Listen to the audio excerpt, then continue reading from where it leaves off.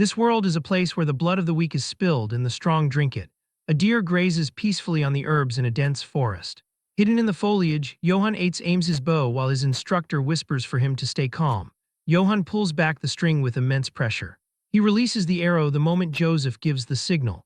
The bow snaps with a thunderous crack instead of firing properly. The deer flees in terror at the noise. Joseph screams Johann's name in pure frustration.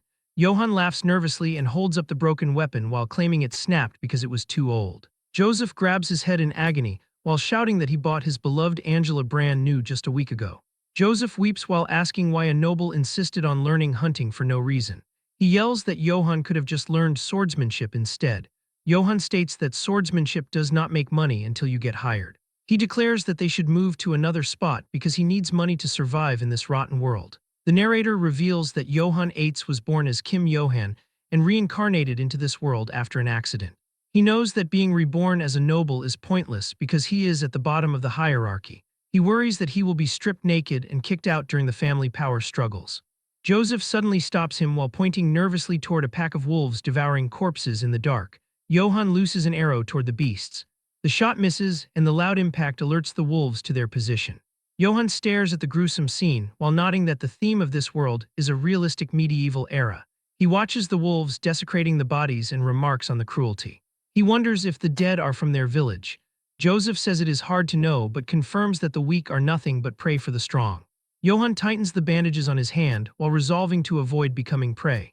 He recalls how he frantically searched for a status window when he first awakened, but realized no such cheats exist here. He confirms his absolute goal is money.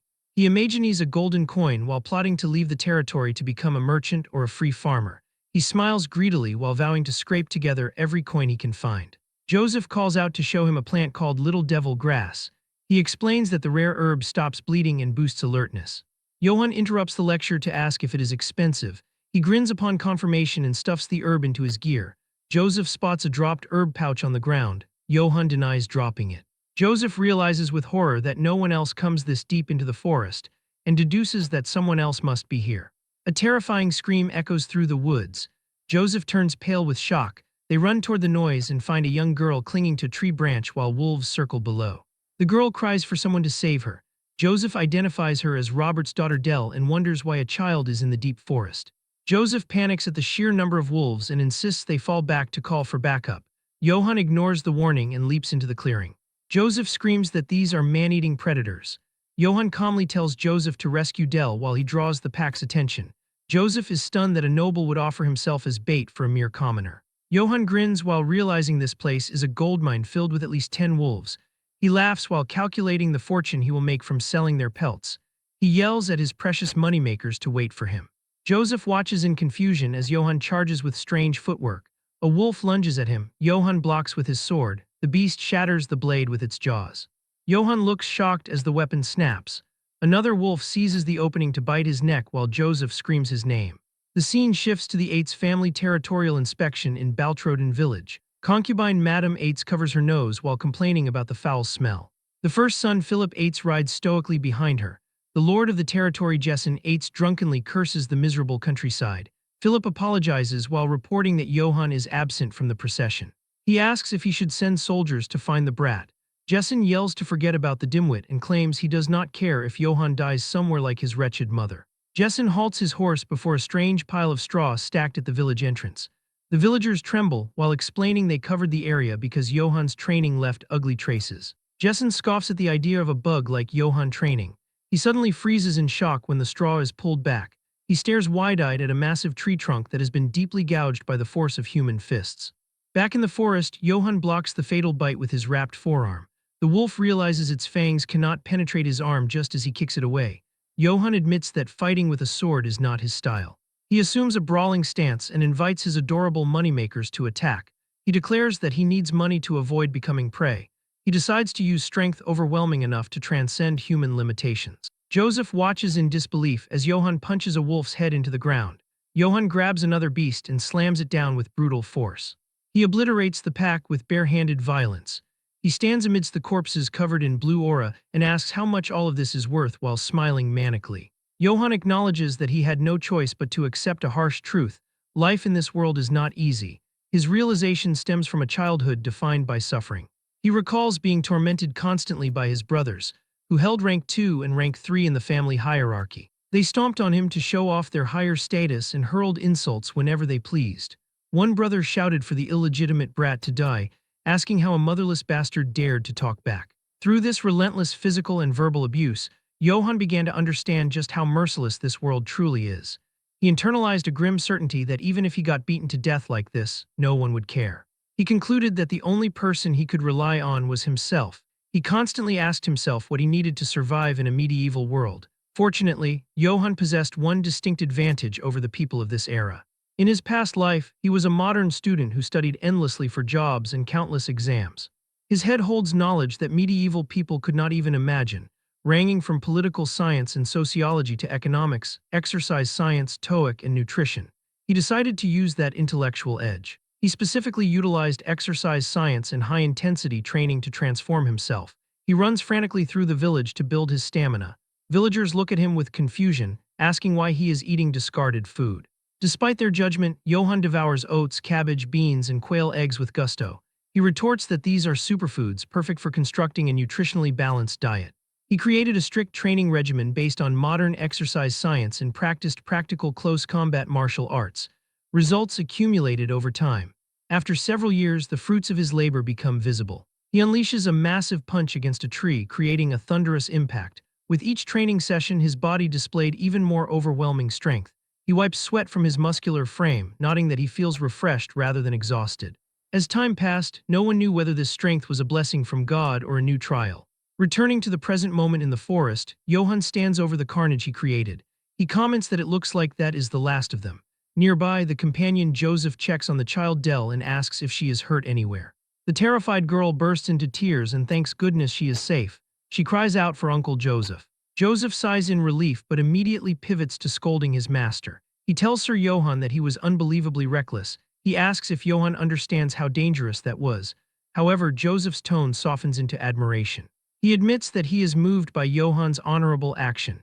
He finds it incredible to think that a noble stepped in front of a wild beast without a moment's hesitation for the sake of a young serf. Joseph expresses deep thanks on behalf of the villagers. While Joseph delivers this heartfelt speech, Johann is mentally in a completely different place. He holds up 2 dead wolves by their tails. He thinks to himself with a greedy snicker, wondering which one will sell for the highest price. Joseph catches the mumbling and asks what he said. Johann plays dumb, claiming he said nothing. Johann changes the subject to the girl. He confirms her name is Dell and asks if she is hurt. Dell trembles as she looks at him. She answers that she is fine thanks to him and expresses her gratitude. Suddenly, a terrifying red pressure emanates from the darkness behind them.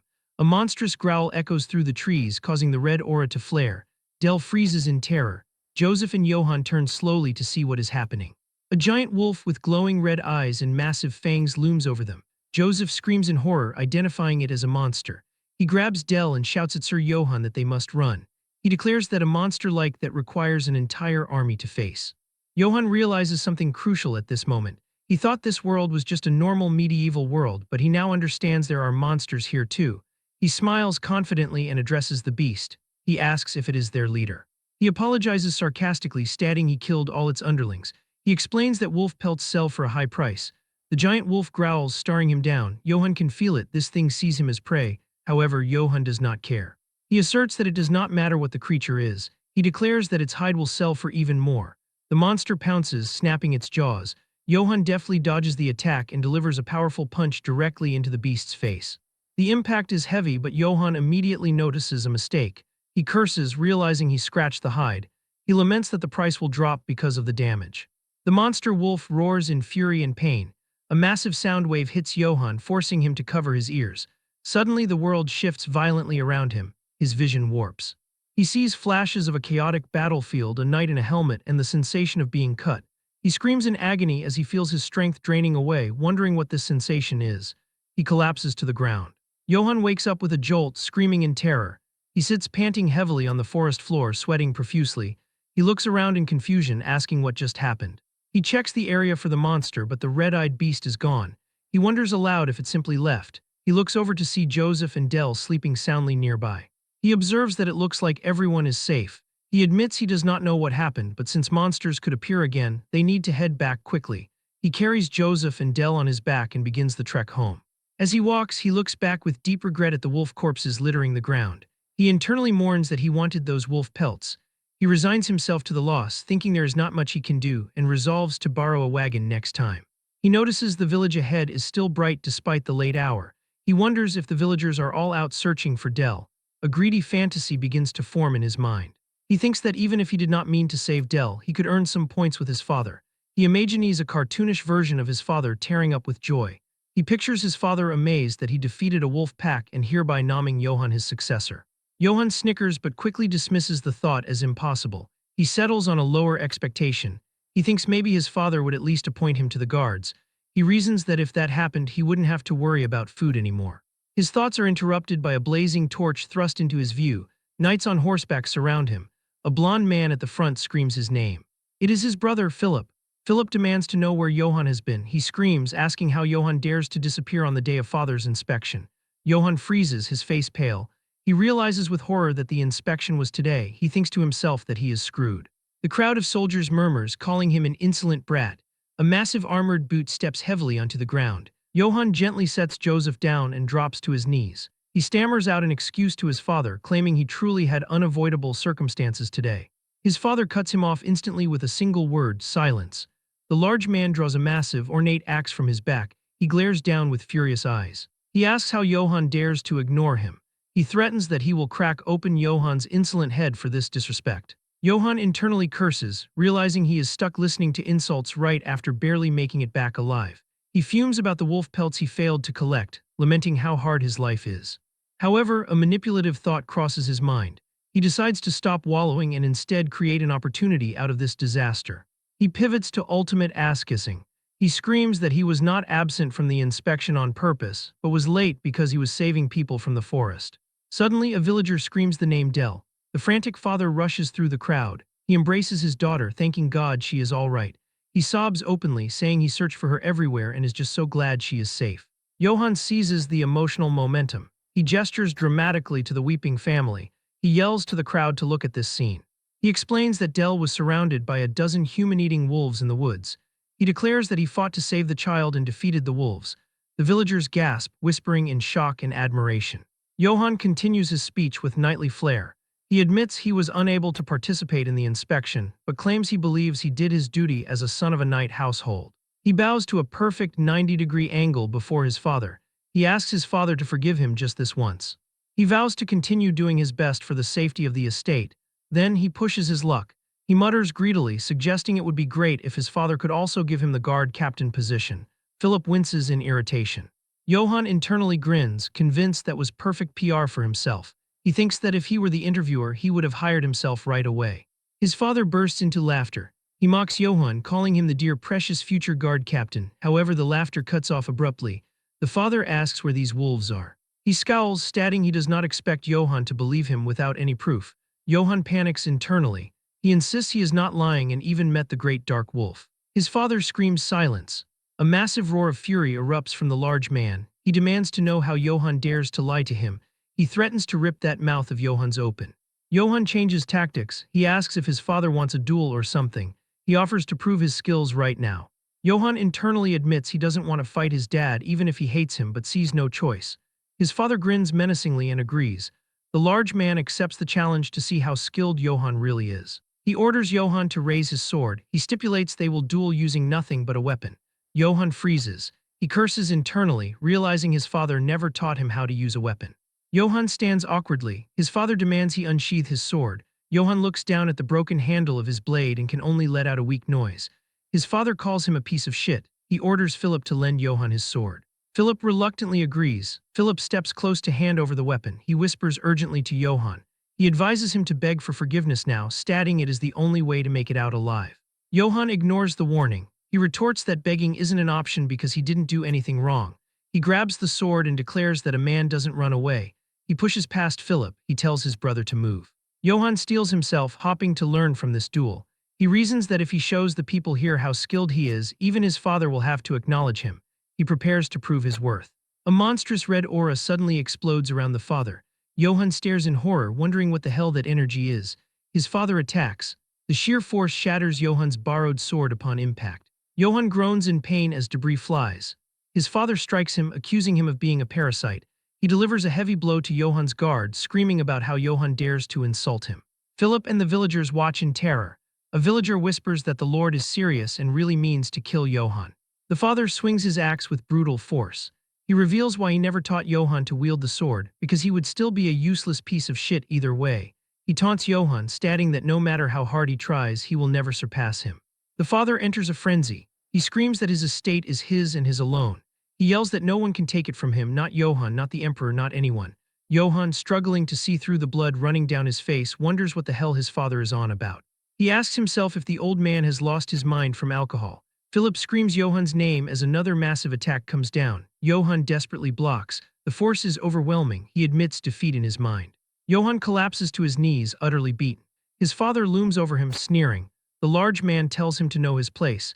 He vows that if he ever sees Johan again, he really will bash his head in. The father stalks off into the darkness, leaving Johan kneeling in the dirt. The crowd remains silent until one voice whispers Sir Johan's name. Later, inside a small building, Priest Valberg fumes with indignation. He asks how Sir Jessen could be so unfair. Johan, now bandaged, tries to hush him. He asks what if someone hears them. The priest snaps that he does not care. He states he is from the Vatican, so he doesn't need to care. Valberg rants that a knight should have honor. He questions how a father could treat his son like that. Johan smiles wearily. He insists he is fine and points out that at least he is alive. Valberg scoffs at the ridicule of it all. He points out the Lord was dressed in full armor. Johan laughs, suggesting his dad must have lost his mind from all the drinking. Johan leans back, resigned. He accepts that this is reality. He admits he never learned how to use the sword, but claims he didn't know he was this powerless. Valberg offers perspective. He notes that Sir Jessen has been in many battles. He explains the Lord inherited family techniques and has experience. He concludes it only makes sense that Johan lost. He recounts a story about Sir Brits in the next estate over. He says Brits killed 300 serf soldiers on his own. Johan is shocked. He exclaims that killing 300 on one's own is amazing. Johan lies on a table, reflecting. He admits technology is important. He confesses he thought he could easily defeat his drunkard of a dad because he fought off a huge black wolf. Valberg stops abruptly. He asks with wide eyes if that is true. He asks if Johan really saw a black wolf in the forest. Johan sits up, confused by the reaction. He confirms it, adding that Joseph and Del saw it too. Valberg covers his mouth, muttering, "Oh dear God." Johan asks why. Valberg pulls out an old book. He explains that ever since long ago, black wolves have been seen as taboo. He states the priests call them an omen of death. He reads from the book, saying according to century-old stories, black wolves come bearing death and blood. Johan listens with a skeptical expression. He says he doesn't believe in stuff like that. He rationalizes that maybe the wolf was a premonition of his duel with his father. Valberg agrees that maybe that is so. However, the priest forces a smile. He tells Johan not to worry. He assures him the stories are just old tales. He suggests that perhaps God is helping Johan since he is a good person who puts others above himself. Johan freezes. He wonders to himself, me. He admits internally he just wants money. Meanwhile, near the Eights estate in the Brits barony, chaos reigns. Flames consume the night. People scream for help. A soldier brutally slashes a fleeing civilian. A woman begs for her life before being cut down. Blood sprays across the ground. A motionless hand lies in the dirt. An armored soldier stands over a corpse. He asks why they try to run away, nodding they are going to die either way. The soldier remarks that this is sure cruel. He mentions killing everyone in the estate and burning all the bodies. He immediately dismisses the thought, saying who cares.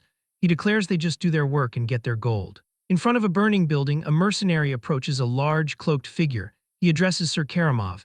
He reports that the mercenaries have finished cleaning up. He hands over the seal ring of the Brits family. Karamov takes the ring in his armored gauntlet. He crushes it effortlessly. He grumbles that he had high expectations because he heard Brits killed 300 serf soldiers on his own. He notes Brits didn't even last 2 attacks. He sneers that the man is not even worth being called a toy. Karamov introduces himself. He is the sword of the Holy Empire. He is His Imperial Majesty's proxy. He is the recollector of seals. He decrees that he will punish all corrupt nobles as His Imperial Majesty wishes. He addresses the army of soldiers standing before him amidst the fire. He declares that all who are with the Emperor will be rewarded infinite gold and honor. He raises his fist. He orders them to kill, steal from, and burn them all. He points his finger forward. He shouts for them to go. He announces that the Eights estate is next. The army of soldiers, their eyes glowing red in the darkness, grins viciously as they march toward their next target. The clash of steel rings in the darkness. 2 armored figures fight to the death on a shadowy battlefield. One combatant moves with fluid grace, parrying each of his opponent's frenzied attacks with casual ease. The skilled warrior finds an opening and swings a gleaming sword. Johan's vision goes blurry as he watches the blade decapitate the opposing knight. The severed head tumbles through the air. As it hits the ground, Johan stares at the face within the helmet. A silent shock pierces his heart. It is his own face staring back at him with dead eyes. Johan wakes up in his bed with a scream. He bolts upright, drenched in sweat, panting heavily. He asks himself if it was just a dream. He holds his pounding head, trying to shake the lingering terror. He admits he has been having the same nightmare for days, ever since he saw that black wolf. He remembers Priest Valberg's voice echoing in his mind. The priest explained that since ancient times, the black wolf has been known as an omen of misfortune. The very existence of the creature is considered bad luck, spreading blood and bringing death. Among priests, it was even named the sign of death. Johan grips his face, squeezing his eyes shut. He forcefully rejects the idea, dismissing it as superstitious nonsense. He tells himself it is just a tale from a legend. He laughs nervously, reasoning that it's not like he ever did anything bad to the black wolf. His laughter dies instantly. A memory surfaces, the moment he hurled a massive rock directly into the creature's face. He freezes. He sheepishly admits to himself that he did throw a rock at it, and a very big one at that. He groans, telling himself to forget it. He adopts a fatalistic attitude, deciding that whatever happens, happens. He jumps out of bed with renewed resolve, declaring that he has had enough useless thoughts and that it is time to go train. The sun sets over a golden hill where Johan trains alone. He wraps his hands, preparing to punch a massive tree. A voice interrupts him, calling out, "Hey, you worthless brat." Johan pauses and turns his head. Standing behind him are his two brothers, ranked second and third in the family. One brother asks if he already forgot what father told him. The other chimes in, mimicking their father's voice, saying that if Johan doesn't want to die, he shouldn't make himself noticeable. The brothers sneer at him. They mock him for acting cheeky. One brother points out that even after they beat him senseless, he crawls out again to act all tough. He compares Johan to a dog that barks but can't do anything. Johan ignores them and prepares to strike the tree. The brothers laugh, asking if he thinks chopping wood all day makes him stronger. They continue their relentless ridicule. One asks if Johan thinks breaking a log is impressive, calling it a lowly trick. He scoffs, asserting that a lowborn like Johan could never have real strength. He mocks Johan's dream, telling him to keep dreaming if he thinks he will join the Guard Corps. Johan smiles patiently, though a vein pops on his forehead. The brother declares that their father would never appoint trash like Johan. He cruelly adds that if their father ever used Johan, it would only be to crack his skull and feed him to the pigs. As the insult leaves his mouth, Johan delivers a simple punch to the tree. The impact is deafening. The massive tree trunk shatters instantly upon contact, sending wooden shrapnel exploding in all directions. The top half of the tree crashes to the ground. The two brothers stare with bulging eyes, their jaws dropping in utter shock and horror. Johan turns to them slowly. His shirt is gone, revealing a terrifyingly muscular physique. He smiles with dark intent. He politely asks if his brothers said something.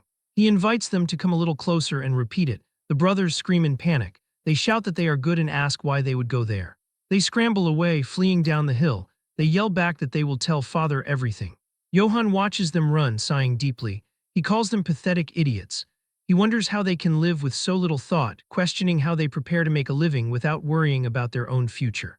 He decides there is no point worrying about others, and that it is time to get back to training.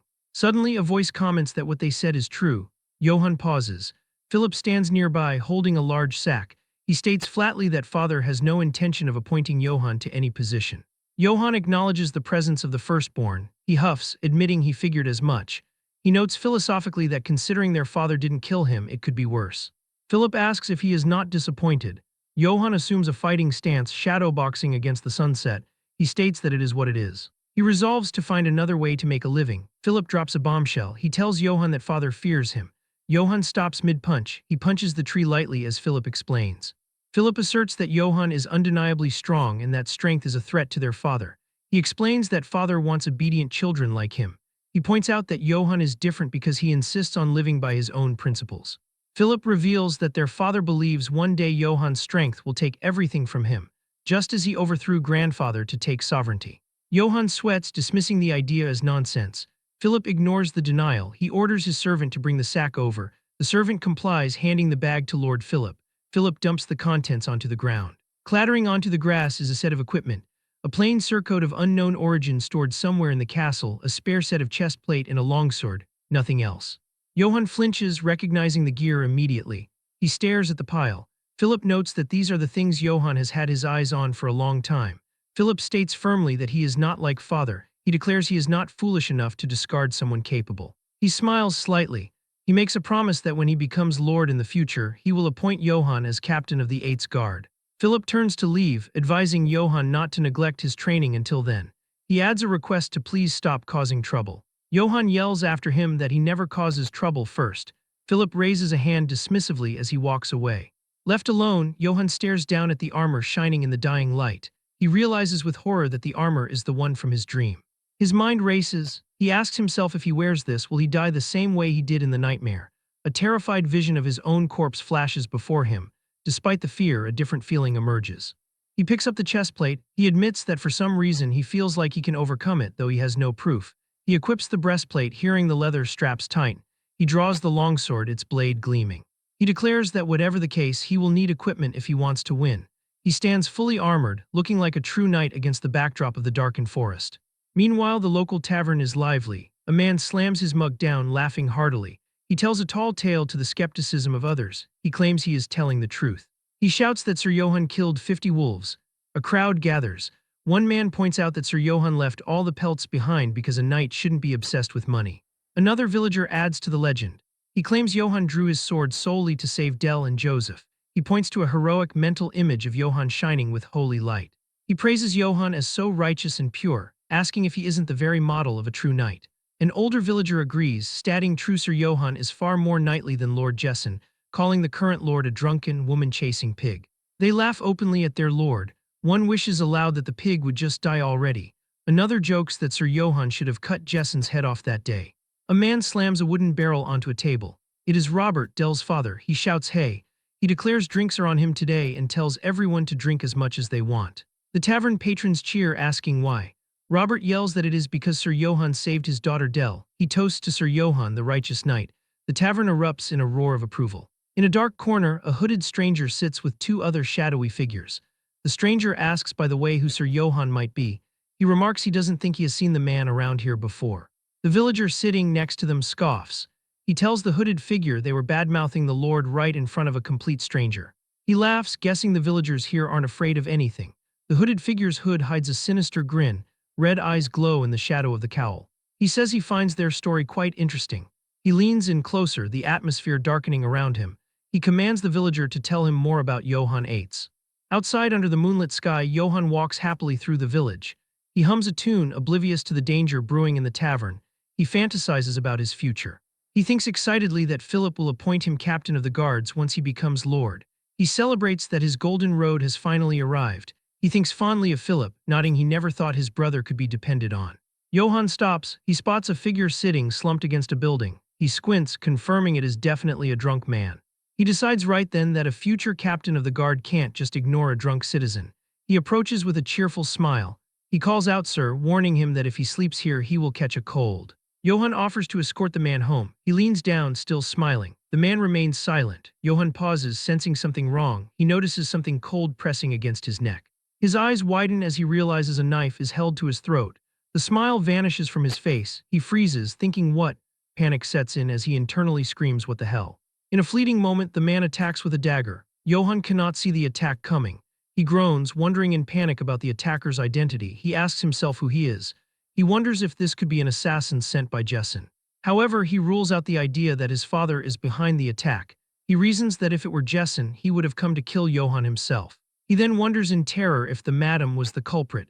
He also rules out his brother's involvement, thinking Philip would not do this. He realizes he cannot guess who sent him. He screams at the man, asking what he wants. He thinks it is about money. He shouts that if the man is doing this for money, he will give him everything he has.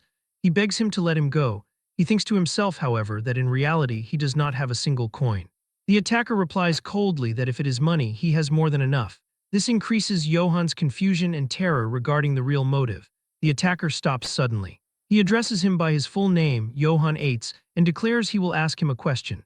The attacker threatens that if his answers are not to his liking, he will slit his throat right there. Johann stands stunned by the strangeness of the situation. He wonders to himself about the madness of this person threatening his life with a question out of nowhere. Facing this question, he tries to compose himself. He summons his past experience making it to round 2 in a major corporation interview. He decides to answer perfectly and survive. The attacker announces that they shall begin. The young man prepares for the confrontation, thinking, all right, bring it on. The attacker surprises Johann with a strange comment. He points out that he has a good body. He remarks that it is hard to believe he is the son of that pig. He asks suspiciously if he is truly Jessen's son. Johann freezes from shock and confusion. He cannot believe this is the question determining his fate while the man holds his life in his hands. He curses his luck, wondering what he is supposed to say. He stammers out his answer. He says that sometimes a lion can be born from a pig's bloodline. A heavy silence prevails where the attacker shows no reaction. Johann worries, thinking he answered wrong and might die. Suddenly, the attacker explodes in loud, hysterical laughter. He declares that the answer is quite to his liking. Johann smiles and asks him to please release him in that case. The attacker refuses immediately, saying no. With a demonic look, the attacker announces to Johann Eitz that he is now his. Johann stands dumbfounded. He does not understand the meaning of these words. It turns out this man is Kegel. He is the Empire's greatest assassin and the Nisos Guild's poison master. He perfected his swordsmanship through countless assassinations. Because his movements resembled a serpent's, he later came to be known as the Venom Serpent. However, even he had problems. He could not find a successor to inherit his swordsmanship. He searched everywhere, even within the Assassin Guild itself. Sadly, he found only worthless insects lacking qualifications to succeed him were all he found. He remembers moments watching trainees fall before him. A few showed potential, but they strongly refused to learn assassin skills. They preferred to die here instead of tarnishing their honor. More than 30 heirs of knightly families died at Kegel's hands. All chose death in the name of honor rather than accepting his training. Growing impatient in his search for a successor, Kegel decided to visit the Witch of the Empire. The witch welcomed the venom serpent Kegel, who grants peaceful deaths to all.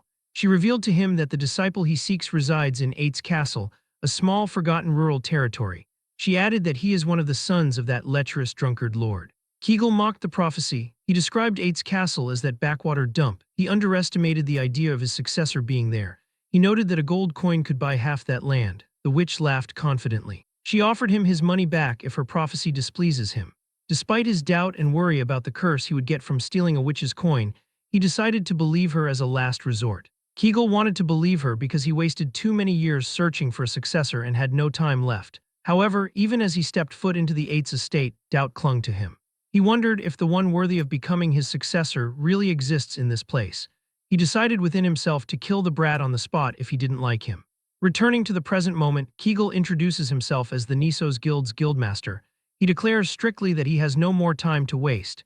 He states that Johann will become his successor. He gives him two choices with no third. He says choose to die here by his hand or learn his swordsmanship.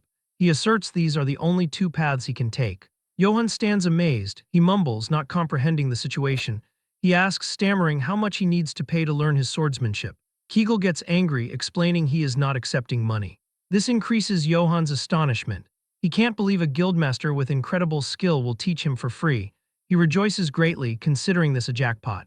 He asks Kegel eagerly what took him so long. He calls him master. He expresses that he has been waiting his entire life for someone like him. Kegel warns his student that his swordsmanship is that of an assassin. He says simply learning it will brand him as disgraceful, the shame of any knightly family. He warns he may be scorned his entire life. But Johann interrupts him with a desperate scream. He asserts he doesn't care about honor or shame at all. He begs him to teach him. Kegel agrees, saying fine. He thinks surprised that this kind of brat is a first. Johann seizes the opportunity immediately. He asks his new master if he will give him an allowance since he mentioned having plenty of money. He reminds him that he is at the age where he really needs spending money. Kegel looks at him in amazement. He realizes this brat really is something else. At Eitz Castle, Lord Jessen announces that the inspection is done and that he will be stepping out for a while. Philip bids him safe travels, confirming he will take care of the castle. However, once Jessen leaves, they exchange meaningful glances. The madam mutters with malice that no matter how much Philip struggles, this castle will be hers. Philip scoffs. He calls it nonsense, assuring her the next lord of this castle will be none other than him, Philip Eitz. The Lord Jessen screams angrily at his eldest son and wife. He expresses he is sick of them fighting and arguing all day every day. He gives them permission to do whatever they want. Philip asks his father what they shall do regarding Johann, who is yet to return. The father screams Philip's name loudly, scaring him. The father replies with indifference and cruelty, ordering him not to waste his time over that brat. He states that the weakling's death is of no concern to him. Philip apologizes to his father, claiming he understands. But once the father leaves, his features change completely. He begins wondering with worry where Johann is and what he is doing right now. At the same time in the forest near Eitz Castle, Kegel decides to check how skilled Johann is. The young man asks to borrow a sword. He explains shyly that he breaks them often. The master agrees, telling him to go ahead. Kegel thinks surprised that he breaks swords. He describes him as a reckless brat. He thinks there isn't a single thing he likes about him. When Johann takes a fighting stance, Kegel wonders if he is really the son of a knightly family. He asks what that stance is, deciding this one must die as well. The student asks if he has to use swordsmanship or if he can fight however he wants. So Kegel permits him to fight as he likes. He tells him to use fists, rocks, blades, or anything because it doesn't matter. Johann smiles slightly, saying then he attacks suddenly. He shouts, "Here I go," and swings his blade. He breaks the sword easily from the force of impact. In that moment, the master realizes the error of his doubts were unwarranted. While looking at him in shock, he finally admits that the brat is monstrously strong. Kegel feels surprised by the air pressure resulting from Johann's punch. He realizes that if that punch hits him, he knows his bones and muscles will be crushed. He thinks it is like he is not fighting a human but a lion. However, he decides to fight seriously. He unleashes a snake-like fighting technique. Johann wonders in amazement at the strange movement.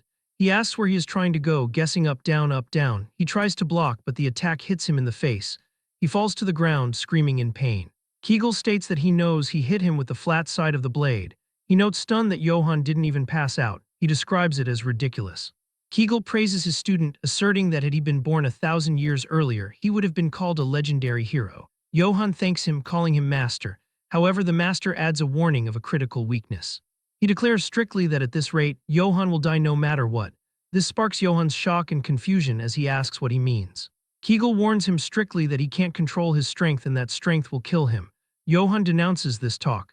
He says no way, rejecting the idea by stating it is not like he is attacking himself and that he is not that stupid. The master asks him to come at him again if he is confident. He offers a tempting deal to give him gold if he manages to break the master's sword instead of his own. Upon hearing the word gold, Johann's features change completely and his eyes shine with greed. His hesitation turns into unparalleled enthusiasm. He shouts gold and tells his master he better keep that promise. He dashes at tremendous speed toward the master to attack. A strong sword clash rings in the place, but the result is disappointing as his sword shatters again. Its fragments fly into his face, making him scream in pain as he grunts. He remembers bitterly, realizing this is just like when he was fighting father. Kegel explains that he just lost to his own strength. He emphasizes the necessity to learn to control his power, or else death will be his fate. Kegel shoots a fragment of the broken blade at him. Johann asks if he purposely shot the fragment there. Kegel confirms, explaining that it is a piece of cake if one is proficient at the sword. Johann finally understands. He states he needs to learn to control his strength. He vows to learn it and avoid death to achieve his dream since he is the future guard captain of eights. He thinks that public servants avoid disaster the best. The master tells him that if he knows how to restrain his power, something like this is possible. In the blink of an eye, Kegel directs a swift blow at Johann. Johann is stunned when he sees his metal armor slit in half. What increases his amazement is seeing that the master used only the sword scabbard, not the blade. Kegel explains that if he is able to control his strength, he can slice through anything even if he is not wielding a sword. Kegel smiles demonically. He says he cannot imagine how powerful Johann will be when he is able to properly control his power. The master announces that is enough and says to get to training. When Johann looks anxious, Kegel confirms it will be difficult and he might even die. He asks if he is ready. Johann answers with great enthusiasm in the affirmative. The scene shifts to the village. Johann appears with a swollen face and clear signs of beating from harsh training. He talks to himself about the difficulty, thinking he is finally learning to hold back but notes it is so hard. He says he managed to learn not to break his sword now, but yearns to know when he gets to learn real swordsmanship. Suddenly a commotion catches his attention. He sees a group of strangers, asking himself if they are elves. He screams at the group leader, asking who they are and why they are standing there. The group leader orders him to leave at once because the area is restricted from others. Johann replies sharply, asking what. He resents a stranger dictating orders, shouting, "Who are you to tell me what to do?" The group leader laughs arrogantly. He identifies himself as belonging to His Imperial Majesty's directly affiliated mercenaries. He reveals they are the famous wolves of Akite. Instead of fear, Johann screams in amazement and joy. He shouts that he wanted a job too. He asks about the pay. One guard asks sarcastically if he wants to be one. He explains mockingly that what they get is incomparable to what the guard captain would get. He reveals they get 2 golden coins for just one job. This strikes Johann with extreme amazement as he stammers 2 golden coins. The guard warns Johann that looking like he works out just makes him a bigger target. He emphasizes that what is important is skill. Johann agrees, saying, "You're right. Johann drowns in his dreams. He thinks he has never seen golden coins in his life. He wonders seriously if he should change his career path, thinking it is better than a guard captain. But suddenly something strange happens. Johann's hand moves involuntarily, attempting to draw his sword. This causes him extreme shock and confusion as he asks why he just tried to unsheath his sword.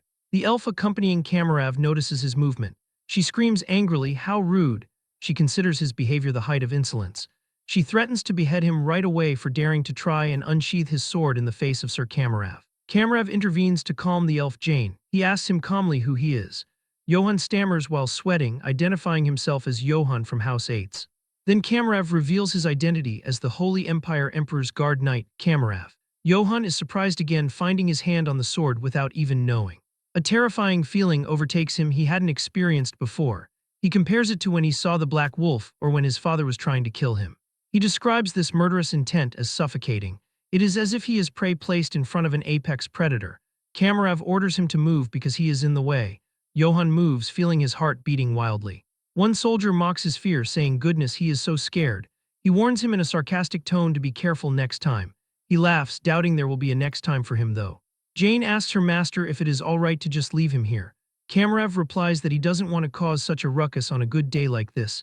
He walks toward the castle gate. He mutters mysteriously that it is not yet time.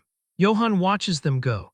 He wonders in confusion why a knight of the emperor would be here and what reason he would have to be in this place.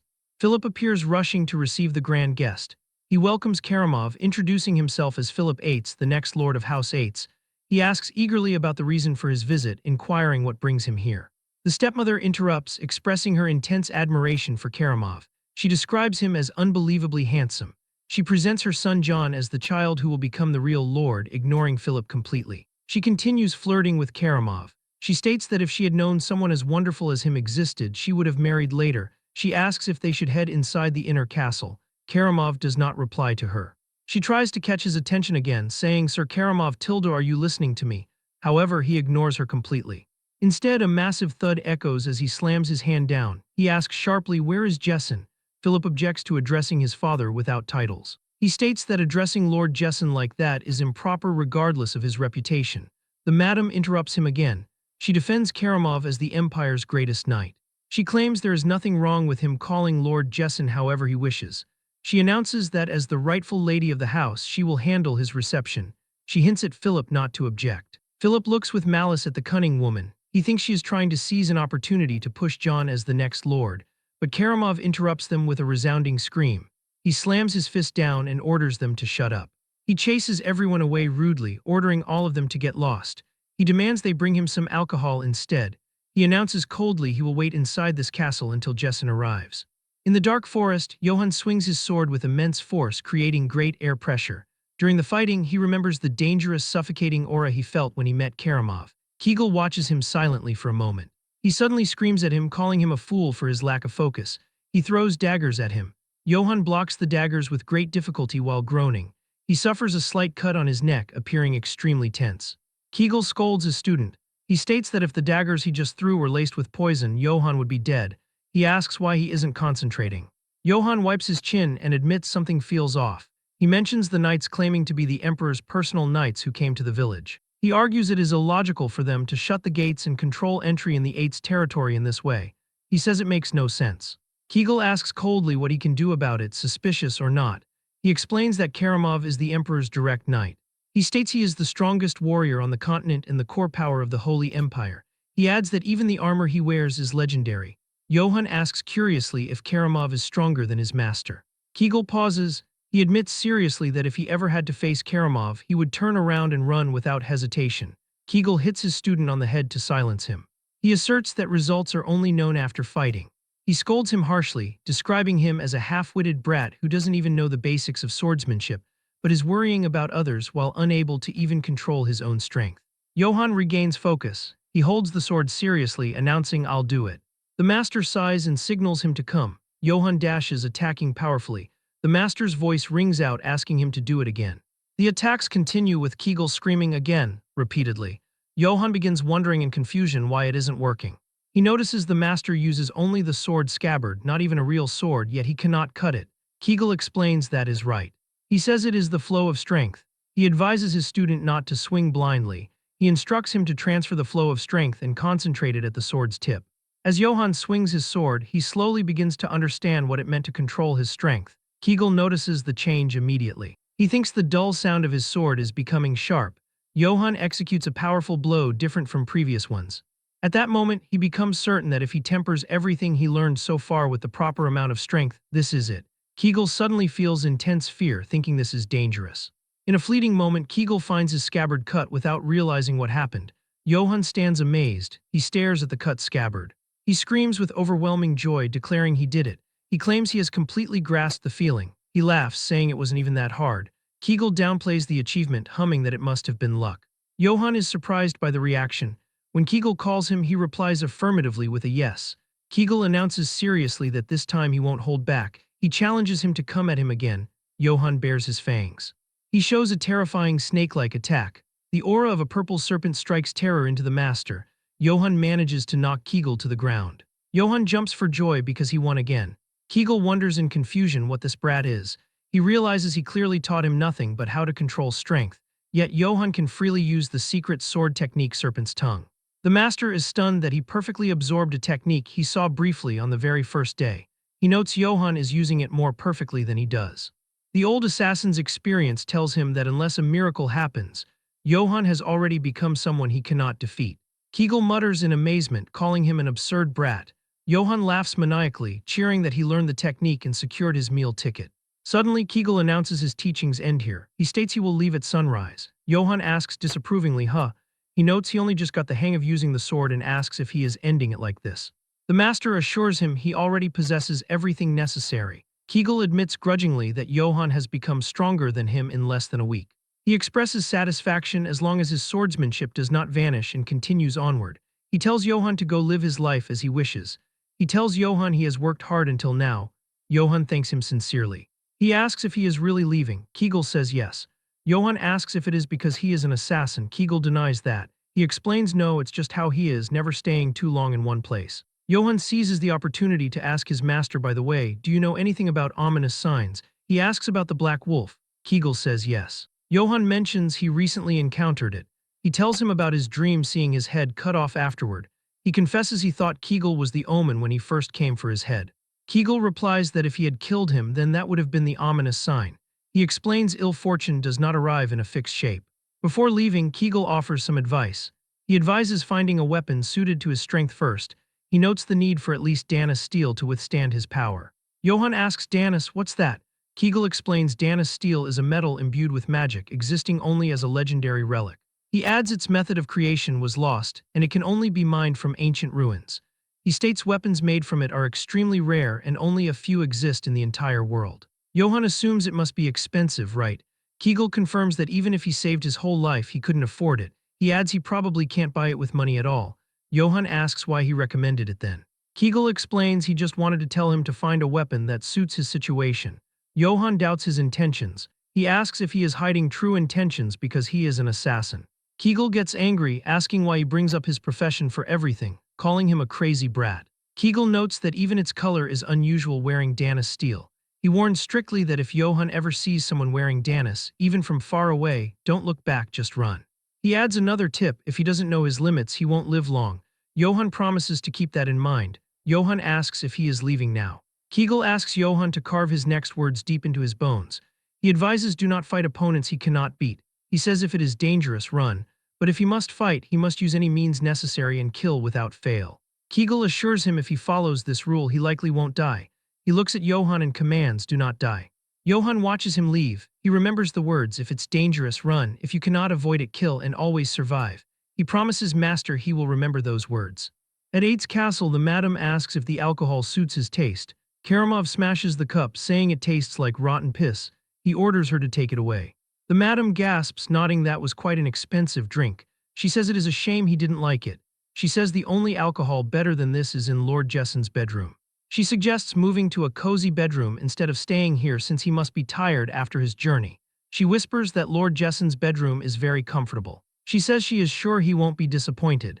She whispers seductively that just the two of them could have a wonderful time together. She asks, don't you think? Karamov speaks suddenly, telling her to get lost.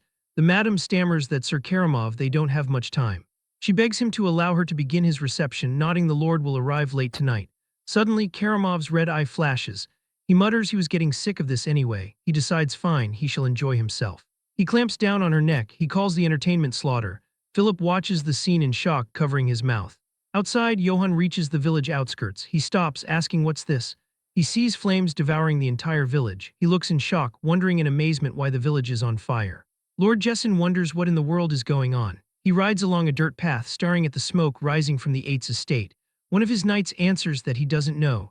The knight adds that the fire looks large, so the Lord should return at once. Jessen grits his teeth and grunts as he whips his reins. He rides swiftly, the hoofbeats echoing loudly. His horse neighs as he skids to a halt in front of the castle. Jessen stares at the gates. Mercenaries greet him, stating that he finally shows himself after something fun has taken place. The mercenaries sneer, remarking that he is slow and dull just as he looks. One elf soldier orders him to move faster, calling him Sir Pig. He adds that Sir Karamov isn't a very patient man. Jessen pushes open the huge wooden doors, his eyes glowing red with rage. He stops dead, asking what. Before him, the stone floor lies littered with corpses. The bodies of his servants and children lay twisted and lifeless, with blood pooling everywhere. He stares at the horrified, frozen faces of the dead. Jessen sweats, horrified by the carnage. A massive armored boot steps forward with a heavy thud. Jessen looks up. Karamov looms over him, saying he is late. Jessen. Karamov's armor shines gold and his eyes burn red from beneath his helm. Jessen demands to know what Karamov is doing right now. Karamov reaches for his sword hilt. Jessen draws his massive axe. He screams furiously, asking what does Karamov think he is doing. Karamov speaks formally. He declares Jessen is guilty of the attempted assassination of the emperor and high treason. He states that by His Majesty's decree, House Eights shall be eradicated. Jessen screams back not to be absurd.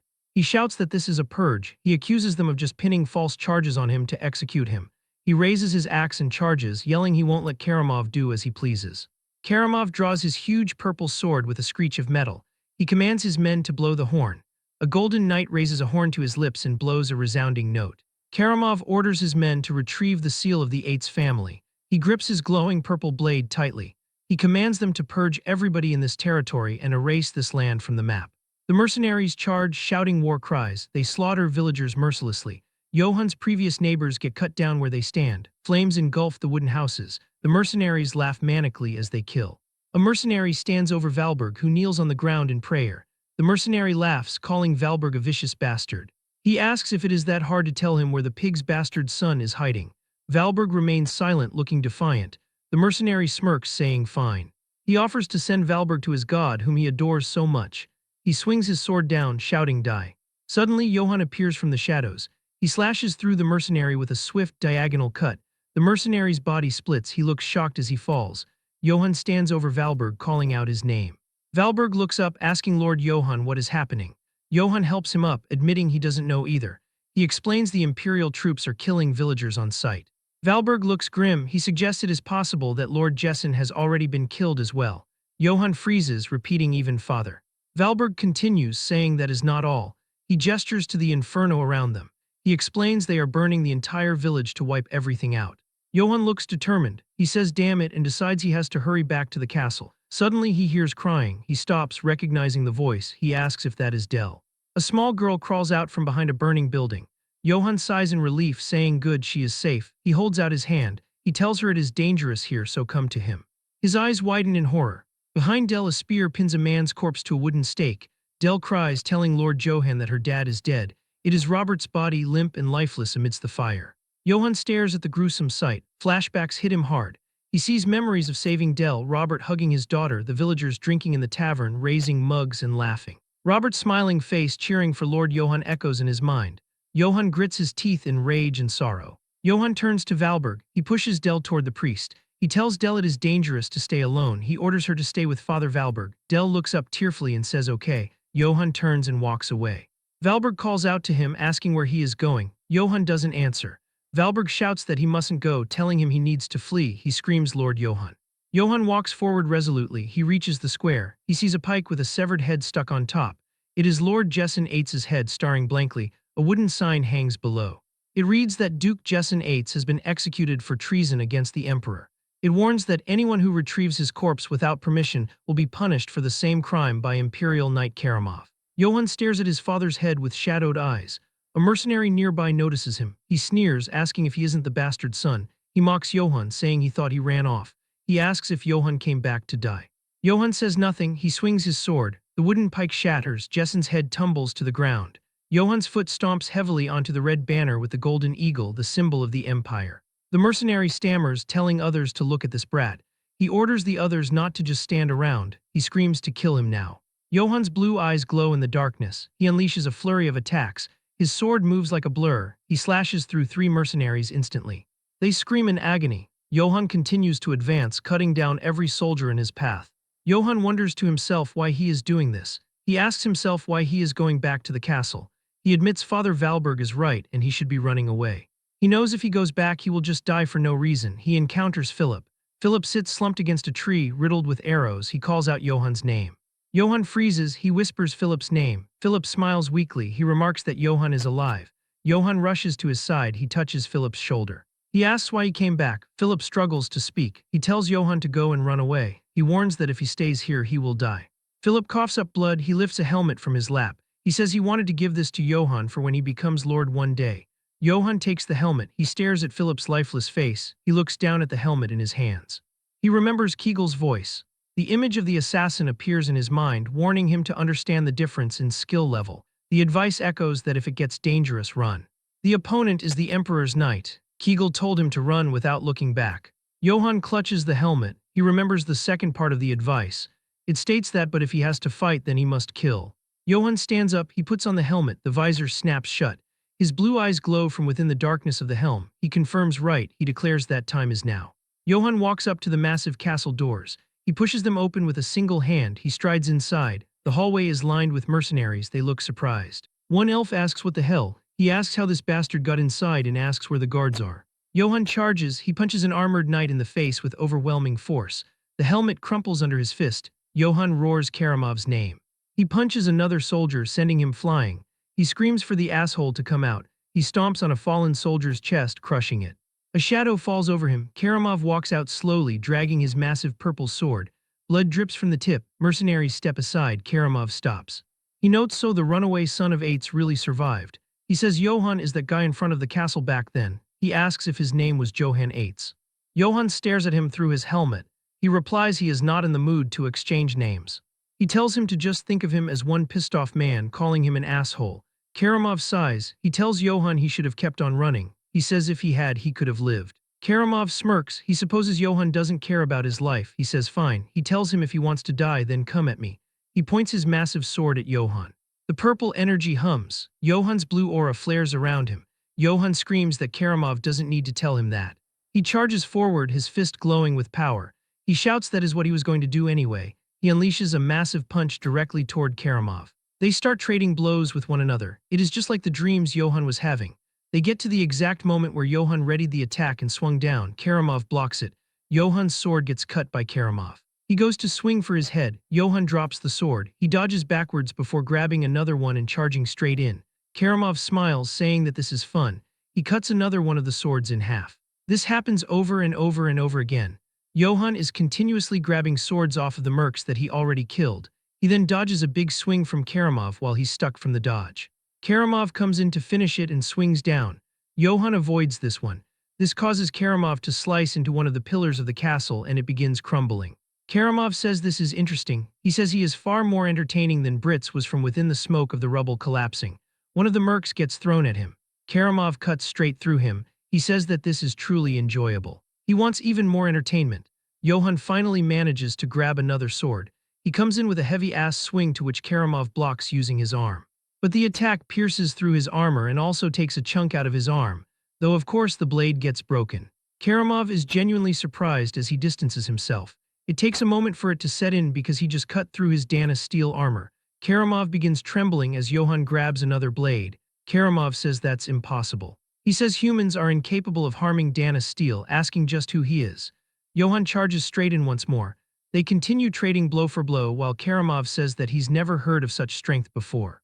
But it seems like that's all he is because he's easily blocking all the attacks. And even though he's on the defensive, Johann can't get in a single meaningful hit. Karamov realizes that he's a brute with only strength.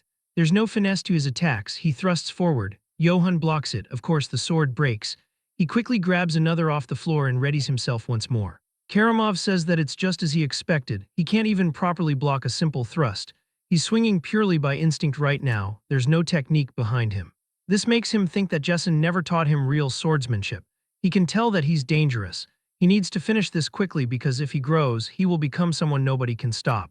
And if he uses that stupid wide slash again, he'll break it, cleaving through the sword, cutting his head off with one swing.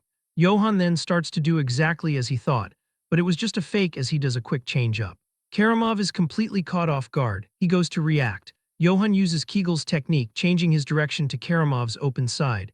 The sword comes into contact with the armor. He manages to deal a very heavy blow in exchange for losing his sword. Karamov starts screaming in pain as his insides start to spill out.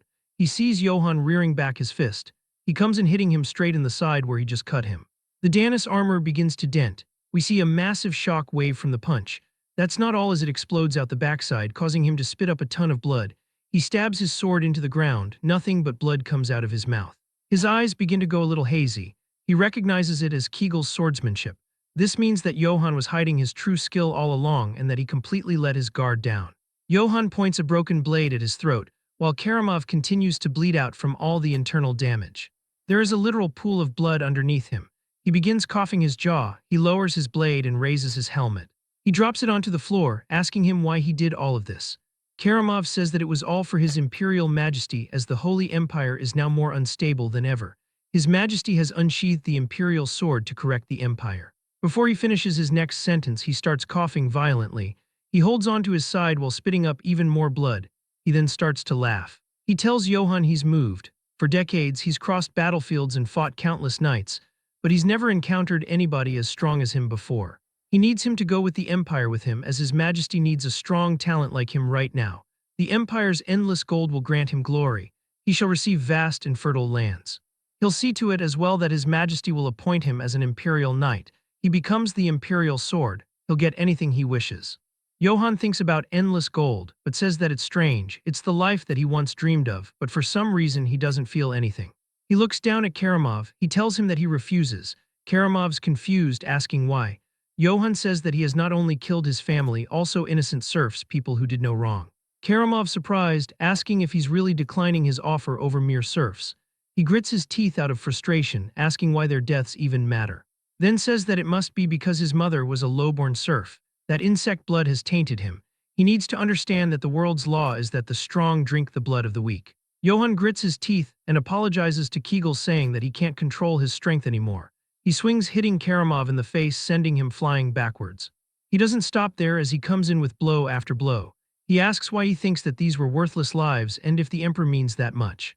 Why they think they're that great to begin with, to the point that they get to judge who deserves to live and who doesn't.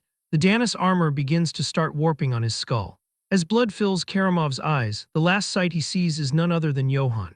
Each blow getting heavier and heavier as he is turning him into a meat crayon. Eventually, he's just twitching on the floor. Johann stands up with his fist covered in blood.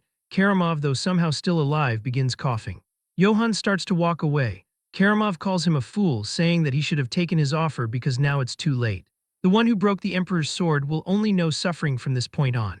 Johann looks down at him as his hand goes limp, as those were his final words. Johann says this world accepts death so naturally. All he ever thought about was to make money and survive. But they slaughtered everybody in his territory, including his family, and then tried to erase it. So even if the whole world becomes his enemy, he only did what had to be done. He'll never regret his choices. Regardless of what anyone says, this is how he plans to live. A stone gate slowly creaks open in the middle of the night, revealing the interior of the castle courtyard. A guard approaches a wooden door to check on the situation inside. Upon opening it, he discovers Master Jane and her elven soldier standing there. Jane speaks with a furious look etched onto her face. She demands to ask one more time if what he just said is the truth. The beaten elf confirms it is true without a shred of falsehood and begs her to believe him. He explains that he suddenly barged in, beat all the soldiers to a pulp, and then took Sir Karamov's head with his bare hands. The soldier adds that this was the last they saw of Sir Karamov. Jane stands speechless. She points toward the courtyard and questions why Karamov's corpse is not in there if the story is true.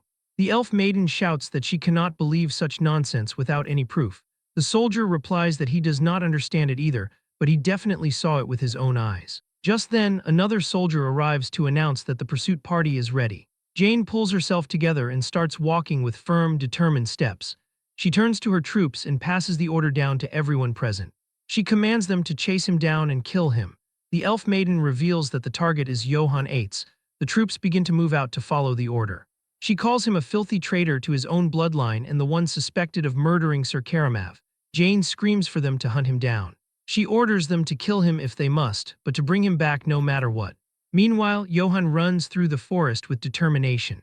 He finds himself in the middle of a brawl with several elven soldiers. One of them screams in pain as he is struck by Johann. With a swift blow, Johann takes out another soldier without mercy. Jane's voice warns her troops never to face him by themselves. She orders them to seal off every road to drive him relentlessly until he is exhausted. The soldiers express shock, wondering if Sir Karamav is truly dead. Jane declares that they must bring that bastard's head to his majesty. Johann listens to the memory of Philip telling him to find the stable and flee to survive at all costs. In the present, Johann locates the stable mentioned and feels a moment of relief. Even so, he thinks that was truly the end. He drops Karamav's corpse to the ground and thinks that hiding the body might stir up confusion. He notes that the pursuit party acted much faster than expected. Johann decides to keep carrying him to use the armor as a shield until he shakes them off. With a groan, he lifts the heavy body and continues. Exhausted, he opens the stable door. Inside, he realizes this must be Jessen's warhorse.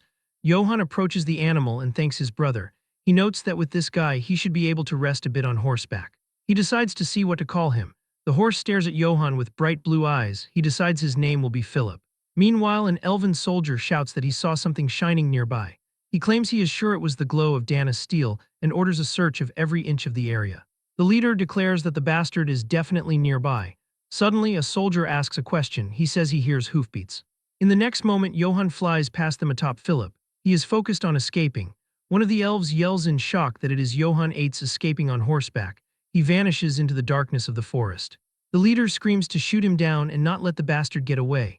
Archers fire their crossbows, but the bolts strike the armor of Sir Karamav, which Johann is using as a shield. Johann rides his horse throughout the entire night, quickly losing the pursuit party and arriving deep within the Black Forest. Johann dismounts and thinks that this should be deep enough. He reflects that even though he was a twisted man, not burying a person does not feel right. He says that in any case he must proceed. Johann looks at the armor and notes that it really does look expensive. He picks up the purple sword lying on the ground. He realizes the sword is light yet solid and identifies it as being made of Dana's steel. Johann notices an ancient imperial script on the blade. The text reads that it is the one who recovers crests. Johann reads the name Crest Recoverer. He wonders if it talks about retrieving family crests and notes that even its name sounds ominous. He decides to take the sword with him for now. As for the armor, he decides to just bury it. Johann thinks it is a waste, but carrying it around won't help him at all. He promises that he will definitely come back for it later. He grabs a shovel and digs into the earth. With effort, he finishes burying the corpse and equipment. Johann rests and wonders if this is good enough. He knows that once word of Karamav's death spreads, the entire empire will go after him. He recalls the warning that he will know only suffering from this point on. Johann reflects that his life already knew suffering long before he beat him to death. He wonders what to do now. He realizes his house has been burned to the ground and he did not manage to bring even a single coin with him. Johann stands exhausted and trembling. He decides to rest a bit and think. Suddenly, a presence in the darkness catches his attention. He spins around to see a black wolf emerging. Johann curses. He notes that of all the times it could have shown up, it had to be when he is completely worn out. He realizes that in this condition he does not stand a chance.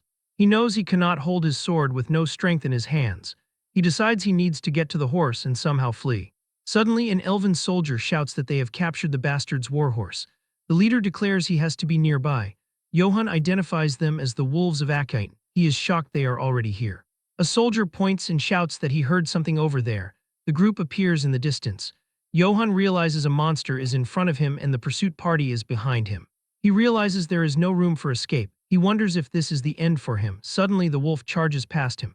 The creature crashes into the soldiers, slashing and biting. The elves scream in agony. One soldier screams that it is a monster and begs to be saved. Johann watches in confusion. He asks if it did not see him. He realizes that is not important right now. He sees that it is clearing a path and that this is his chance. Johann knows he needs to move. He gritted his teeth and thinks that if he does not go now, he will die. He screams and sprints toward the escape route. Johann forces his way past the wolf and the soldiers. He puts a foot in the stirrup. Johann mounts the horse and pulls away. He looks back at his past. Johann flees with a determined face. He remembers being a child holding a wooden sword. In the present, he continues his desperate escape. Images of training and his village flash by. He bids farewell to the Eight's village. Nearby, a soldier lies defeated. The giant black wolf watches Johann escape. Its red eyes glow in the darkness as the story of the end of childhood concludes. Johann comes across a checkpoint set up by the soldiers further ahead. He curses and realizes that even here the way out is completely blocked. He realizes he is screwed. The exhausted Johann dismounts his horse. He reflects that ever since he escaped, he hasn't eaten, slept, or done anything properly. He notes that he didn't think he would be hounded by the wolves of Akiten for 3 days straight. He recalls how he has lost count of how many times he almost died, while fending off those bastards swarming him in packs. Johann stands at his limit. He admits he does not even have the strength to lift his sword. He wonders if there is really no way to get out of here. Johann questions if he is just going to get caught by those bastards and executed like this. Suddenly, he spots movement nearby. He realizes it is a trade wagon with armed escorts. Johann wonders if it is a peddler caravan. A literal light bulb goes off in his head. He decides, all right. He plans to disguise himself as a peddler.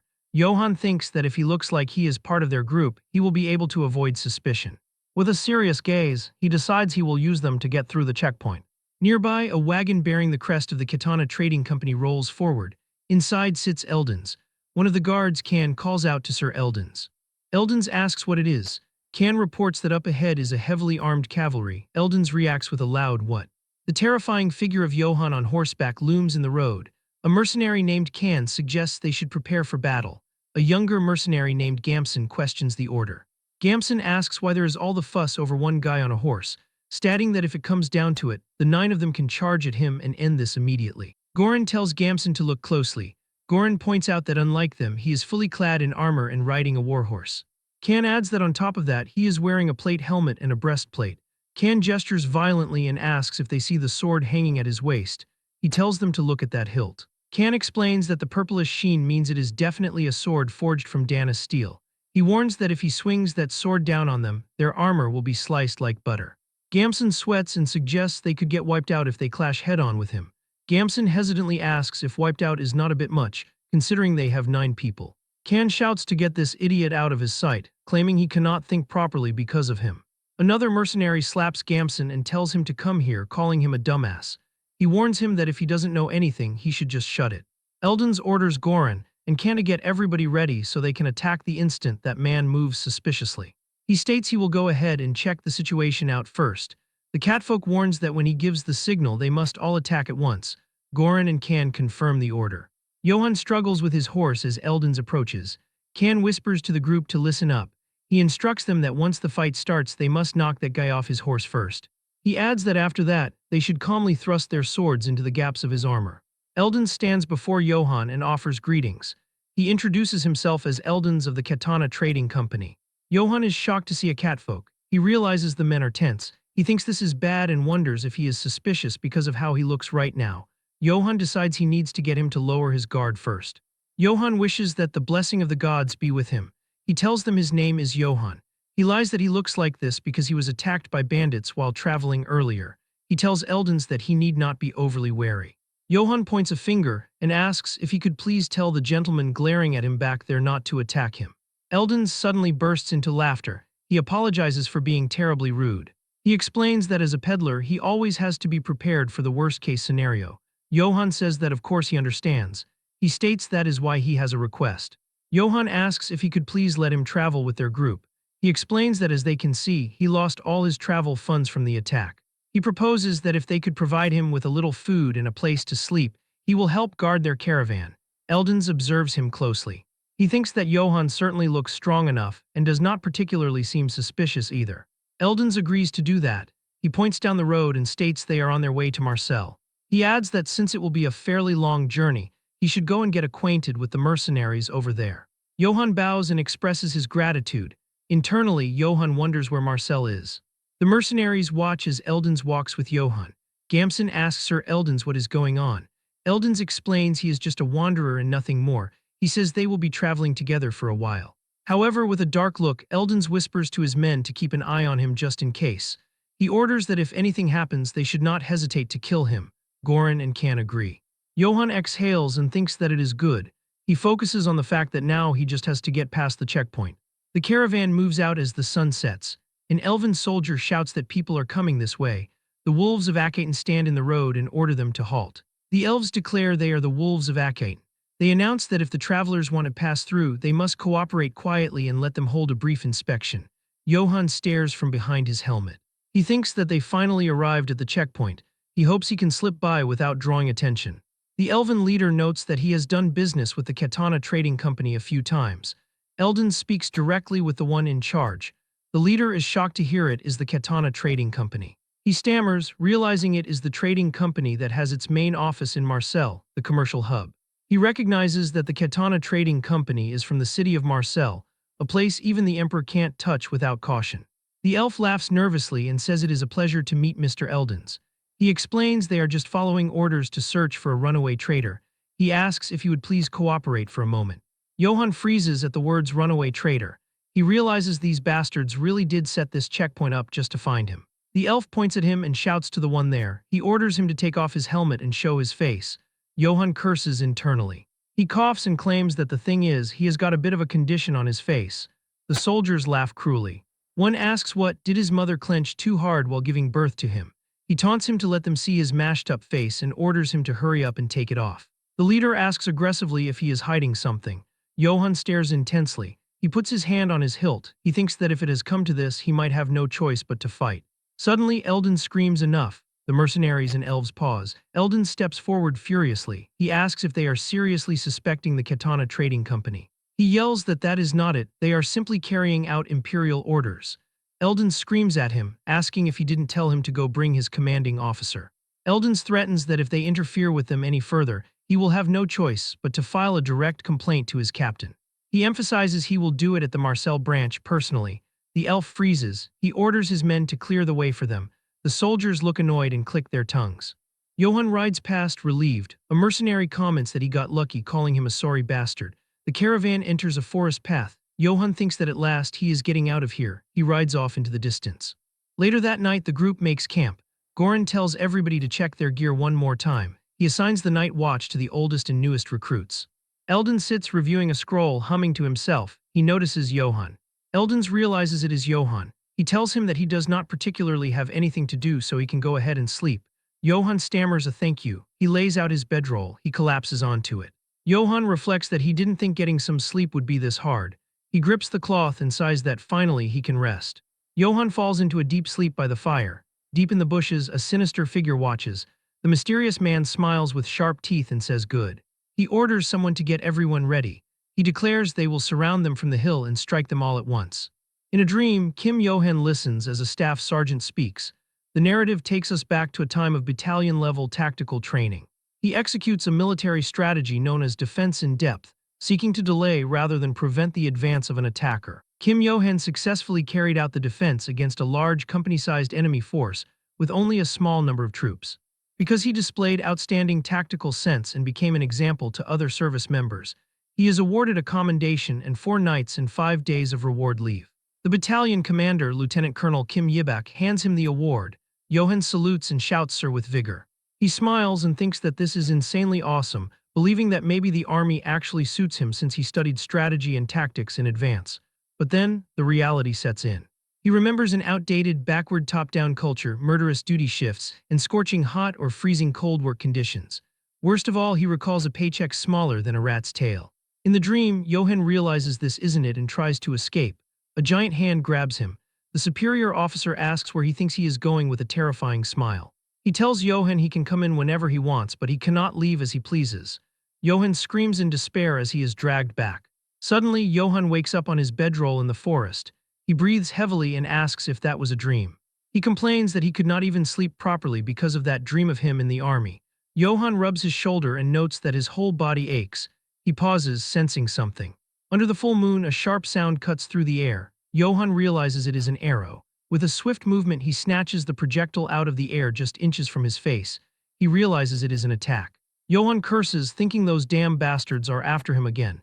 He stands up and thinks that here he thought he made it through safely. He decides he needs to warn the mercenaries first. Johan screams at the top of his lungs that it is an enemy ambush. The story flashes back to 5 minutes before the enemy alert. Gamson and Can are on watch. Gamson complains and asks why they are the only ones getting worked to the bone. He argues that it is only fair to assign that cavalry to sentry duty too. Kan tells Gamson to shut up already. Gamson is confused. Kan asks him if he is telling him to entrust guard duty to some guy they do not even know. Kan lectures him, asking if he has not considered that while they are asleep, that bastard could slit their throats, grab the supplies, and run. Kan warns him that if the only thing he actually matters and he keeps being reckless, he won't be doing this kind of job for long. Gamson stammers. He shouts that he became a mercenary because he did not want to rot away in some backwater village his whole life, because he wanted to live like a real man. He shouts a but, and declares that if he had known the Goran mercenaries were a bunch of idiots who can't do anything against and freeze up because of one armored cavalryman, he never would have joined this crappy party in the first place. Kan snaps, he grabs Gamson by the collar and raises a fist, asking what the hell he just said and if he wants to die. Suddenly, Johan's scream echoes, warning of the enemy ambush. Kan freezes. Immediately, arrows begin to rain down. Kan shouts to get down. He tackles Gamson, shielding the younger mercenary with his own body and shield. The arrows strike the ground around them. Kan realizes the rain of arrows has stopped. He points and orders Gamson to go call the others. Gamson scrambles away in terror, screaming and crying. Kan curses the son of a bitch. Goran arrives with his sword drawn, thanking goodness that Kan is safe. He confirms arrows came flying in and that it is an ambush. Kan looks around and asks where Gamson is. He dismisses it, asking if Eldons is safe. The catfolk Eldons is seen trembling while hiding under the wagon. Kan orders Goran to hurry up and get ready to fight. Johan rushes over and addresses the two. He asks if they are Goran and Kan. He points to the wagon and orders them to form a circular defensive line around it. Johan shouts that they do not know which direction they will attack from, so they have to stick together and fight. Kan stares at him with disdain. He asks if Johan thinks he is their employer. Johan is confused. Kan shouts that they will handle their own end. He warns Johan to just worry about keeping himself alive. Johan is stunned by the rejection. The mercenaries shout to grab their shields and prepare for battle. Johan turns to Kan and Eldons. He shouts that he has fought a battle similar to this before and demands they give him a shield too.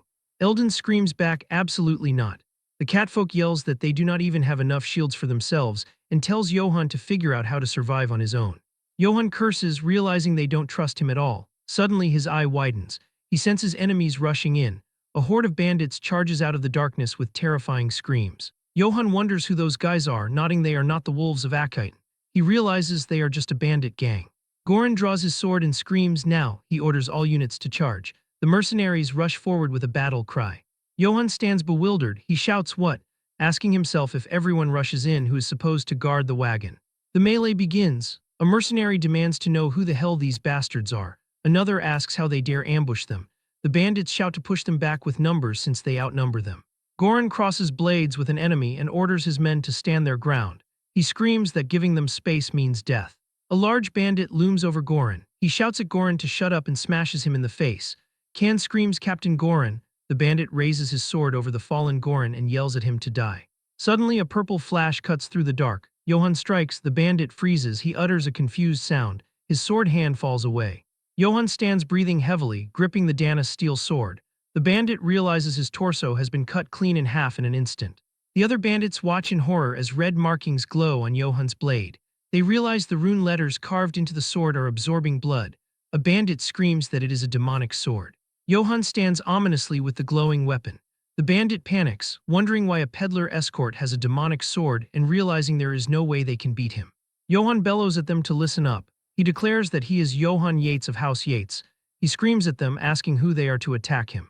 Kan and Goran stare in shock, realizing he is a noble. Johan internally hopes that changing it a bit from Yates shouldn't be a problem. The bandits whisper in terror. One says that he doesn't know what house that is, but it means he is a noble. Another points out that if he is using a demonic sword, it must not be your run-of-the-mill house. They realize they are screwed for messing with a noble house. Johan points his glowing blade at them. He demands they answer his question. He asks if they will surrender now or if they will meet their end by this sword. He holds the weapon forward, demanding the bastards think carefully. The bandit leader drops his sword, it clatters to the ground, the others follow suit.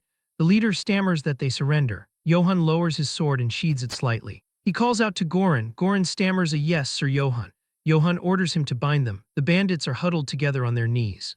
Johan turns away, his eye glowing blue. He declares that he may cut down anyone who resists.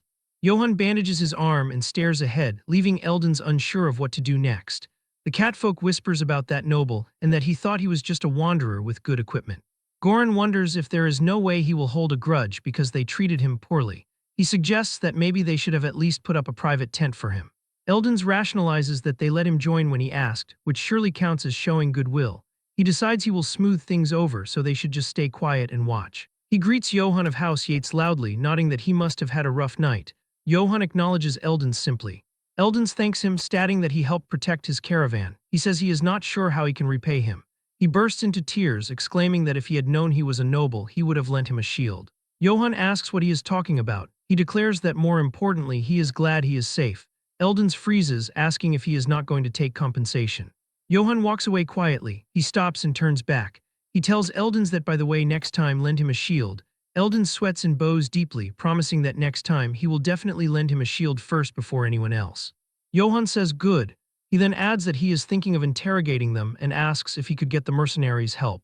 Eldons agrees instantly but adds that now that his status has been revealed, it would put their minds at ease if he spoke more formally. Johann agrees to do that. Johann stands over the prisoners. He kicks one in the back and shouts at the thief to hurry up and move. The bandit groans in pain. Johann glares and asks if he is their leader. He demands to know who they are and why they attacked them.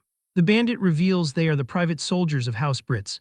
A flashback shows a boar crest burning in flames. The leader explains it was a house that was wiped out. He reveals that a few months ago, House Brits was suddenly attacked on the charge that they supposedly plotted treason against the emperor. He describes how those bastards slaughtered everyone, men, women, children, even the elderly, without any real proof. The leader reveals that the ones who attacked their territory were the wolves of Achaean. Johann is stunned. The leader continues that they resisted desperately, but once the noble executioner joined them they were defeated and had no choice but to retreat. Goran recognizes the name Noble Executioner. Johann thinks it is probably him. He envisions the red eyes of Karamav, the emperor's hunting dog. The bandit apologizes, saying he committed a crime worthy of death. He explains they never would have expected a noble to be traveling with a trading caravan. He recounts how the imperial army chased them, calling them rebels, and the northerners turned their backs on them, calling them cowardly deserters. The leader bows his head, admitting that although he can't justify banditry, they had to do something to survive. Johann asks if they didn't attack them for any other reason. The leader confirms there was no other reason, stating they only targeted a trading company's caravan because it's expensive. Eldons lunges at the man, screaming, "You damn bastard." He asks if he knows that delivery for trading companies is built on trust. He demands if he has any idea how much damage they suffer because of men like him. Johann grabs Eldons by the collar to hold him back and tells him to calm down.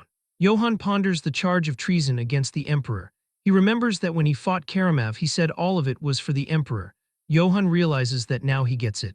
He understands there was never any treason against the emperor to begin with.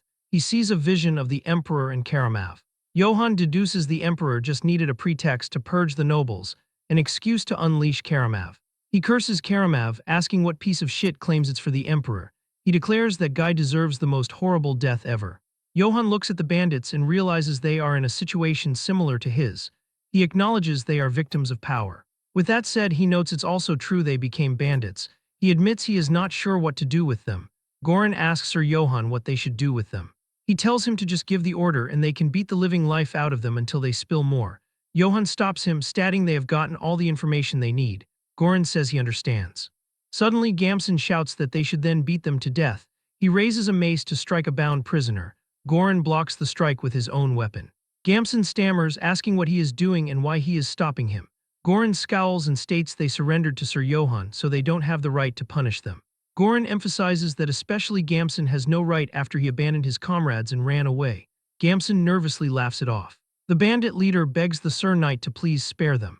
He swears they will never do anything bad again and asks him to please show mercy just this once. Goran tells Sir Johann that if he says the word, he will execute them immediately. He draws his sword. Johann stands in the sunrise. He orders them to disarm them and let them go. The bandits are shocked, asking if he is seriously letting them live. Johann addresses them to listen carefully. He says he understands their circumstances, nodding they probably haven't done any work other than wielding weapons. However, he warns that even so, robbing caravans is not acceptable. He strikes his chest and declares that he too only learned skills to survive. Eldons is flabbergasted, repeating "learn skills." Goran laughs. He points to the prisoners and asks if they think these people refrain from banditry because they don't know how to steal. He points his thumb at himself and says that this guy right here is Goran. He declares he is here because he pays well. Johann laughs loudly. He tells them he is letting them all live, so they must learn skills and find a way to make a living. The bandit leader bows on the ground, thanking the Sir Knight. He promises they won't forget this. Goran tells his men they should get going too. He jokes that he doesn't want to get dragged into anything like this again. Johann smiles and agrees. From a hilltop, the Black Wolf watches the caravan depart. Johann's group decides to stop by a small place known as Rutsbeck village to rest for a while before heading to Marcel. Johann leads his horse through the wooden gate. The village chief announces he has got it, confirming Sir Eldons has arrived. Eldons hugs the village chief, shouting that it's been months.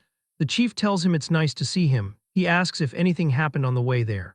Eldons warns him not to even ask, explaining they ran into a bandit gang on the road. Eldons shivers, stating that ever since the Emperor started going crazy, it feels like the bandits are getting worse. The village chief scolds him, calling him a fool and warning him that if an Imperial faction insider heard him, he'd be in trouble right now for saying that. Eldons laughs it off. Eldons points his thumb behind him and says that still, they were able to transport the goods safely.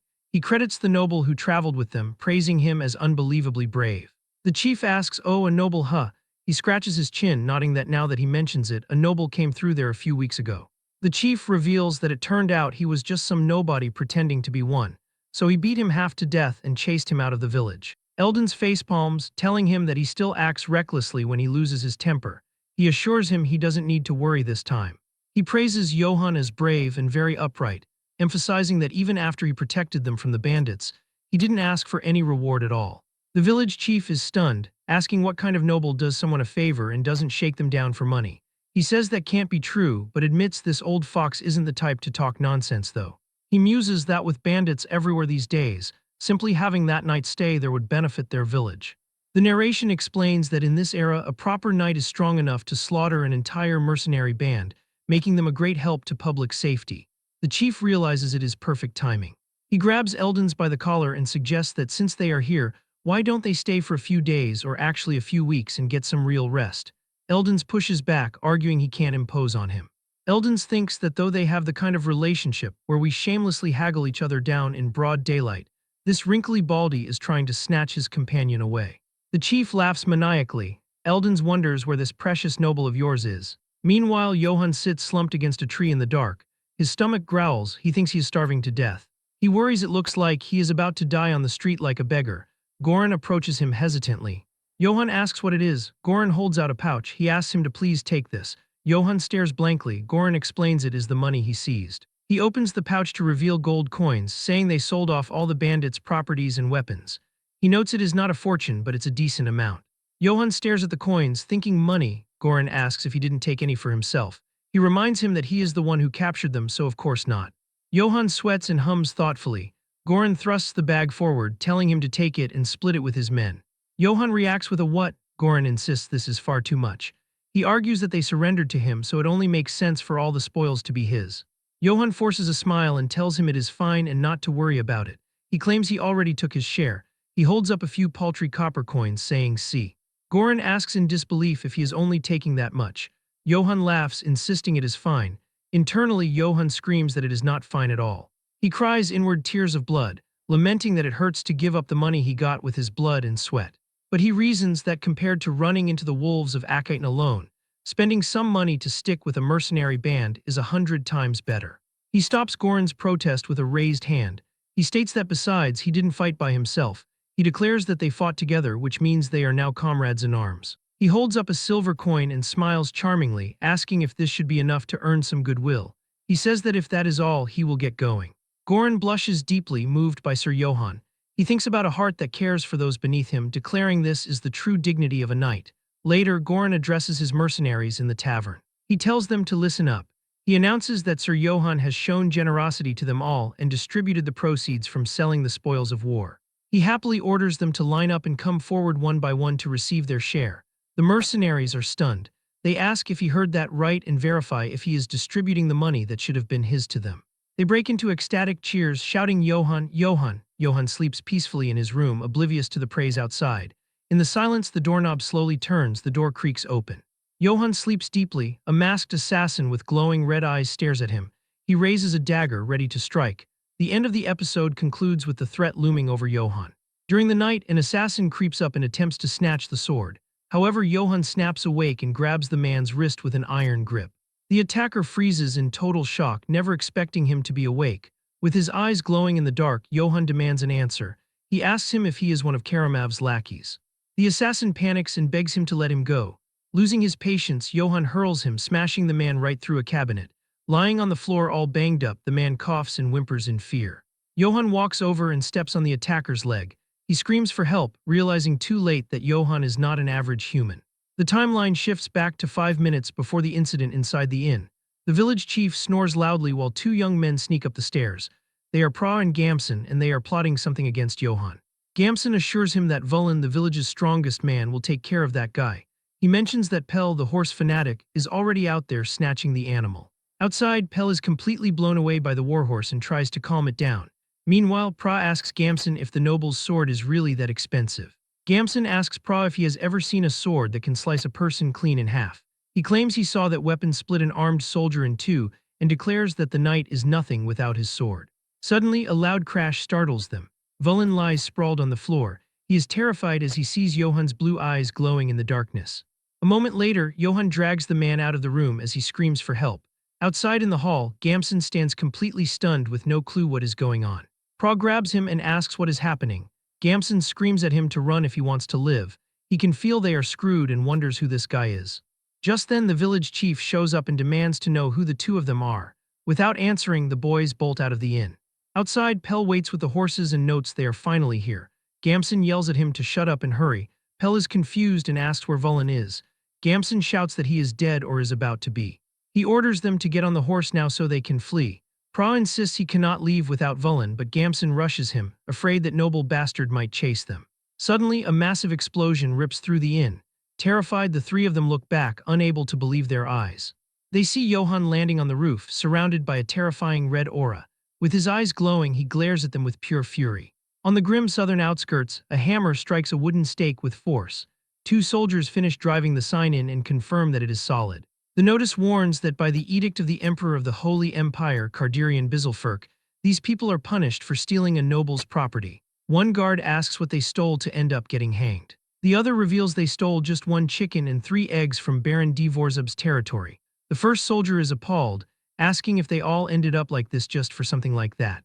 Meanwhile, under the moonlight, Eldon sits in a tavern having a quiet drink. A man reports a problem to Sir Eldon's. He explains that Gamson from the mercenary band got caught trying to steal Sir Johann Yates's belongings. Eldon spits out his tea in pure shock. He curses, thinking this is troublesome since he hoped to sweet-talk Sir Johann into traveling with them to Marseille. He forces himself to calm down, thinking that he has experienced a lot to get where he is and will get through this crisis too.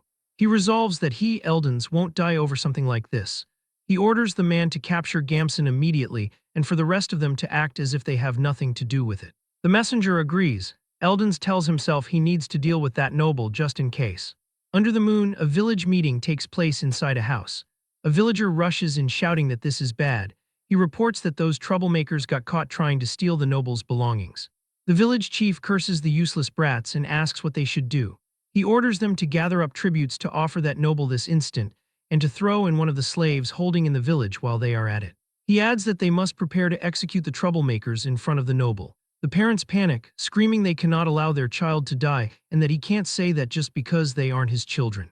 The chief smashes a chair and yells at them to shut up and listen. He calls them damn idiots and asks if they have already forgotten the edict the emperor issued. He declares they have to make the first move before that noble does, as it is the only way they can survive. He recites that those who covet a noble's property may have their tongues cut out along with all their immediate family members or be sentenced to hanging. He notes that entire families were wiped out simply because they demanded chicken and eggs for unpaid wages. He asserts that all nobles are like that. He asks what they think that noble is going to do now that he has been offended. He suggests he might even cut off the hands of everybody in the village. A man suggests asking Count Jarpin for help since it is his territory. The chief scoffs that nobles only care about their little honor games. He slams the table and asks if they think nobles care if they live or die. He screams at the fools to wake up. The mother cries in silence while others hang their heads. The chief asks if they think he feels good about doing this. He declares the village will live if those kids die and tells them to accept it. Later, the villagers gather as Gamson and the others kneel bound by a tree. Johann watches with glowing eyes. He reflects that he thought they were assassins sent by the emperor, but they are just stupid village kids who tried to steal an expensive-looking sword. He realizes it is partly his fault for carrying a sword like this in the open, and decides he should keep it hidden from now on. He decides to scare them a little and then let them go. He sits before them with his sword planted in the dirt. The village chief approaches with a nervous smile and asks if the Honorable Sir Johann is all right. Johann glares and shouts that no, he is not. He asks if putting a blade to their throats and looting their baggage is how Rutsbeck village welcomes sleeping guests. The chief bows deeply to the ground and sincerely apologizes, claiming it is his fault for failing to keep the idiots under control. Johann looks at the terrified man and decides that is enough of a scare. He says all right, tells him to be careful next time and dismisses them. Suddenly, the chief raises a knife and yells that is why he will personally make up for it by cutting off these wretches' heads for Johann's honor. Johann panics, thinking the lunatic is making it worse. Johann commands him to stop.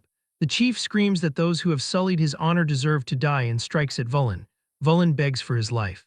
The blow falls, but a shockwave blasts out as Johann blocks the knife with his bare hand. Johann asks with glowing red eyes if he did not hear him tell him to stop. The chief looks up in terror. Johann stands against the moon and asks if everyone has lost their minds. He asks if they are going to kill people over such a trivial reason. He yells that if they want them to pay for their crimes, make them pay with money. The crowd is silent. Johann realizes it was too obvious. He clears his throat. He shouts, asking how honor can possibly be more precious than human life. He commands them to untie them at once and scram. He throws the knife down. The chief falls to his knees, crying that he cannot believe he made such an honorable decision. Parents embrace their children, sobbing in relief. The chief admits he cannot believe such a noble actually exists, and mentally apologizes to Eldons for doubting the truth. Gamson apologizes to Johann, admitting he failed to realize how honorable he was and fell victim to a ruse. An elder tells the brats to consider themselves lucky they did not die horribly. Can walks up to Gamson. Gamson spits out a stick and demands he hurry up and untie him already. Gamson curses inwardly, thinking he never should have joined this unlucky mercenary band. Can grabs his head. He tells him to relax his body because that will make it easier for him. Gamson panics, asking what he is talking about. Suddenly, blood splatters across the darkness. Johann hears the sound and turns around in confusion, letting out a puzzled sound. Suddenly, Gamson's life is brutally taken by the mercenary Can in front of everyone. His eyes widen in despair in his final moment of life, and then the young man falls lifelessly to the ground in a terrible scene. Can holds his bloody dagger after doing the dirty work. Johann is in shock and yells, asking what the hell he thinks he is doing. Can answers with a serious look that he has executed the one who coveted a noble's wealth. Furious, Johann shouts that he is sure he said he wouldn't have to see their blood. Goran and Eldons are frightened by Johann's furious reaction. Can turns to Johann and says that even mercenaries have honor and lives they must uphold. He explains that Gamson's cowardly actions trampled on both the honor and lives of the mercenary group. Calmly, the mercenary begins to clean his battle sword. Johann watches it all, still very serious about what just happened. Ken then offers his sword and says Johann can punish him if he still believes he has defied his authority. Johann is surprised and starts to break out in a cold sweat at the mercenary's attitude. He realizes Can is trying to protect that honor with his life. With a trembling hand, Johann reaches for the sword Can is offering. Eldons and Goran watch the tense scene, not knowing what will happen. Johann pushes the blade aside, refusing to take it. Finally, he apologizes, saying he honestly failed to consider Can's position. Goran and Eldons shout in shock at Johann's action. Can's jaw drops too because a noble would never apologize. Johann then tells him to put the dagger away and the mercenary awkwardly obeys. With the situation resolved, Johann thanks everyone there for their understanding. Later, Goran chews Can out for being so reckless to stand up to a noble. Meanwhile, Eldons looks at Johann with a sparkle in his eyes. The beastman realizes that this noble is different. He thinks that Johann is an upright and brave noble, yet he is not authoritarian. Because of this, Eldons decides he must make him his ally no matter what. The caravan continues its journey as the sun sets on the horizon. Johann takes out a pocket watch he received as a gift. He complains that he picked it because it looked the most expensive, but then discovered it is a broken watch. With a sideways glance, he seems a little regretful of his choice. To make matters worse, he realizes he now has to take care of somebody else now. The scene flashes back to when they arrived at a wooden gate and someone shouted his name. The village chief approached with gifts to show their gratitude. Johann picked up the watch and wondered what those were. The chief then offered a slave, saying he is good with geography. Johann is shocked as he has never seen a slave so poorly kept. Finally, he accepts the gift and tells them to have him washed and get him something to eat. With the new boy in the group, Johann feels that he is uncomfortable using a slave. Meanwhile at the camp, the mercenaries thank Johann for the food. Johann is sitting by the fire when the young person calls him master. With a smile, the person thanks Johann and brings him a meal. But Johann tells him to change how he addresses him and can call him by his name. The young person is embarrassed by the request, and Johann thinks to himself that he is so shy. Johann asks how someone skilled with geography became a slave. Sitting by the fire, the young person says it is not a pleasant story, but Johann insists since he has his own share of unpleasant stories. The person agrees. Godin explains that she was originally a peddler who transported and resold weapons in the eastern region. But one day, a noble ordered her to smuggle gold. Johann is surprised since smuggling gold would mean the death penalty at the least. Godin explains that she needed money to help her younger siblings who were sick and starving, and so she kept delivering the gold as the noble instructed her to hide. However, the noble himself reported her using a fake mustache. Johann realizes she served her purpose and was thrown away to keep her quiet. Godin reveals she didn't even have the right to speak because of the emperor's edict. Johann gets angry and asks if she at least sent the money to her siblings. With tears in her eyes, Godin says in exchange for avoiding execution, it was taken as a bribe to the guards. She cries and apologizes, saying dust got in her eyes. Johann watches everything with a serious and thoughtful expression. He realizes that this world is so cruel it makes his teeth chatter. He reflects that if you have no power, you get exploited like a criminal, and no one can stand up to the noble's atrocities. He thinks of House Britz's private soldiers who survived by robbing others, the people of Rutzbeck driven so far they resorted to sacrificing their own children, and even Godin who became a slave after being used by nobles. Johann wonders if this is really right and thinks that he is so pitiful. However, he remembers that he is being chased by the Emperor's army right now and could die any time. With that in mind, Johann calls out to Godin, who answers startled. He declares that now that they are comrades, don't die, and says they should survive and live well together. Godin is surprised and blushes at his words. Suddenly, a mercenary runs up to them and yells that a monster has appeared nearby. Johann asks a monster in size, thinking he has no time to rest at all. He gets up and runs to see what is happening. Godin stays behind, thinking about living together with him. Johann joins the other mercenaries hiding in the bushes. They see a red aura and Goran confirms that there is definitely a monster there. With a serious look, Johann stands up. Someone from the back tells him to please get down, but with a smile on his face, Johann says that it is fine. Johann orders them to put their weapons away. Kan is baffled and asks what he means. Johann declares he will go take a look. Kan utters a confused all right. Johann walks alone into the dark forest. The mercenaries watch him leave. Kan wonders aloud if he will be okay. He states that no matter how brave a knight is, fighting monsters requires specialized skills. He notes that even if you lure it into a thoroughly prepared trap and fight, it is still dangerous. Kan insists that unfortunately their mission is to protect Eldons. He stammers that they can't take any more risks than this. Johann walks deeper and says he can feel it. He senses a familiar pressure that feels like it could even freeze a person's heart. He spots red eyes that stand out in the dark. Johann identifies it as the black wolf of ill omen. He confirms it is definitely that bastard. He recalls the last time he saw it, it attacked the wolves of Akite, not him. He acknowledges that even though it could charge at him at any given moment and kill him, he knows it won't attack him. Johann stops and speaks to the darkness. He commands it to come out and tells it not to hide. The wolf emerges with glowing red eyes. Johann asks if it followed him. He extends his hand. He thanks it for last time, stating he survived because of it. Kan asks in disbelief if Sir Johann even knows how to handle monsters. Goran stammers he is not sure and hasn't seen anything like this either. The wolf sniffs Johann's hand. Suddenly it licks his face vigorously. Johann grunts and tells the little punk to move aside. Kan and the others are stunned. Johann tells them not to be too startled. He introduces this big guy not as the Black Wolf of ill omen but as the Guide of Dawn. He looks to Eldons and asks right. Eldons is shocked and repeats the name Guide of Dawn. Eldons explains that in the Eastern Empire there is an old song that goes like this. He recites the song about a warrior giving a wolf a name on a moonlit night. He describes how the wolf bowed its head and its blue eyes shone in the darkness. He tells how everyone shouted Guide of Dawn when seeing it on the battlefield. The song continues that at the end of a war that tore the continent apart, the warrior brought about peace and met his end as a hero. Eldons recounts that the Black Wolf wept sorrowfully for 3 days and 3 nights by his side, then set off on a journey to wherever order and heroes were needed. He declares that is the Guide of Dawn. Johann asks if he isn't mistaking it for someone else. He points out that this one is called the Black Wolf of ill omen.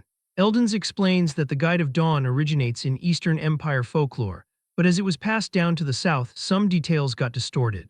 He quotes a line saying the Guide of Dawn punishes evil and submits to a brave hero. He raises a finger, nodding that is from an old Eastern Empire text. Johann realizes so it really is that kind of being. Eldens asks if he may pet it just once. Johann tells him to go ahead. Eldens reaches out, cooing to the good boy. The wolf snarls violently. Eldens screams and recoils in terror. Eldens reconsiders and thinks maybe he shouldn't do that. Johann pets the beast and tells it to be a good boy. Eldens wonders if the wolf is only gentle with Sir Johann. He pauses, remembering a passage from the Eastern Empire folklore.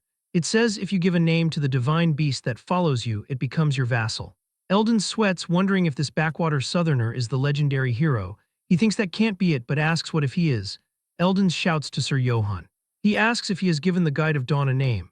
Johann smiles and says no, not yet. He admits he honestly never got the chance. Eldens enthusiastically suggests naming it now. Johann asks if that is so, nodding that if the legend is true, something incredible will happen. Johann ponders what he should name him. He suggests Katana. Eldens stays silent. Johann pauses. He remembers the last time he saw the wolf was when he buried that bastard Karamav. Johann decides. He declares that in that case he will name him Karamav. He yells the name Karamav. Eldens screams a confused Naya and notes that name is familiar. Red energy erupts from the wolf. Johann watches as the energy shifts to blue light. The wolf howls as it transforms. The light clears, revealing the wolf engulfed in blue flames. The narrative identifies it as Guide of Dawn Karamav. The beast bows its paw to Johann. Johann pets the wolf's head and says he'll be counting on him, Karamav. Johann tells Eldens he was right, calling it astonishing. Eldens lies prostrate on the ground. Johann asks what he is doing. Eldens stammers that everything is exactly as it was in the folklore. He exclaims it is his first time seeing a scene from a myth with his own eyes. Eldens declares he has respected him since the moment he first saw him. He lists Johann's deeds, from protecting them from bandits to forgiving enemies with honor. He pays his respects to the one chosen by the Eastern divine beast. He hails him as the hero of troubled times. Canon Godin gasps in shock, repeating the title. The mercenaries bow. Johann scratches his cheek awkwardly. He apologizes to Eldens. Eldens looks up confused. Johann explains he is not the kind of hero he thinks he is. He states he is just a wanderer from an insignificant house, worried about making a living. He adds that on top of that, he is being hunted because he beat Karamav to death. He apologizes for disappointing him. Eldens shakes his head vigorously and shouts not at all. He asks if in any case, he may have permission to introduce him to the Marcel Trading Company, so he can at least repay him for the kindness he has shown. Johann recalls Eldens said they were heading to Marcel when they first met. He admits he has never even heard of that place in his life, and asks what kind of place it is. Eldens explains Marcel is famous as a free trade city. He says in this region all cities must first pass through Marcel. He emphasizes that more than anything, it's one of the few cities the Emperor cannot reach. Johann freezes. Eldens repeats that the Emperor cannot reach it. He adds that plus trade is active there. Johann thinks that if everything goes well, maybe he can start over as a merchant. He tells Eldens he can't ignore his kindness. He thanks Sir Johann. Eldens sings the Song of the Warrior again. He thinks that he just hopes no weird rumors spread around the trading company about him being some hero or whatever. Johann wonders about being a hero of troubled times. He thinks how nice it would be if he really were that kind of hero. He sighs. Johann reflects that whether it's in his past life or now, he is still nothing but a wanderer struggling to keep his life intact. He remembers the voice saying he will know only suffering from this point on. He scoffs. He notes it's not like life before he died was that easy either. Johann clenches his fist. He declares that this time is different. He vows that this time he'll move forward step by his own will. Johann announces they should go to the city of wealthy merchants, Marcel. Johann looks out at the sprawling scenery with visible astonishment and asks if this place is Marcel. Godin is no less delighted and remarks with emotion that he never thought he would be able to come back here. As Johann observes the surrounding cityscape, he thinks that since they are now in a merchant city, they should do some shopping. At that moment, Karamav barks a few times happily in a playful manner.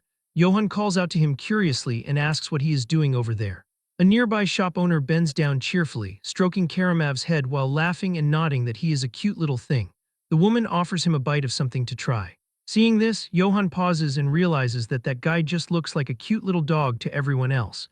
The scene shifts to the day before entering Marcel. Karamav sits in his true beast form under the moonlight. Johann looks at Karamav and calls his name. Johann gestures with his hands, explaining that a puppy this size might be fine, but if a monster like him goes into the city, there will be an uproar. Johann asks if he can wait outside the city. Karamav understands and responds with a woof. Dark energy and blue flames envelope Karamav's body. To Johann's shock, Karamav's form completely transforms. Moments later, a small blue puppy stands in his place. Karamev looks up and barks. Johann exclaims in shock, asking if he got smaller and wondering if this is another one of a divine beast's abilities. Godin rushes over and hugs Karamev tightly, shouting whoa and declaring he is so cute. Johann sighs with relief and says, well, if he is about that size, there probably won't be any problems. Returning to the present, the townspeople gather around Johann and Godin. They express amazement at the unique-looking puppy and wonder if it is a pet brought in from a foreign land. Godin holds Karamev and apologizes awkwardly, saying this little guy has no manners. The shop owner says no, it is okay. Johann thinks that drawing attention won't do them any good since they need to get out of here quickly. He reminds himself that they are still being pursued after all. Godin calls out to Johann from behind. He proposes that if Johann buys a large bag that can hold luggage, oil, and vinegar, he can handle all the equipment. Johann reacts with mild surprise, realizing aloud that Godin used to be an equipment merchant. He holds out his hand and says he only has 4 silver coins. He asks Godin if they can really buy everything they need with this much money. Godin inspects the coins. He holds up a single silver coin. Godin declares that Godin promises to get everything he mentioned with 1 silver coin. Johann laughs and tells him not to overdo it. Johann wonders what he can even do with 1 silver coin. 50 minutes later, a heavy backpack slams onto the ground. Godin wipes sweat from his brow and says, phew, this should be enough. Johann stands stunned, thinking he cannot believe he got everything with just 1 silver coin. The narration explains the purchases. First, they bought Johann's tactical bag. Godin is shown wearing a large supply backpack. The narrative notes this will make storing items much easier. Godin used his incredible gift of gab to sell the completely shattered helm for a very high price. The narrative adds that he even got a mace thrown in for free. Godin tosses a coin, looking pleased. The text explains that on top of that, after buying vinegar and oil for equipment preservation and other supplies, they even got change. Johann looks at the balance scroll. The scroll reads, initial 4 silver coins, spent 1 silver coin, profit 9 silver coins. The final balance is 12 silver coins and 10 copper coins. Johann realizes that somehow, they ended up with even more money than before they started. Johann ponders that if he can sell a broken helm for that much, then he wonders how much Karamev's equipment, which he buried, would be worth. He imagines digging it up. Johann decides if he ever has to go back later, he should dig it up and sell it. Johann remarks to Godin that he looks happy doing familiar work. He says he guesses he really was a merchant and asks if he liked his old job. Godin unpacks items. He admits he missed this life. Godin touches his neck and says he became a slave, never knowing when he might die. He describes living each day in despair and fear. He looks up with hope. Godin declares that but now that he has met Johann, he feels like he has returned to his life from back when he was a merchant, not a slave. Godin smiles brightly and thanks Johann. He states that even if he hadn't been a slave, he is sure he would still be journeying with him. Johann smiles gently. He says hearing him say that makes him happy. Johann declares he will be counting on him from here on out, Godin. Godin blushes and yells okay, Johann. Johann looks at the sky and announces, all right, now let's go explore Marcel. Godin agrees enthusiastically. Johann sits in a bustling tavern surrounded by food. The narrative states that Johann, who has only known hardship until now, is finally experiencing a happiness that far surpasses his life as a wanderer after arriving in the commercial city Marcel. Johann tears into a rib. He reflects that the jerky he ate while wandering was like chewing leather shoes. He notes Marcel's meat cannot even be compared to it and just melts in the mouth. Johann washes himself. He recalls that back then he couldn't take a bath and his whole body itched like crazy. He rubs his face, thinking in Marcel he can bathe in warm water anytime he wants. He sleeps in a soft bed. He recalls that when he was traveling, he never had a proper place to sleep. He remembers that every time he laid down, damp, cold stones would stab his whole body. Johann snuggles under the blanket, thinking in Marcel he can sleep under warm, soft blankets. Johann cries tears of joy, thinking life in Marcel is so good. He decides he's going to settle down and live here.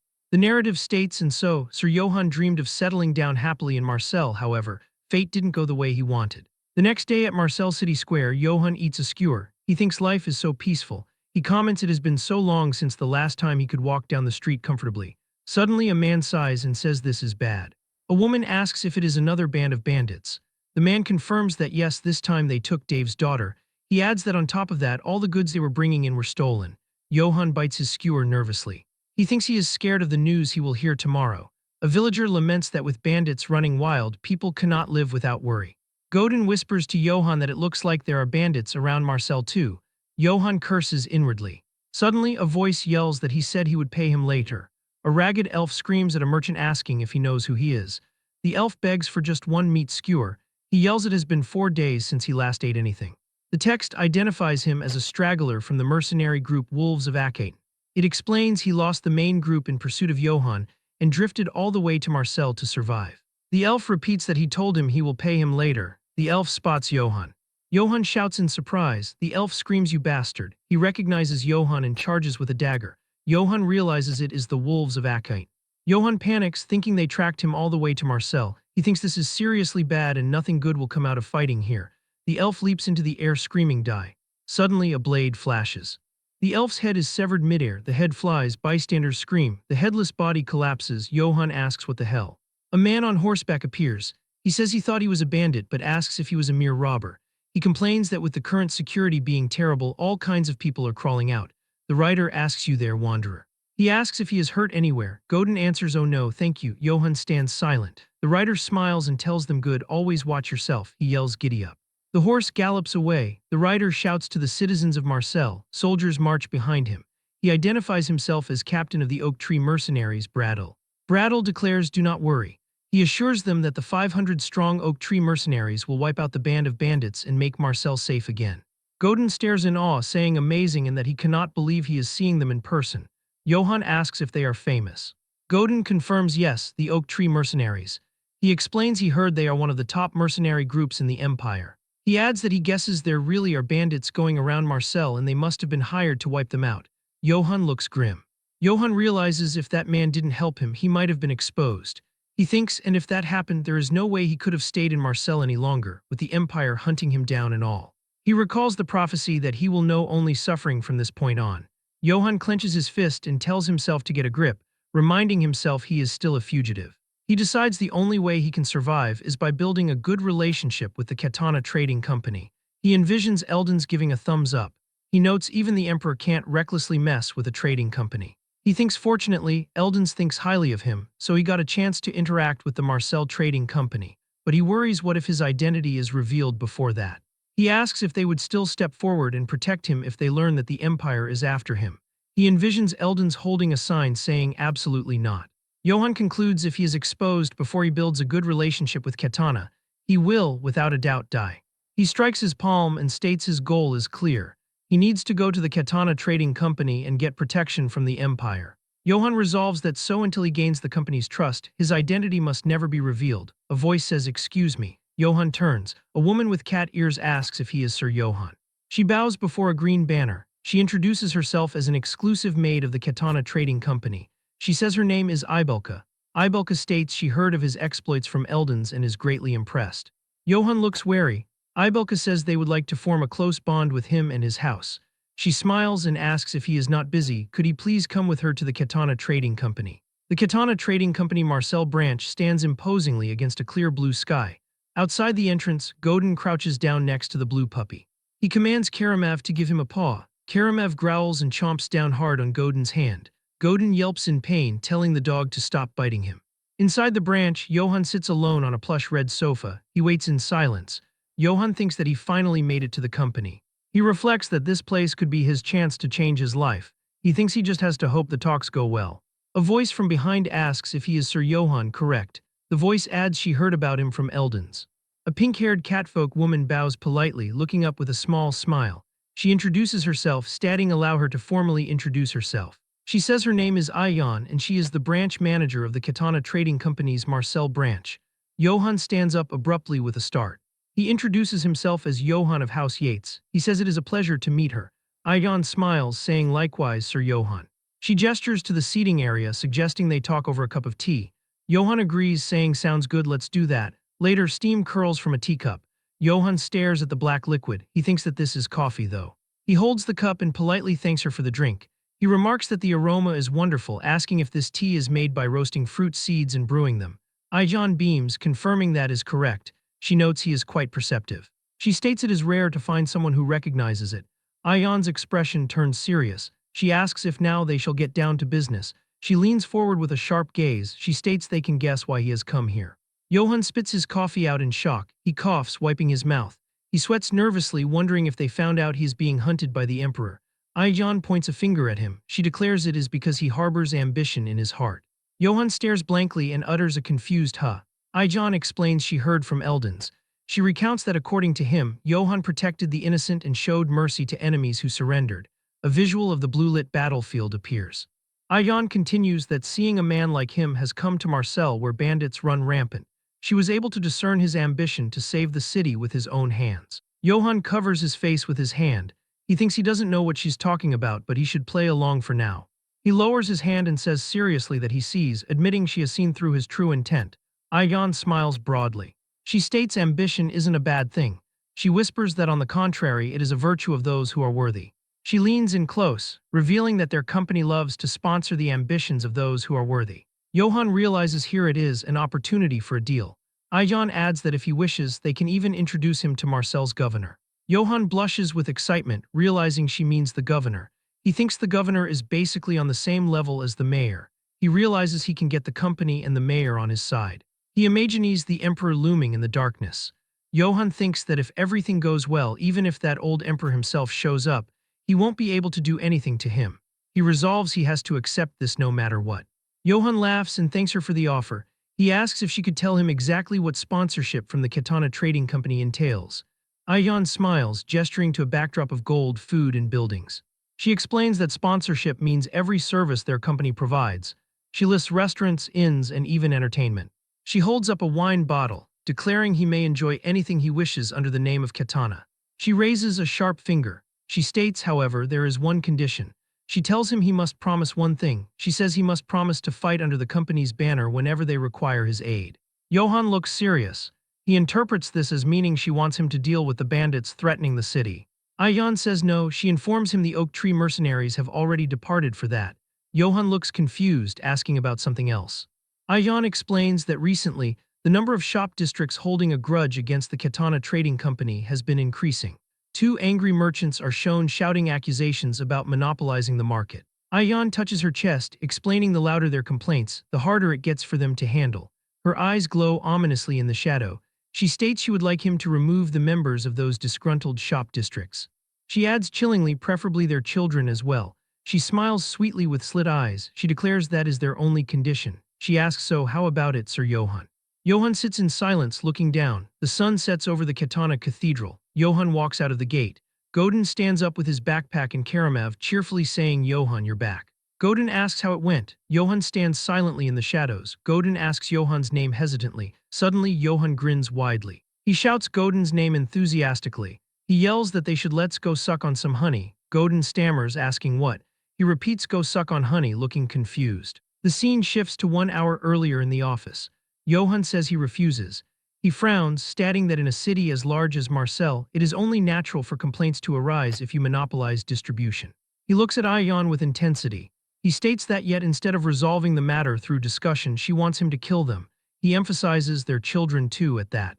Johann's eyes glow blue with determination. He declares he can't kill innocent people for that reason. He says firmly he refuses to do it. He turns away, saying let's pretend this deal never happened. Ayan smiles from the shadows. She tells him he passes Sir Johann. Johann stops and asks pardon. Ayan stands and curtsies gracefully. She reveals they were testing whether he was suitable to receive their company's sponsorship. She asks him to please forgive their impudence, O righteous knight. Johann sits on the sofa stammering. He asks if then the monopoly and the shop district's complaints are fake. Ayan confirms the Katana Trading Company has never monopolized distribution. She smiles, adding nor have they incurred the shop district's resentment. She notes on the contrary, they distribute quality goods at accurate market prices.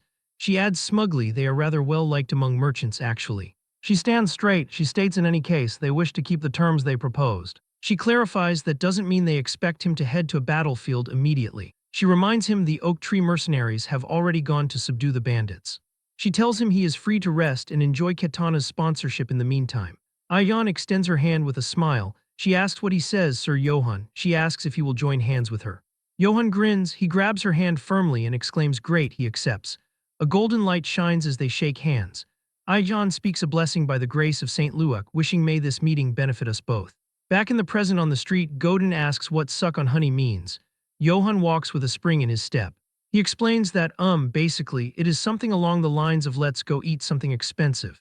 He holds up his hand, adding using the money of the Katana Trading Company. Godin asks if that means his talks with them went well. Johann confirms yes, saying they've finally sponsored him. Godin cheers woo, congratulating Johann. Johann thanks Godin. Johann looks up at the sunset sky. He reflects that he's been sponsored by a company the moment he entered Marcel. He thinks everything is going well. He clenches his fist, nodding the bandits around Marcel seem to be causing a ruckus lately. He thinks, however, once the oak tree mercenaries wipe them out, this place will be peaceful again. Johann smiles confidently, looking forward. He thinks that happy life he's dreamed of isn't far away. He smiles, thinking it's time to relax and enjoy himself for once. Suddenly, a high-pitched scream pierces the air. A grotesque close-up shows a large green fly landing on a dead man's nose. Mutilated corpses lie in a heap in the street. Johann stares, shocked. He wonders what this is and why there are dead bodies in the open. People gather around, murmuring in fear. Goran puts a hand on Johann's shoulder, nodding Sir Johann is here. Johann turns to Goran. He asks if he knows what's going on. Goran says yes. He looks grave, explaining it looks like the bandits around Marcel have been growing more violent. Goran explains that after murdering the families of the city's merchants, they throw the bodies here to threaten the city of Marcel. A mangled corpse lies on the stones. Johann shouts, "Damn it." He realizes this means nothing is being resolved at all. Citizens in the crowd shout angrily. One says we should hold the city of Marcel accountable for this. Another argues no, word is the emperor is the one inciting the bandits. A bearded man shouts nonsense. The man argues there is no way the emperor would do such a thing unless he's gone senile. Others shout senile, telling him to watch what he says. People argue back and forth. One finds it hard to believe His Majesty is behind all of this. Voices overlap, mocking the senile emperor and defending the Holy Empire against blasphemy. Johann listens to the shouting match. He grinds his teeth, thinking, damn it. He laments there goes his peaceful Marcel. He thinks he's only just started to settle in, too. He scowls, thinking those bandits are ruining it all. With dark eyes, he wonders what those mercenaries are even doing. At the Katana branch office, the double doors burst open. Ibelka rushes in, stammering, "Excuse me, branch manager Ayan." She shouts she brings terrible news. Ayan sits at her desk. She says if she means the merchants' bodies the bandits sent, she already knows. She asks sharply what the oak tree mercenaries are doing. Ibelka flinches. Ibelka looks down, saying about that. She stammers that they can't reach the oak tree mercenaries at all. Ayan freezes. She asks what she said and what she means. Ibelka reveals the liaison's corpse was found near the forest outside Marcel yesterday. She adds it was in a truly horrific state. A panel shows shadowy silhouettes of bodies hanging from trees against a red sky. Ayan stands silently in the dark room. She trembles. She thinks the oak tree mercenaries have military strength comparable to a city's. She clenches her hands, thinking she can't imagine them losing to a mere bandit gang. She slams her hands on the desk with a boom, screaming Ibelka's name. Ibelka jumps back, screaming, "Yes, ma'am." Ayan's eyes glow green in the dark. She orders Ibelka to bring her Sutulga, the mage of the Ifil River. She declares they need to find out whether they really were taken down or not through his prophecies. The scene shifts to the Ifil River at night, glowing with blue light. Water cascades down luminous rocks. A wrinkled hand touches the water surface. The mage hums thoughtfully. He says, "Oh ho, I see." He speaks to the reflection, telling Katana they have got it wrong. He stands cloaked in shadows under the moon. He states searching for the oak tree mercenaries won't change anything. The mage sees Johann's smiling face reflected in the water. He laughs softly, saying, "Ho." He identifies Johann as the man who killed the emperor's hunting dog and fled. He notes now he is hiding inside Marcel's money pouch. His face is hidden in deep shadow. He smiles sinisterly. He distorts the water, declaring things won't go the way that bastard thinks it will. The mood back at the Katana Trading Company's Marcel branch is heavy and oppressive. The door creaks open as Lord Sutulga enters, clearing his throat. His sudden appearance makes Ibelka blurt out in surprise before she hurriedly welcomes him, expressing her gratitude for him answering Katana's request. Lord Sutulga, however, gives her a dark glance and questions how she can claim to be thankful after she sent someone who drives the carriage like a maniac, remarking that his back was about to snap. Terrified, Ibelka immediately apologizes profusely. She then turns to announce that she will go fetch Lady Ayan, but Lord Sutulga stops her, saying it is unnecessary. Confused, Ibelka asks for clarification, and Lord Sutulga explains that if the matter was truly urgent, Ayan would have come on her own.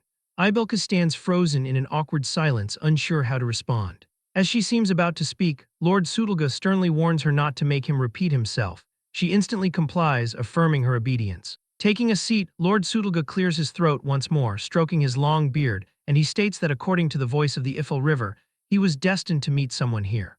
At the same time, outside the building, Johann looks up in excitement at the Marcel branch of the Katana Trading Company before him. He reflects that the day he will finally meet Marcel's governor has arrived. Filled with determination, he resolves to win the governor's favor, settle down permanently in Marcel, put an end to his wandering life, and escape being hunted by the emperor. He proudly thinks to himself that he has made it to the second round of an interview at a major corporation. Throughout the long corridor, only Johan's footsteps echo. As he walks, he mutters to himself with a hint of excitement, wondering what the governor might like and thinking that perhaps he should have asked beforehand. Suddenly, Karamev comes to an abrupt halt and lets out a low growl. Finding this strange, Johann asks what is wrong with him. At that moment, he realizes that Lord Sutulga is standing right in front of them. Stroking his beard, the old man calmly remarks that the name Karamev does not seem fitting for a divine beast. Seeing Lord Sutulga before him, Johann cannot help but feel tense. Inwardly, he questions how this old man could possibly know that Karamev is a divine beast. Without hesitation, Johann directly asks who the man is. Lord Sutulga pauses briefly before replying that it seems Johann does not know him. He then introduces himself straightforwardly, stating that his name is Sutulga and that he is the sage of the Ifel River, repeating the title as if to emphasize it. Johann narrows his eyes slightly and expresses his doubt, murmuring about the word sage. Seemingly understanding his hesitation, Sutulga summarizes it simply by saying that he is a mage. Only then does realization dawn on Johann. He reacts in astonishment, his face flushing with excitement as he recalls that this world truly has magic. Growing more animated, he exclaims to himself that although he had come to meet the governor, he has unexpectedly encountered a mage as well, and that big cities are indeed different. Johann then rushes forward and holds Sutulga's hands tightly, expressing that it is an honor to meet him and confessing that he has always wanted to meet a mage at least once in his life. Those words make Sutulga blush deeply. Embarrassed, he awkwardly asks if that is really so, but then hesitantly points out that for someone being hunted by the emperor, Johann seems to be doing rather well.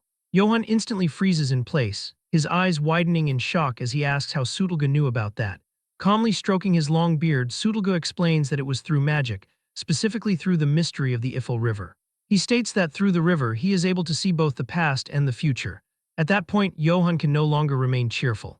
With a serious expression, he asks whether Sutulga intends to report him to the emperor. Looking straight at Johann, Sutulga calmly asks why he would do such a thing. Johann is deeply shaken by this response, his eyes filled with confusion. Turning slightly, Sutulga explains that Johann should consider who he truly is. He describes himself as one who knows the secrets of the Ifel River, a seeker of mysteries within the laws of nature, and declares that he has no interest whatsoever in the petty political struggles of the secular world. He firmly states that only the voice of the Ifel River moves him. Johann begins to feel curious about that place and silently repeats the name of the Ifel River in his mind. Sutulga glances at him and continues, adding that if he had intended to report Johann, he would have done so quietly and questioned why he would openly mention it right in front of him otherwise. Only then is Johann able to breathe a sigh of relief. Smiling faintly to reassure himself, he admits inwardly that Sutulga is right. Regaining his composure in an instant, Johann suddenly grabs Sutulga's hand and earnestly asks if he could hear about magic from him and whether that would be acceptable. Caught off guard and still embarrassed, Sutulga lets out a confused sound. Looking into Johann's eyes, which are overflowing with excitement, he cannot help but feel puzzled, wondering what is wrong with this man and thinking that a normal knight should have behaved very differently. He recalls how people in the past had looked down on him, mocking mages as cowardly scholars who knew nothing of honor in battle and who spent their days muttering creepy nonsense. Returning to the present, Sutulga suddenly realizes that this must be the reason why he is so confused. He cannot understand why this knight is lighting up with excitement over magic. Johann continues pressing eagerly, asking how magic is used and whether even an ordinary person like himself could use it. Faced with such enthusiasm, Sutulga grows unaccustomed and hesitates awkwardly. In contrast, Johann has already begun plotting for his own future, thinking that this is his chance to learn magic and become a magic swordsman, believing that if he achieves that, his chances of survival will surely increase. Sutulga takes a small step back and strokes his beard to calm himself before finally agreeing. He states that their meeting is a matter of fate and that it is not as though he cannot tell Johann about magic. Johann looks up with a hint of disappointment and lets out a small sound of reaction. Sutulga then continues, adding that teaching him outright for free would be too boring. He proposes that if Johann manages to win even a single round in a game against him, he will teach him magic. Still somewhat dazed, Johann reacts with mild dismay before lifting his head in confusion and asking what kind of game Sutulga means, wondering if it is chess and suggesting whether they could do something else instead, such as arm wrestling. In Johann's imagination, he could easily defeat Sutulga in an arm wrestling match, and he even envisions himself shouting triumphantly. At the same time, a reminder surfaces in his mind, warning him not to use his strength against the elderly or the weak. Hearing this, Sutulga cannot help but laugh, remarking that arm wrestling would obviously give Johann the advantage. He clarifies that he is not referring to chess and instructs Johann to follow him instead. As he turns and walks away, Sudolga confidently states that although the game of kings is entertaining, it cannot compare to the game of gods. Johann follows behind with growing unease, silently wondering what the so-called game of gods might be. Sudolga then produces a Go board and places two small containers on the table. Johann, overwhelmed with tension, nearly cries out as he realizes what it is. Upon seeing several stones already placed on the board, he immediately recognizes that it is Go. Noticing Johann frozen in place, Sudolga tells him to sit down for the time being. Stroking his chin, Sudolga asks whether it looks complicated and reassures him not to worry, promising to go easy on him. On the other hand, Johann reassures himself internally that luck is once again on his side. He recalls his past with pride, remembering that he had once won a 4th Dan Go tournament. With a confident smile, he convinces himself that he can win. As he picks up a handful of stones, he admits to himself that he does not know how skilled the old man truly is, but he firmly resolves that he will defeat him. Across from him, Sudolga begins the match by announcing that he will start with an easy move. Johann, full of confidence, tells himself that victory is certain. He responds politely, expressing his thanks in advance. As Johann makes his opening move, an intense energy radiates from him, and he inwardly declares that he will make Sudolga's knowledge of magic his own. 50 minutes later, the atmosphere grows heavier than ever. Johann stares intently at the board, straining under the pressure. Sudolga lifts his head and lets out a deep sigh. Johann hesitantly addresses him, but before he could finish, Sudolga abruptly widens his eyes and asks to take back a few moves. Johann flatly refuses, pointing out that Sudolga has already taken back moves 5 times. In frustration, Sudolga slams his fist onto the board, sending stones flying everywhere. In agony, he exclaims that none of this makes sense and questions how he could be losing in the game of gods. He then stares at Johann in disbelief, demanding to know whether this is truly Johann's first time playing and declaring that even the Sultan of the Eastern Empire had never surpassed him. Johann conceals the truth and laughs gently, attributing Sudolga's loss to how well he taught. Hearing this, Sudolga grows embarrassed and clears his throat. He then raises one finger and proposes one more game, stating that if he loses again, he will give Johann a gift that will help him in life. Johann is secretly overjoyed, reacting with excitement and speculating whether the gift might be a magic item. After clearing his throat and pretending to deliberate, Johann agrees on the condition that Sudolga specify how many handicap stones he wants. Sudolga becomes visibly tense, blushing as he struggles to regain his composure before finally asking for 3 handicap stones. Johann accepts without hesitation and makes the first move, announcing that they should begin. Sometime later, under dim lighting and in near silence, Sudolga curiously asks why Johann, being of noble birth, is so interested in magic. Johann frowns and explains helplessly that the emperor wants him dead, and that it would be better to have more tools at his disposal. Sudolga studies Johann's move and asserts that if Johann intends to use magic for combat, they should stop there, as the knowledge he can offer is not meant for that purpose. Johann is stunned by this revelation and questions whether magic truly cannot be used in combat. This visibly irritates Sudolga, who asks whether Johann had seriously planned to fight using magic. Lowering his head as he picks up another handful of stones, Sudolga states that although he had made a promise, he would at least answer that question. He explains that he has heard of individuals who do apply magic to combat. Johann excitedly interrupts, expressing his delight upon learning that such people exist. Sudolga immediately raises his voice and demands that Johann listen first. Johann freezes in confusion and falls silent. He listens as Sudolga explains that those commonly referred to as mages are primarily people who uncover the mysteries of nature. Some through the wind, others through fire, and a few through the smoke of burning sulfur. Sudolga calmly recounts that a certain fool had once even bragged about discovering a mystery within the Black Forest. As Johann listens, he silently assesses the story, thinking to himself that the last part sounded strangely personal. Sudolga continues his explanation, stating that those discovered mysteries are known as spirits, and that mages borrow the power of those spirits. He then offers a cautious warning, explaining that spirits usually lend their power without asking for anything in return, but that there are times when their whims demand a fatal price. Fixing his gaze firmly on Johann, Sudolga emphasizes that even if one comes into contact with a mystery, one has to be careful not to go against its will. Johann reacts quickly, nodding as he replies that he understands, though his thoughts are already in turmoil. He reflects inwardly on how dangerous the setting of this world truly is, deciding that he will not risk his life trying to explore the laws of nature. His inner voice grows subdued as he abandons the idea of becoming a magic swordsman altogether, doubting whether magic items even exist in the first place. He muses that it's no wonder things had gone so smoothly for him until now. At that moment, a shout suddenly echoes through the area as someone exclaims in shock that Lord Sudolga is present. Hurried footsteps ring out in the hallway outside. Aijan angrily demands to know why she had not been informed earlier. In response, Ibelka panics as she explains that Sudolga had strongly insisted that no one be told. Still fuming, Aijan complains that mages are truly troublesome to deal with, adding that she had even told him the situation was urgent. Before long, they arrive at their destination. Someone points out that he is indeed there. Aijan, wearing a friendly expression, opens the door to greet him, but the sight before her is a grave and tense atmosphere between Sudolga and Johann. She freezes in confusion, letting out a small, startled sound. Panic rises within her as she realizes that Sudolga is once again teasing someone with the so-called game of gods, and that this time it appears to be Sir Johann. Bewildered, she lets out another confused sound. Suddenly, Sudolga springs to his feet in agitation, pleading to be allowed to take back a single move. Johann, utterly helpless, calls out to him. Meanwhile, Aijan stares in disbelief, wondering how it is possible that Lord Sudolga is actually losing in the game of gods. Her curiosity deepens as she looks at Johann, who is smiling brightly across the board, and she questions just what kind of person Sir Johann truly is. Johann, filled with excitement, urges him to simply accept his loss. At that point, Aijan speaks up again, exclaiming in surprise as she greets Lord Sudolga, remarking that she had not realized he was there. She approaches him warmly and remarks that if he had come to Marcel, he should have contacted her, asking whether he had been enjoying a pleasant time with Sir Johann.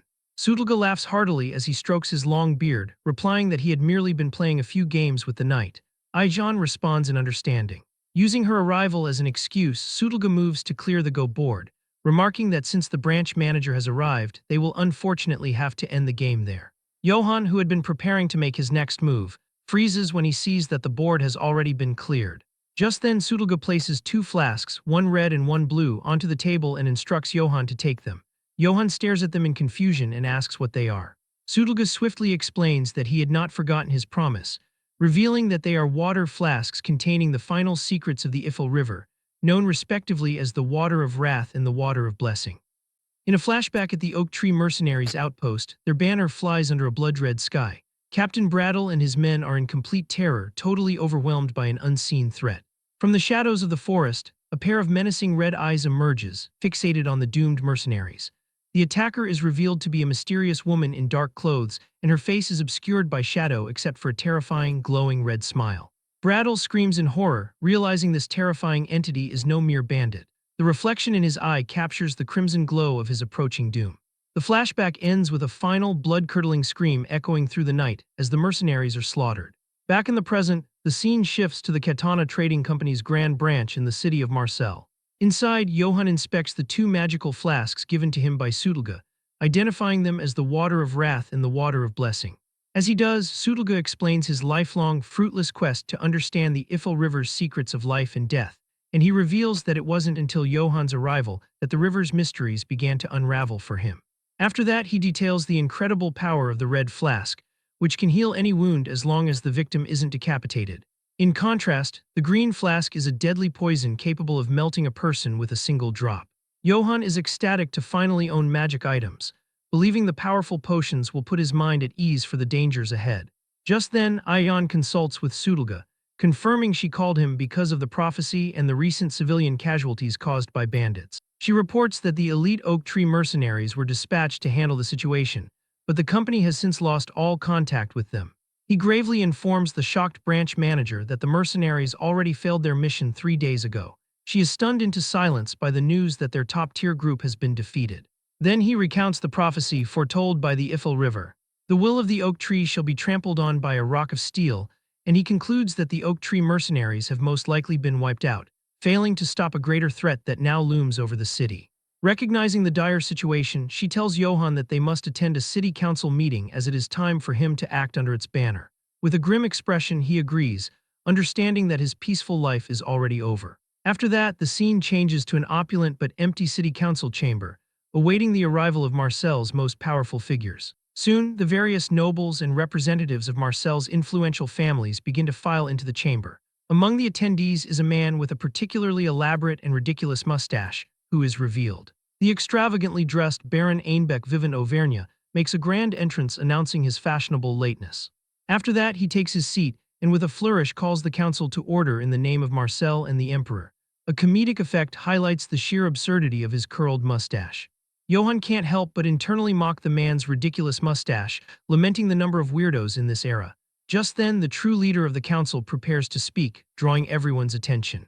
The charismatic dark elf introduces himself as Velako Traniani, the governor of Marseille. Johann instantly recognizes the governor's power and resolves to make a good impression to secure his future in the city. Just then, the governor formally welcomes the influential families, thanking them for attending the urgent meeting. Before addressing the bandit issue, he announces his intention to introduce a new noble to the council. The spotlight falls on a nervous Johann as he is presented as a member of House Yates, sponsored by Katana. He forces a smile and stammers through a pleasant introduction, promising to do his best. The council members give him a lukewarm reception, their expressions a mixture of curiosity and disinterest. Feeling the pressure of the room, he sits uncomfortably waiting for the real meeting to begin. Baron wastes no time gleefully bringing up the failure of the mercenaries the trading company had hired, and he smugly suggests the bandit problem would already be solved if they had simply requested aid from the Holy Empire. His suggestion ignites the anti-emperor faction, whose members furiously argue that the emperor is the cause of the problem and should lower their taxes. In response, the pro-emperor faction erupts, shouting down their opponents and calling their words blasphemous.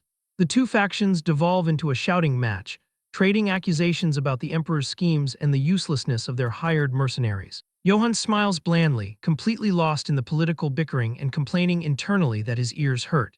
Yet his amusement turns to dread as he realizes how many people here are loyal to the emperor, which puts him in grave danger of being exposed.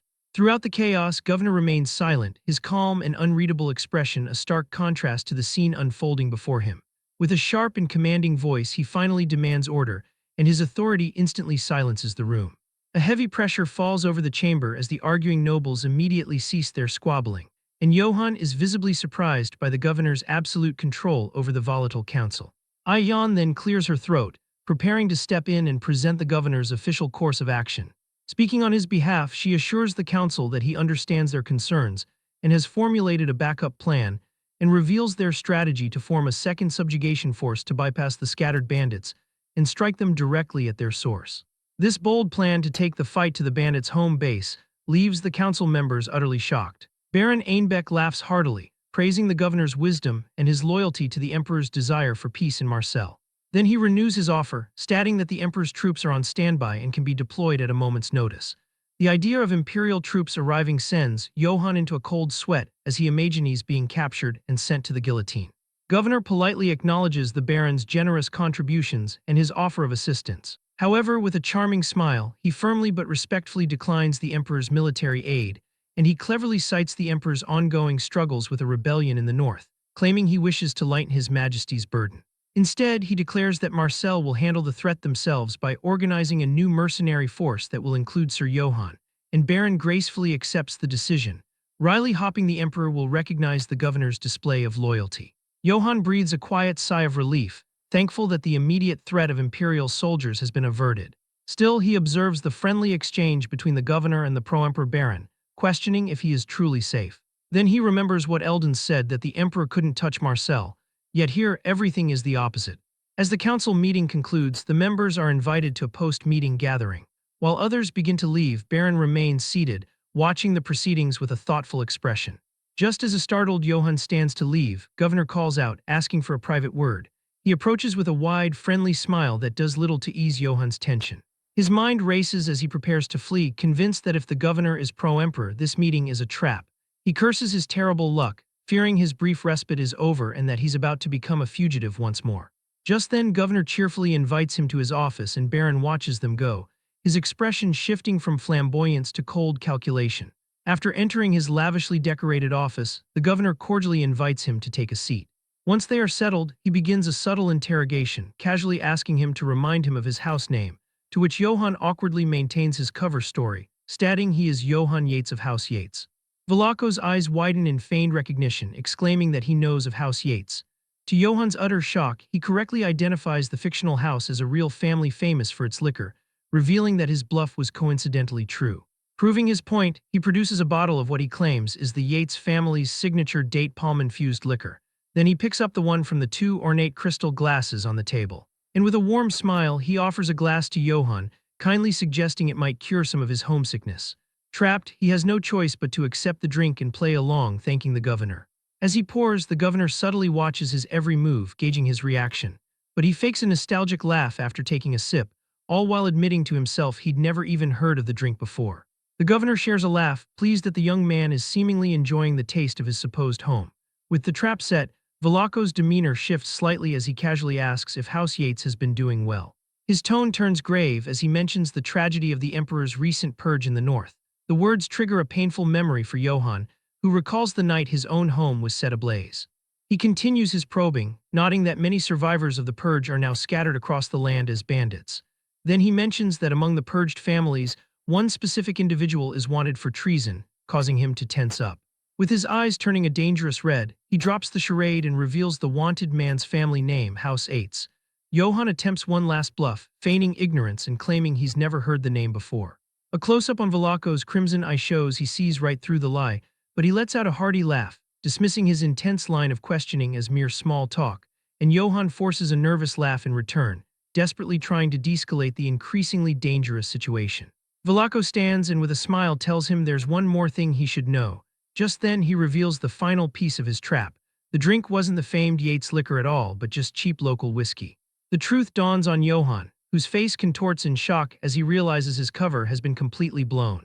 Dropping all pretense of friendliness, his expression turns deadly serious as he demands they stop the pointless wordplay and confronts him with his true identity, Johann Yates. With his true identity exposed, Johann is left completely floored. Velaco turns his back, making a surprising promise that he will not hand him over to the Emperor. He immediately follows this with a menacing condition, however, adding, or maybe he will, which leaves Johann trapped in uncertainty. Tense, Johann demands to know what the governor means by his cryptic threat. In response, Velaco calmly explains his decisions are driven by one thing only, the benefit of Marcel. He elaborates on the city's delicate political balance, which exists between the pro- and anti-emperor factions. He then adds his intention to use this balance for the city's protection and clarifies that the most urgent task at hand is the bandit gang. Following this, he lays out his terms. In order to earn merit and prove his value to Marcel, Johann must wipe out the bandits. Velaco then threatens him, stating that failure will result in being sent straight into the Emperor's arms. Completely overwhelmed, Johann collapses against a wall. He laments that his plans for a peaceful life are now in shambles and that Marcel, which was supposed to be his sanctuary, has become just another shackle now that Velaco knows his secret. He is haunted by memories of the bloody conflicts he has already endured and realizes he cannot simply run away. With a renewed sense of determination, he decides he will play the governor's game, vowing to win his favor so he can finally settle down. Just then, Godin excitedly points toward the massive subjugation force that has been assembled. Johann gazes at the impressive army, finding himself wondering if this is the force Velaco gathered specifically for him. From the city walls, they watch together as the second bandit subjugation force approaches. Godin then begins to identify the formidable groups present, pointing out the dwarven red iron mercenaries and the holy knights from two different monasteries. He expresses his awe that such famous big shots are gathered, which prompts Johann to ask about their reputation.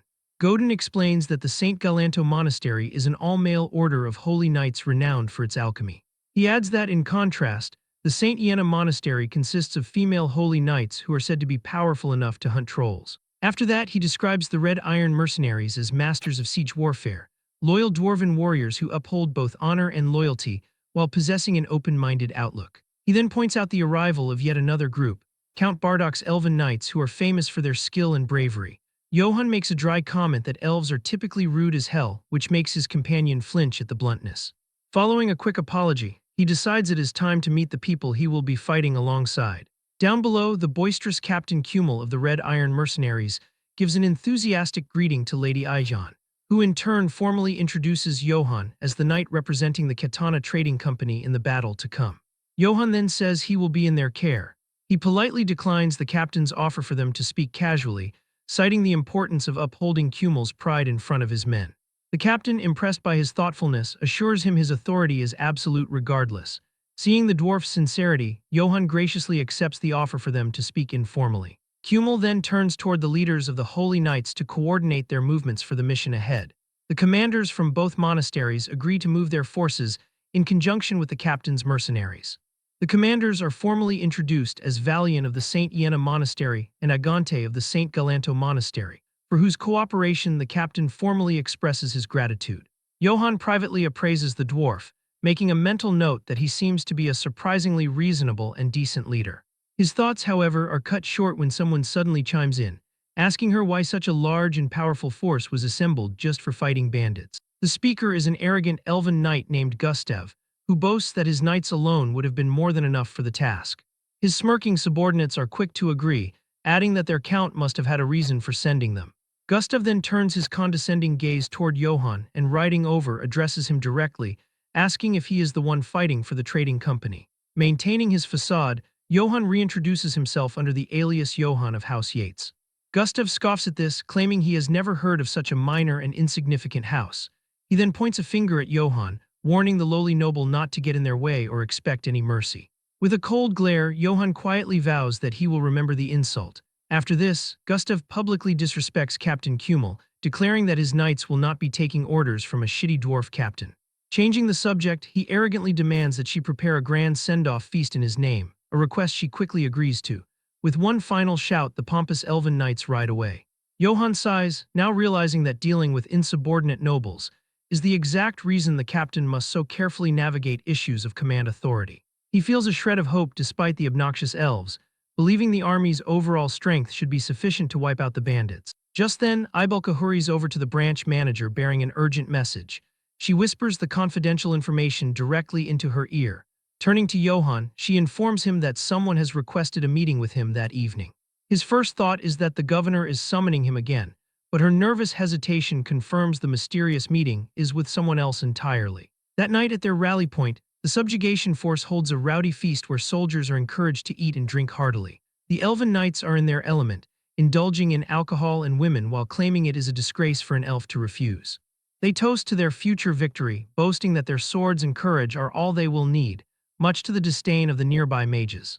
As he walks to his meeting, Johann reflects that in this world's noble etiquette, refusing a drink can be taken as an insult. He knows it is a sign of distrust, an implication that one fears being poisoned by their host. When he arrives at a private room, he knocks and is told to come in.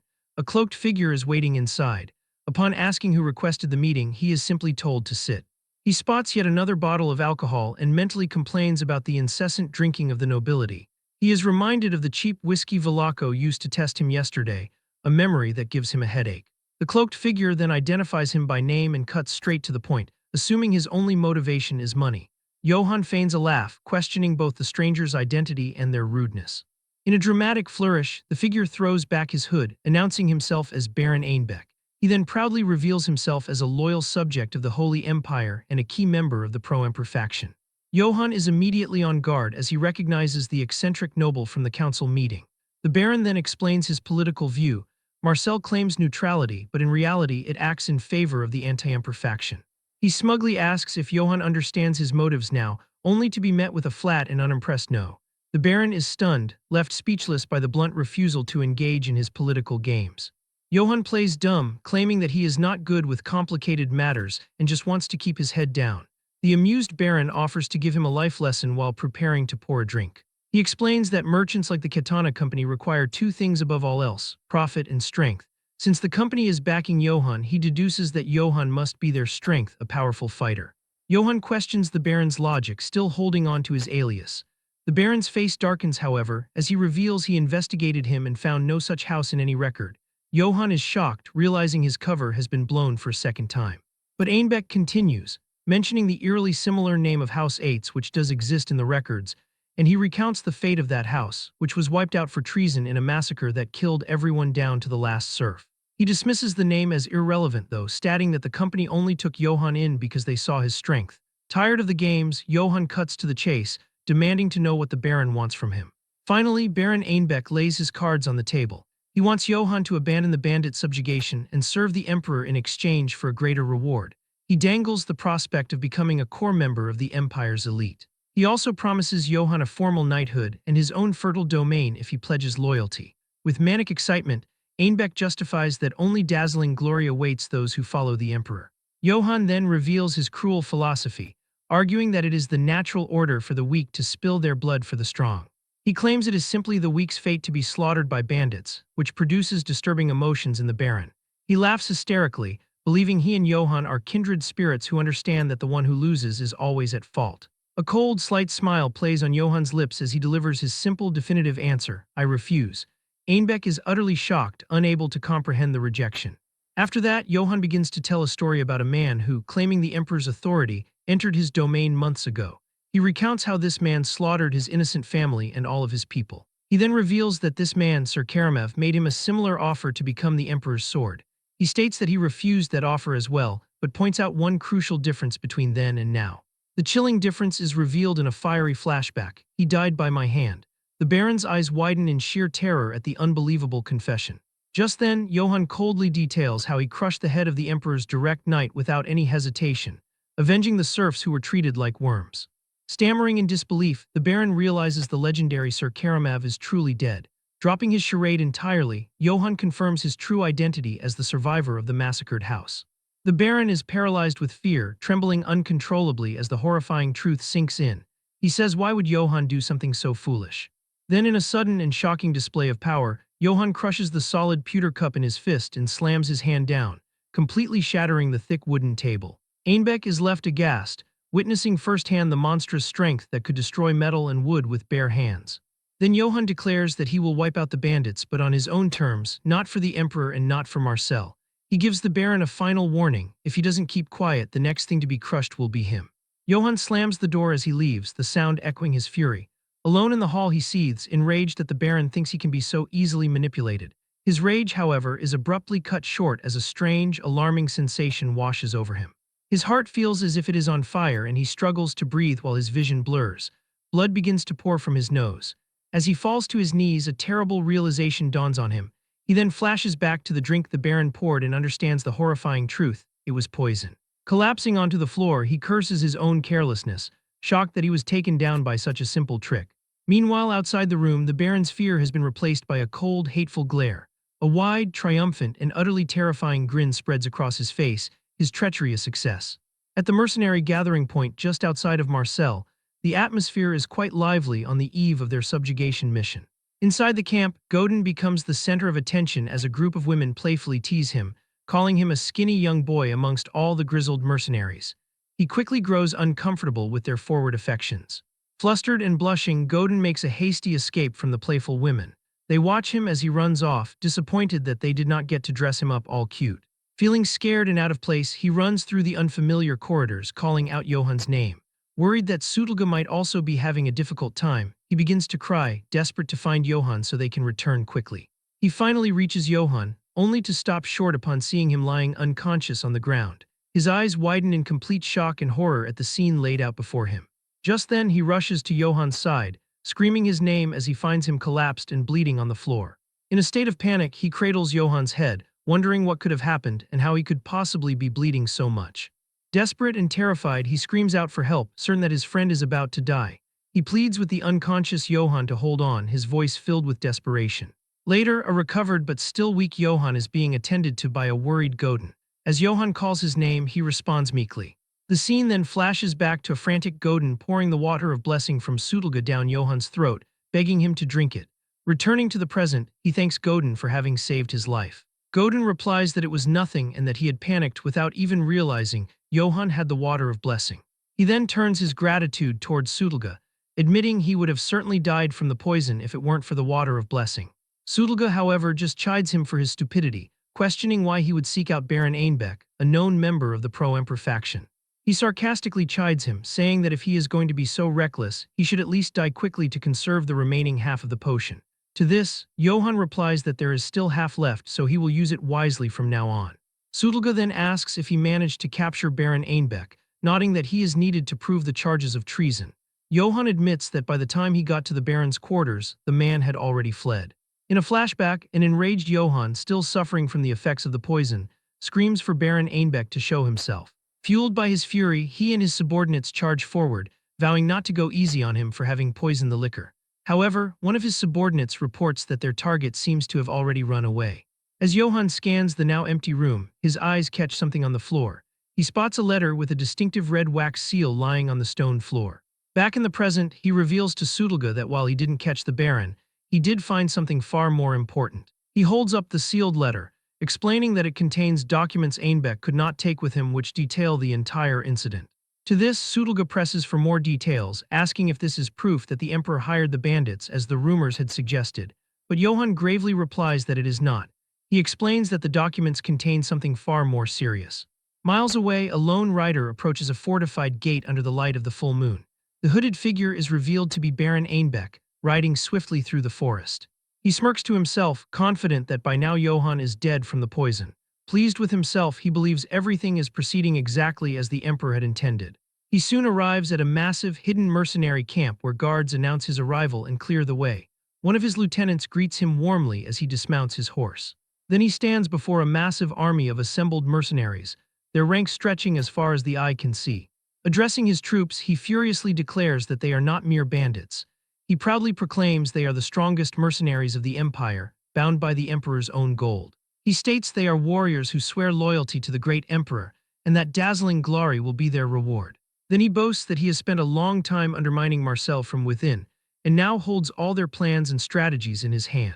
He cackles maniacally, promising that Marcel's forces will fall into chaos and die without ever knowing who their true enemy is. His speech incites a bloodthirsty roar from the assembled mercenary army. After that, he raises a fist, reveling in the power of the force he has assembled. Then he delivers his trump card, announcing that His Majesty the Emperor has personally sent an imperial court mage to aid them. The mercenaries are stunned, with one wondering aloud if it could be the legendary Kegel of the Crimson Flame. Just then, from the shadows, a mysterious clawed figure emerges. A new voice scoffs, insulted at the idea of being mistaken for an ordinary mage. A sinister snake-like woman reveals herself, declaring that she is an imperial court mage favored by the emperor, and she introduces herself to the stunned army as the imperial court mage Janina. The mercenaries are shocked to see a snake beastman, murmuring that they have never heard of a mage named Janina. To this, she explains that of course they haven't, as she does not wield trivial elemental magic. Instead, she ominously declares, "I handle living weapons." The mercenaries stare in confused horror, wondering what living weapons could possibly mean. As if to answer, she uncorks a vial, releasing a vibrant magical essence into the air. With a malevolent grin, she confirms their unspoken fears. The ground trembles as something massive begins to materialize from her spell. The magical energy coalesces, forming a gargantuan, monstrous shape before their eyes. The mercenaries look on in absolute terror at the creature being summoned. A massive, hulking troll looms over the army, summoned by Janina. One of the soldiers identifies the monster in disbelief as a troll. She smiles sadistically, declaring that her adorable troll will now fight alongside them. Just then, Baron Einbeck rallies his forces, shouting that tomorrow is the day they will crush Marcel's second subjugation force. He punches the air, vowing to offer the entire city of Marcel up to the emperor.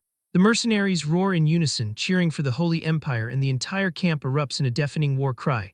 Long live the emperor, long live the Holy Empire. Meanwhile, back in his room, a grim Johann has finished laying out his plans. Then he calls for Godin, who responds at once.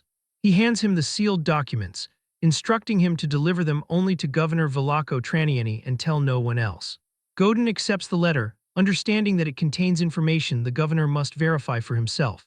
Johann then summons the mercenaries Goran and Kan to his side.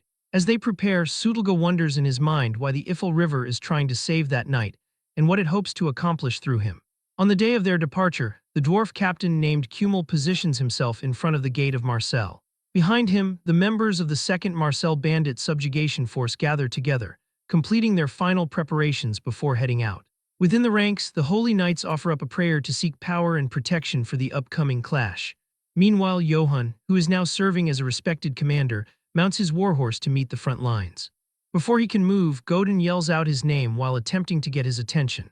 Wishing the knight good luck, Godin asks him to look after the mage during the trip. Sudolga dismisses these worries and tells the boy that this is far from his first time participating in a mission like this. He advises Godin to focus on worrying about himself instead. Johann bids them both farewell and mentions that he is heading out as he rides toward the soldiers. He travels through the lines of waiting troops to find the other leaders at the vanguard. Captain Kumel asks if Johann has reached his position yet, to which the knight answers that he is here and ready to fight. Shortly after, the leader of the subjugation force gives the signal to start the march. At this sign, he bellows for all the troops to commence their advance. His thunderous command to move outrings across the field, which even surprises his own second in command. At the same time, the proud elven knights who follow Gustav charge forward to lead the way at the front. While the main army proceeds, Gustav's unit rides significantly farther ahead and creates a great cloud of dust. Johann watches their movement and realizes with some shock that the dwarf captain was truly granted full command over the group. A soldier in Kummel's group blows a horn, and the captain instructs him to repeat the signal one more time. With a final loud blast, Kummel orders the entirety of the force to advance toward the area controlled by the bandits. Inside the city of Marseille, Velaco gazes out at his town as Ayan, the Katana branch manager, walks up from behind him. She reports with a smile that the force for the mission has finally left the city. The city magistrate looks toward her to discuss the current situation. He holds a letter that was delivered by Johann and asks if she has already looked at what it says. Ayan confirms that the document was found inside Baron Einbeck's quarters only 1 day ago. Velaco shows his frustration that this evidence appeared in the Baron's quarters just 1 day before they were supposed to deploy. He expresses a lack of belief that the letter is real, knotting the web of deep grudges that exists between the different noble houses. She argues back, promising the magistrate that the crest stamped on the letter belongs to House Einbeck. She clarifies that she has read the text herself and verified the Baron's guilt. To this, Velaco admits that the combination of that specific crest and the contents of the letter make the Baron seem responsible. Ayan further reports that they tried to interrogate Einbeck, but explains that he had already escaped from the city. She views his disappearance as additional proof of his involvement. Velaco remains skeptical, however, and declares that he does not trust the young knight. He worries that the Katana Trading Company is putting too much trust in a stranger. Ayan defends their choice and insists that the company only gives its trust to those who are worth it.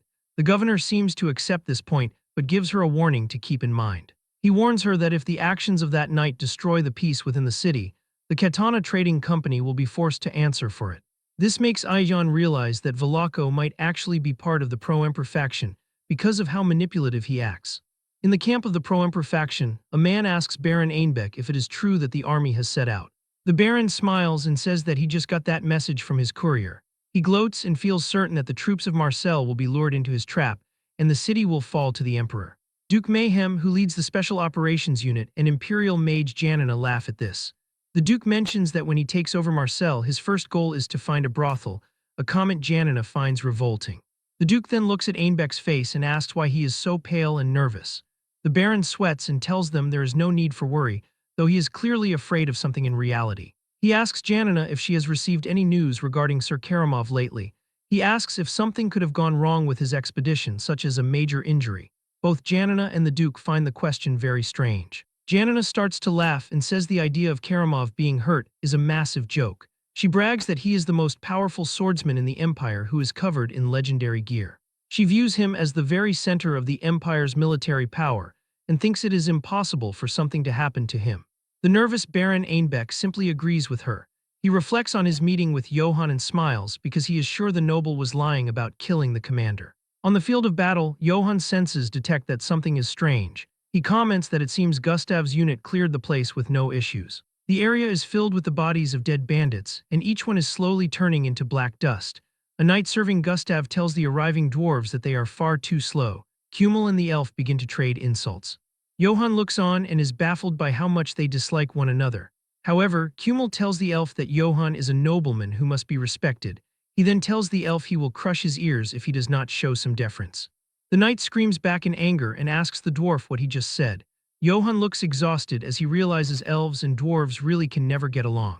Eventually he stops them and says that it is enough. The captain apologizes to the knight.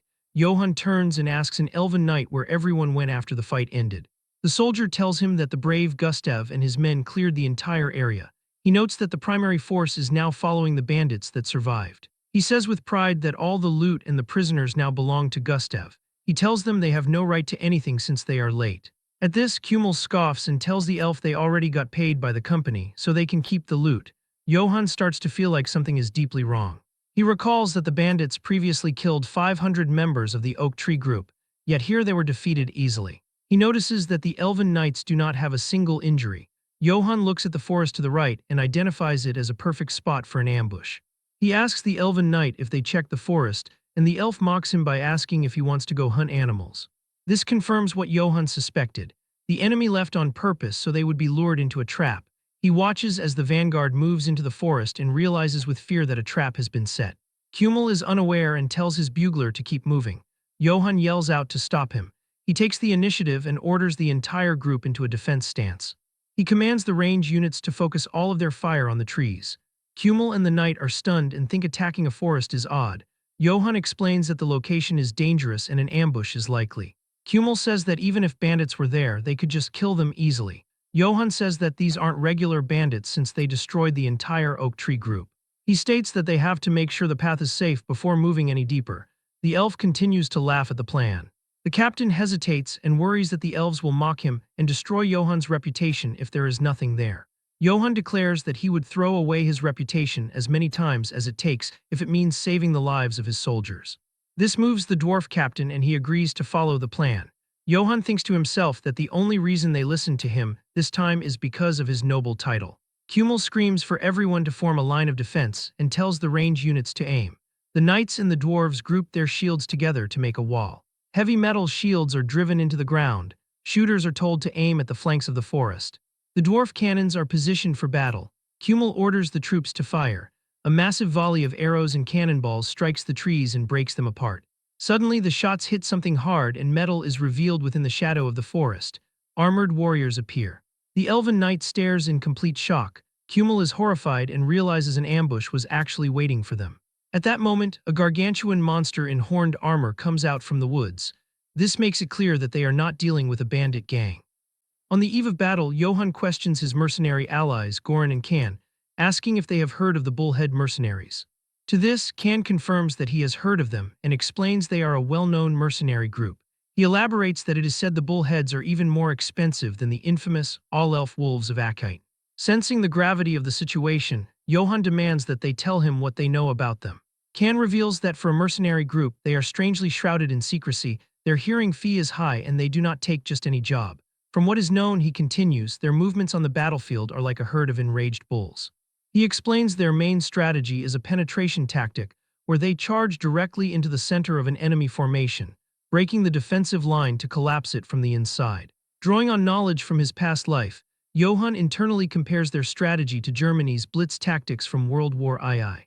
A worried Goran asks if this is the force they will be facing tomorrow, and Johann soberly confirms that it is. He clarifies the stakes, stating they will not be fighting a band of thieves but the Emperor's elite mercenaries. Understanding the incredible danger, Kan strongly advises Johann to retreat no matter what if they encounter the bullheads, pleading with him to avoid a direct head-on clash. When Johann asks for his reasoning, Kan insists they would not stand a chance in a direct fight before mentioning a terrifying rumor he has heard. The rumor, he reveals, is that the bullhead mercenaries can command a monstrous minotaur. This revelation shocks Johann, who thinks back to a legend from his childhood, the hero slayer Minotaur. Kan recounts the tale of a monster with a massive body, overwhelming strength, and intelligence close to humans, which slaughtered countless warriors and knights who dared to challenge it. However, Goran simply scoffs and tells Johann not to worry. Inspired, both he and Kan pledge to risk their lives to cover Johann's retreat, vowing they will only accept payment if they survive the battle. Johann is visibly touched by their loyalty and tells them with a smile that he was already planning to ask for their help. The mercenaries are thrilled by this, admitting they are eager to see the legendary enemy for themselves, even if they have to run without getting a good look. But Johann's expression turns serious as he tells them that while he appreciates the offer, he needs them to do something else entirely, leaving Kan and Goran to wonder what he has planned. Meanwhile, from their ambush position, the Bullhead mercenaries are perplexed by the indecisive movements of the subjugation force, suspecting their trap has been discovered. Suddenly, a surprise volley of arrows rains down from the sky, striking the hidden Imperial forces and catching the ambushers completely off guard.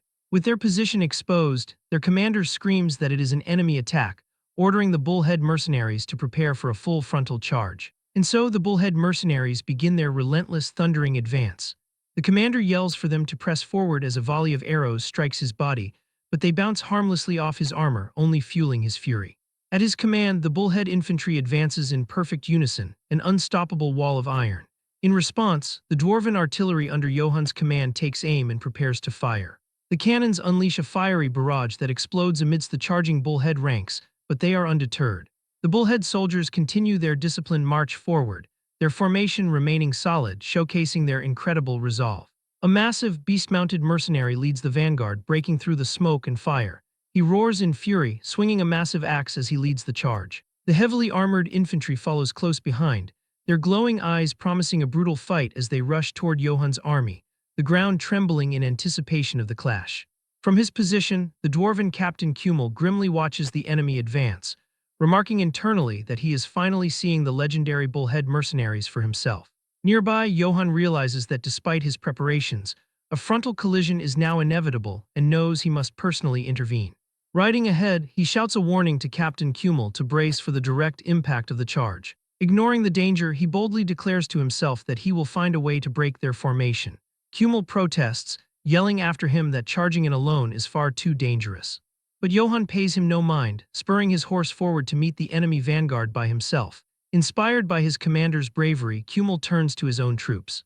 He rallies the Red Iron mercenaries, roaring that the bullheads are merely trying to test their might, and they will soon discover just how useless their weapons and armor are. As Johann plunges headlong into the fray, the bullhead soldiers spot him, recognizing him as a knight. One of the mercenaries scoffs at his audacity, calling him a madman for daring to face them alone. Another declares that if he is that desperate to die, they will gladly grant his wish.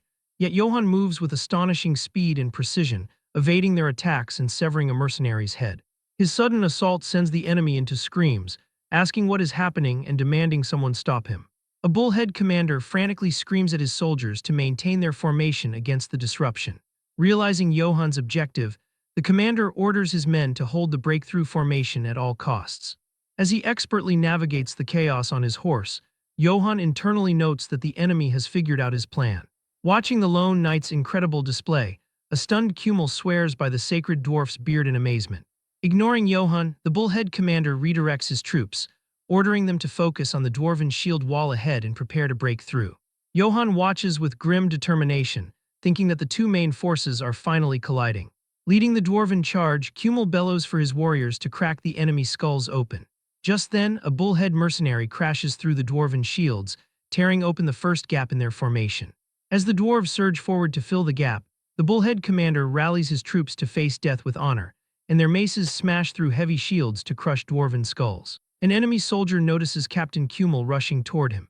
Enraged, Cumul lets out a thunderous war cry and charges into the heart of the enemy. He swings his mighty hammer, severing the soldier's leg. With the warrior down, he follows up with a strike to the neck, causing the bullhead warrior to collapse.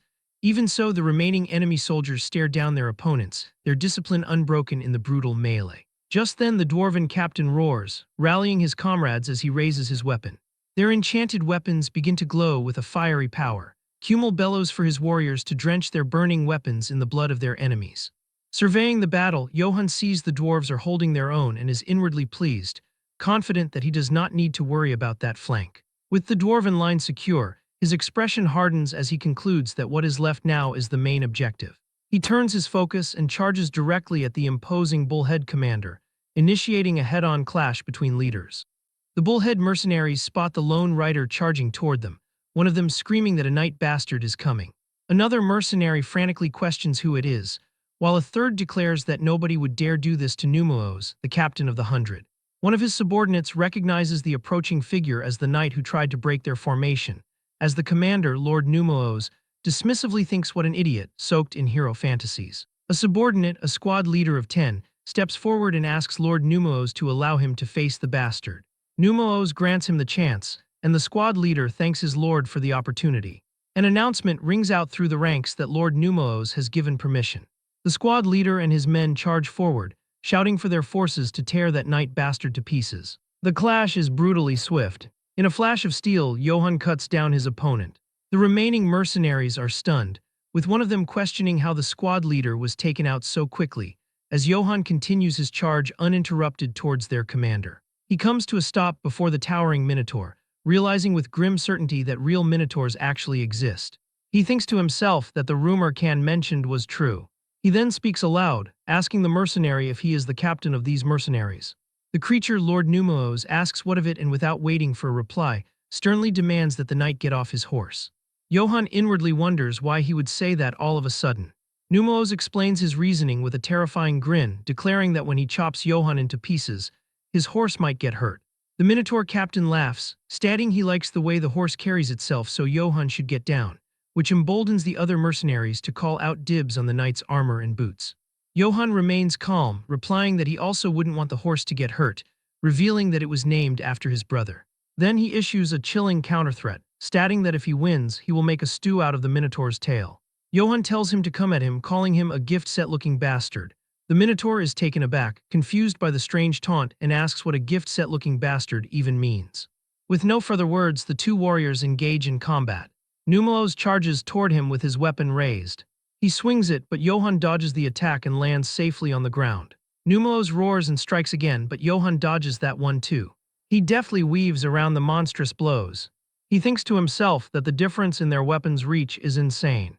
He mentally notes that if that bastard's axe so much as grazes him, he will surely be cut in half. For a brief moment, Johann mentally curses himself, wondering if he should have brought the crest recoverer. Numelos roars in frustration, telling him not to just dodge and to fight back like that. The Minotaur bellows that he will give Johann a death befitting a knight as he swings his axe down, but the moment of doubt passes and Johann evades the powerful downward strike. Suddenly, Johann sees it, an opening. He charges forward, using the Minotaur's momentum against him. Johann unleashes a precise attack, delivering a crippling blow to the commander's ding-dong. The sight causes even his own subordinates to cringe in sympathetic pain. Numelos lets out a scream of agony. He drops his weapon and stumbles to his knees in defeat. Standing over the fallen commander, Johann states that it is time they end this, addressing him as Bullhead. Then it turns to the raging battle, roaring out orders to break every one of the bastard's iron horns, commanding his allies to press the attack as the Oxhead freaks will be disadvantaged up close. He shouts that they are just shitheads and that they should overwhelm them with strength. In another part of the battle, a man in holy armor tells his brothers to begin, as they each take out a bottle containing some blue liquid. Together, his men pray, asking God to forgive them, and they all drink it. Their bullhead opponents look on in confusion, asking what is with those guys. The horrifying realization dawns on them when one soldier shouts that they are holy knights from the St. Galanto monastery. A warning spreads through the ranks that the holy knights have started to go berserk, and everyone is urged to stay sharp. As a holy knight kills a bullhead soldier, he suddenly senses something and looks back. He sees a bullhead trying to attack him from behind, calling him a drugged-up bastard. Suddenly, another holy knight appears and brutally crushes the bullhead soldier who is cursing his fellow knight. That same holy knight then kneels beside a fallen comrade, telling Brother Agante to please get up, reminding him that there are still people who need his help. The berserk holy knight's twisted mindset is revealed, where he thinks screams are hymns and fresh blood is holy water, stating that the light will be with them. An officer attempts to rally the bullhead mercenaries, commanding them not to fall back. He assures them that Lord Numelos will crush that knight bastard and return to help them. His words are met with the sight of Johann's decisive victory. Back with Johann and his vanquished foe, he asks the hero slayer if he has any last words before he dies. The once-proud Minotaur is now a trembling mess on the ground. He stammers that he is sorry for mouthing off, pleading for his life, but Johann coldly tells him he needs to make a stew and to stick his tail out. The defeated creature tries another tactic, insisting that killing him will not help the knight's honor. He explains that it is because he is not a real Minotaur. Johann asks him what he is talking about. The mercenary explains that he is only a half-Minotaur, not as strong or smart as a pureblood, repeating that killing him won't be an achievement. Johann appears confused by this, saying he does not know what achievement he is talking about. He then spots a soldier and calls out to the bugler. He gives him an order to inform the ones who went ahead. He commands the bugler to tell them that they have been defeated, and the bugler nervously affirms the order. Johann then turns back to the groveling Minotaur, calling him a bone broth gift set. He tells him there is something he needs him to be a witness to, and he must tell only the truth. The creature can only let out a weak and confused moo in response. On the main battlefield, an officer yells for the struggling bullhead mercenaries not to fall back, promising Lord Numelos will join them soon if they can just hold on. Suddenly, the triumphant blast of a bugle echoes across the field, and a mercenary asks what that sound is. The realization sinks in for another soldier who mutters in disbelief, wondering aloud if the captain of the 100 lost to just one knight. A familiar voice cuts through the chaos, as Kummel declares that from what he can see, their captain got wrecked by their knight. The bugler continues to sound the victory call, as Kummel shouts that this is the first victory of the battle. The scene then transitions to the Katana Trading Company branch in Marseille. Ayan reports to the city magistrate Velako Traniani that he has good news, stating the suppression force has won its first victory. Velako Traniani chuckles, replying that he heard as well and adding that the elf knights of Bardock did great work. Ayan's expression becomes grim as he reports that unfortunately, they have lost contact with them. Velako stands abruptly, shouting what he just said and asking what lost contact means, reflecting that there is no way elf knights would lose to mere bandits. Ayan explains that would be true for an ordinary bandit gang, but as Sir Johann claimed, they were a mercenary group hiding their identity. He then presents a newly arrived document, asking the magistrate to read it. She states that the bullhead mercenaries confessed to everything, which reveals it was all at the instigation of Baron Einbeck. Velako reads the document, processing the information. He muses that if it's the captain of the 100, then it must be that Minotaur he had heard about. He realizes that for the captain to have confessed, he must have been captured alive, and Velako wonders aloud who could possibly do something so absurd. Ayan simply smiles, stating that there is someone who did exactly that absurd thing, and as Velako asks who that could possibly be, the scene flashes to an image of Johann standing victorious over the battlefield. Johann is met by Sutelga, who tells him that he's returned and has worked hard. An ecstatic Godin lunges toward him, screaming his name, but Johann holds him back, telling Godin to calm down. He then tells Sutelga that he's come a long way back to the outpost and tries to stand up. Sutelga tells him not to get up, adding that Johann has pushed himself hard and needs to rest now. Godin excitedly tells him that he heard everything, dramatically recounting the rumor that Johann swung his mace once, creating a whirlwind that took down 50 men in a single strike, exclaiming that is how it went. Johann speaks aloud, telling Godin not to exaggerate, and adds that he should also praise the warriors who fought alongside him, while Johann internally thinks with amusement, silently urging Godin to praise him even more, loud enough for Velako to hear it. But Godin passionately insists that he is not exaggerating at all. The dwarf captain Kumel interjects, stating that the Red Iron mercenaries see it differently. He declares that Sir Johann deserves every bit of praise. He recalls the way Johann charged straight at the enemy. Kumel declares that it set all of their hearts on fire. He states the valor Johann showed will be a great example even for the dwarves. Johann replies that he is being flattered but accepts the praise gratefully, inwardly thinking that with everyone talking him up this much, Velako will surely look upon them favorably. A holy knight speaks, stating that while Johann's strength is impressive, his tactics were what was truly shocking. It's revealed the holy knights have arrived. The female commander greets him, wishing that Saint Yena's kindness may be upon him, while the male commander adds his greeting, wishing Saint Galanto's blessing to be upon him. The female commander Valian states that if it were not for him, they would have walked straight into an ambush, and the male commander Agante agrees, nodding that not many knights excel at both strategy and tactics. Valian adds that beyond that, she was deeply moved by his character, nodding that he actually spared the enemy commander. Johann replies, acknowledging she means the Minotaur. He reflects that once he fought the Minotaur, it was not that impressive, adding that there was no need to kill him. Valian explains that a Minotaur possesses overwhelming combat strength and could wipe out an entire mercenary group on its own, elaborating that even for them, a direct fight would have been hopeless. She theorizes that even if he had surrendered, an ordinary knight would have cut off his head for the achievement of killing the hero slayer, believing this would be true even for a half-Minotaur. But she looks at Johann with admiration, stating that he did not do that, and tells him that respecting an enemy's life is a rare virtue. Johann seems embarrassed, saying that is a bit much. He clarifies that he only kept the Minotaur alive because it was necessary, and that her praise is making him embarrassed, while Valian internally wonders how someone can be so humble. Agante interjects, asking if Johann even knows how many people that half-Minotaur slaughtered. He leans in, explaining that when humility goes too far, it makes the one giving the praise feel awkward. Hearing this, Johann's demeanor shifts, and he loudly proclaims that if that's the case, he'll accept the praise with thanks. His comrades cheer at his sudden change of heart, and Kumel bellows that now that's better, exclaiming that their enemies are mercenaries too, making it a fight worth having, before rallying them to go and smash Einbeck's forces after they reorganize. Suddenly, a scout in the distance shouts to look over here, while another is heard telling him there is no one there. They all leave the tent to look at what is going on. A lone figure stumbles out from the tree line. Kumel recognizes him, thinking that it is a messenger from Sir Gustav, nodding that from his condition, he does not seem to be bringing news of victory. The messenger collapses onto the ground before them. The elf messenger reaches out a desperate hand, weakly pleading with them to send reinforcements right away. The messenger explains that they were attacked by a troll, and hearing this, Johann and the others look on with grave expressions. Elsewhere on the shallow river, someone's foot lands on the water. It turns out there are many people running, they are the enemies, and behind them are the elf knights. These knights suddenly accelerate, and they catch up to the fleeing enemy. One knight cuts down the head of an enemy. As his body falls, his head rolls on the shallow river. But the other enemies do not stop to fight, they continue running. One of the knights, Laurent, remarks that this is so anticlimactic it is not even getting his blood up. Another knight, Leon, replies by asking if they did not come because they owed a debt, adding that he was not expecting an honorable fight anyway. Their orders are to wipe out the bandits as repayment to the trading company, but Laurent curses the trading company bastards, complaining about their debt and how the company went tattling to Count Bartok.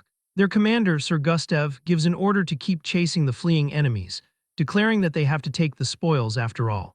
Gustav shouts for all his troops to listen. He commands them to pursue the fleeing enemy and annihilate them. Later, Gustav orders his men to strip the enemies of anything valuable. He gives a strict warning that anyone caught pocketing loot will be punished. The elf knights continue their pursuit through a strange, glowing, waterlogged passage. One knight suggests they catch their breath and check their equipment. Gustav observes their strange surroundings, nodding he did not know a place like this existed near Marseille. Laurent agrees, saying the place makes his skin crawl and feels like something is about to jump out, remarking that it is a perfect place for those filthy sewer rats, the bandits, to hide. As one of their outriders returns, Gustav turns, having heard something approaching. He thinks that someone's coming. He identifies the figure, observing that it looks like one of their soldiers, wondering why the soldier is back already, thinking there is no way the annihilation could be finished so quickly. The returning soldier stumbles forward, weakly calling out for the Sir Knight, and Gustav asks what it is. The soldier only manages to plead for help, before he is suddenly crushed by a massive, unseen monster. Gustav can only stare in horror at the giant claws that appeared from the darkness. He wonders in shock what that was. The horrifying form of a massive troll looms over them, and it growls at them. The sole surviving messenger from that expedition recounts what happened, explaining that they fell into a trap those bastards had set, saying the bandits they were pursuing vanished and then the troll descended upon them. Johann knows it was a trap meant to lure them deeper into the forest, questioning how the bandits could be controlling a troll, and mentally notes there was no information about a troll in Einbeck's letter. The messenger begs them to save the men, explaining that the 3 knights of Bardock are still there. Kummel looks conflicted, and he asks the others what they all think. Johann speaks up, saying it is their creed not to turn their back on those in trouble, but for now they will follow Kummel's judgment. Johann asks Valian and Janina what kind of creature a troll is, explaining that it will be easier to make a decision once they know more. Janina responds that she has defeated a troll before, however, she adds with a grim expression, to be completely honest, without the help of a god, it is a being that humans cannot stand against. She explains that a troll's hide is tougher than rock, its muscles are like ropes made of steel, and it is so hard that most attacks will not even affect it.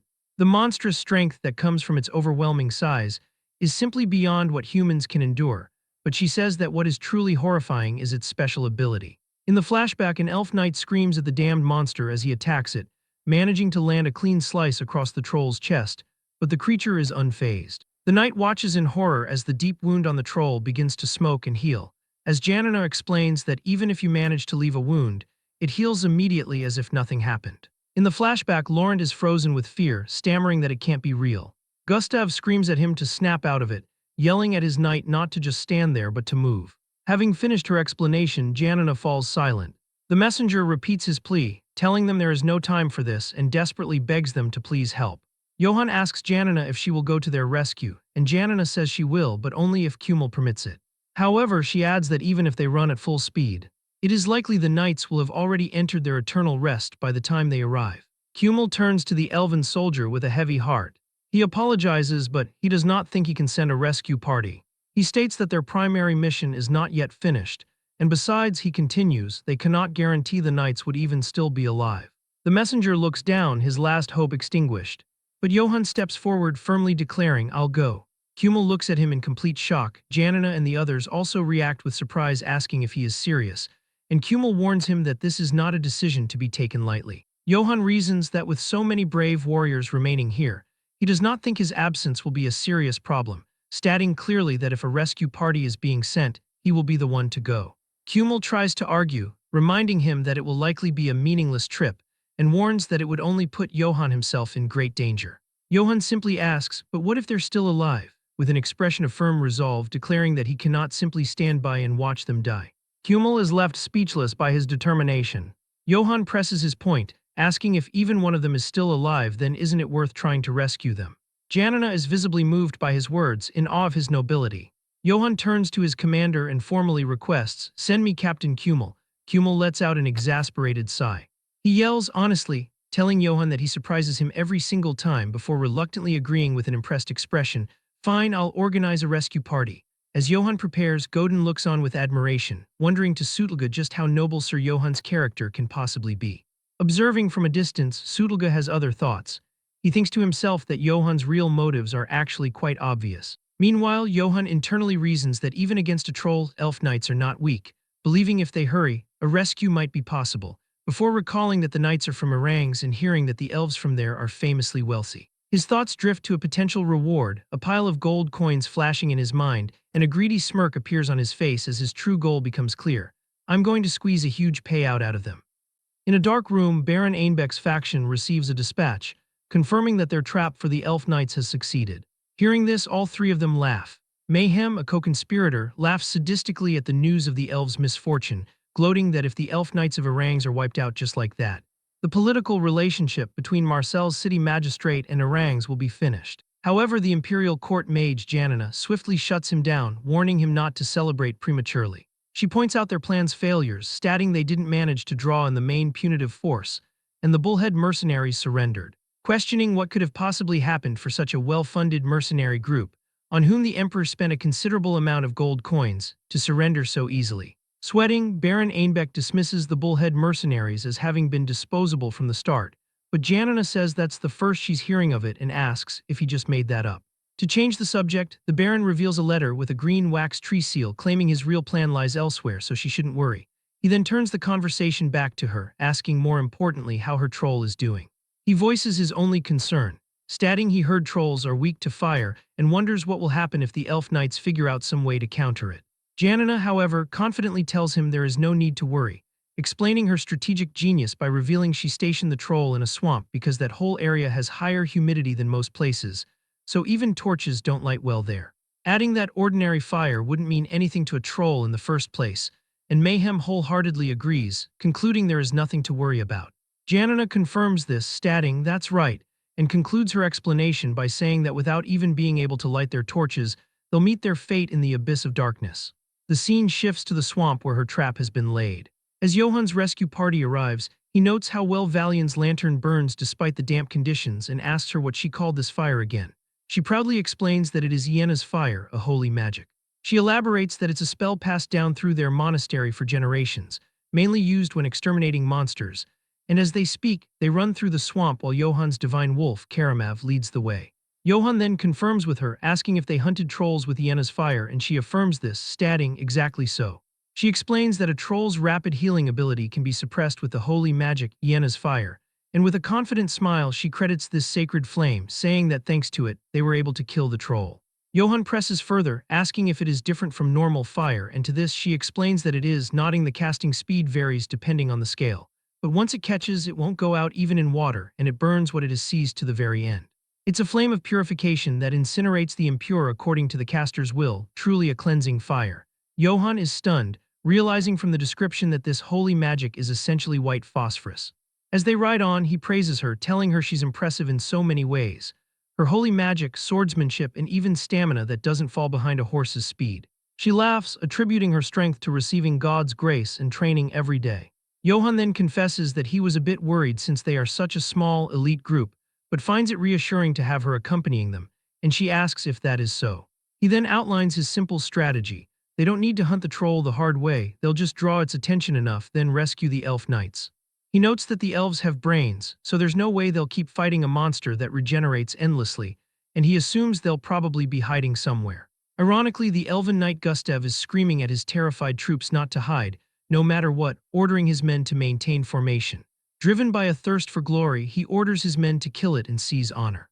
The monstrous troll lets out a growl, preparing to meet their charge.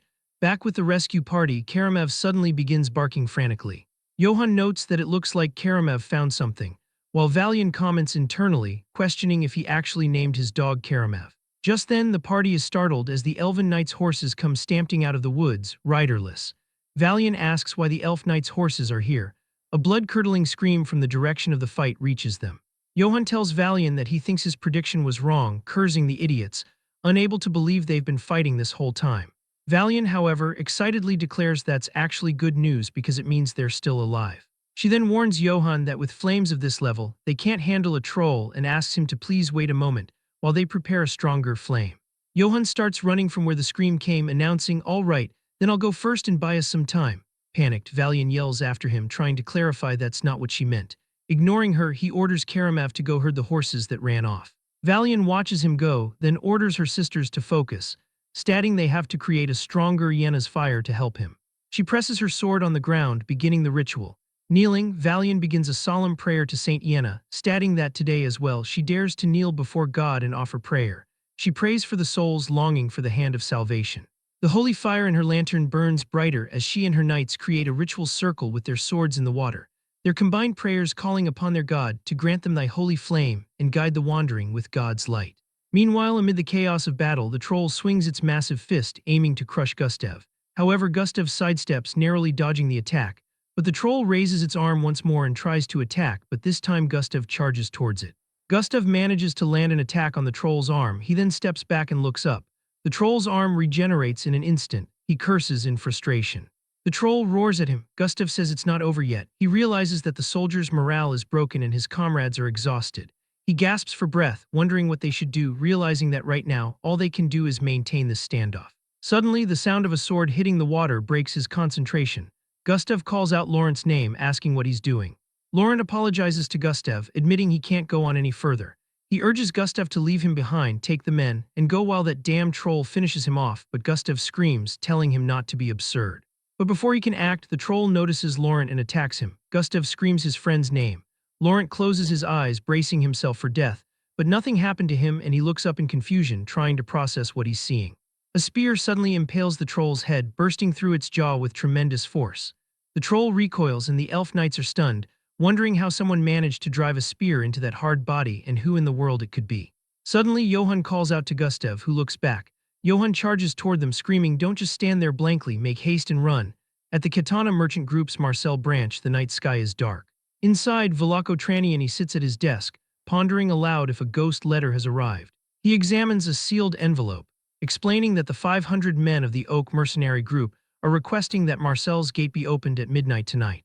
Standing nearby, Aijan confidently declares that the letter has Baron Einbeck written all over it, and Velako completely agrees, recalling that the Oak Mercenary Group was the first subjugation force dispatched to handle the bandits. He notes that what actually awaited them were the Emperor's elite mercenaries, and caught off guard, the group was annihilated. Examining the wax tree seal closely, the magistrate deduces that Einbeck used the late Brattle's seal to forge a fake letter.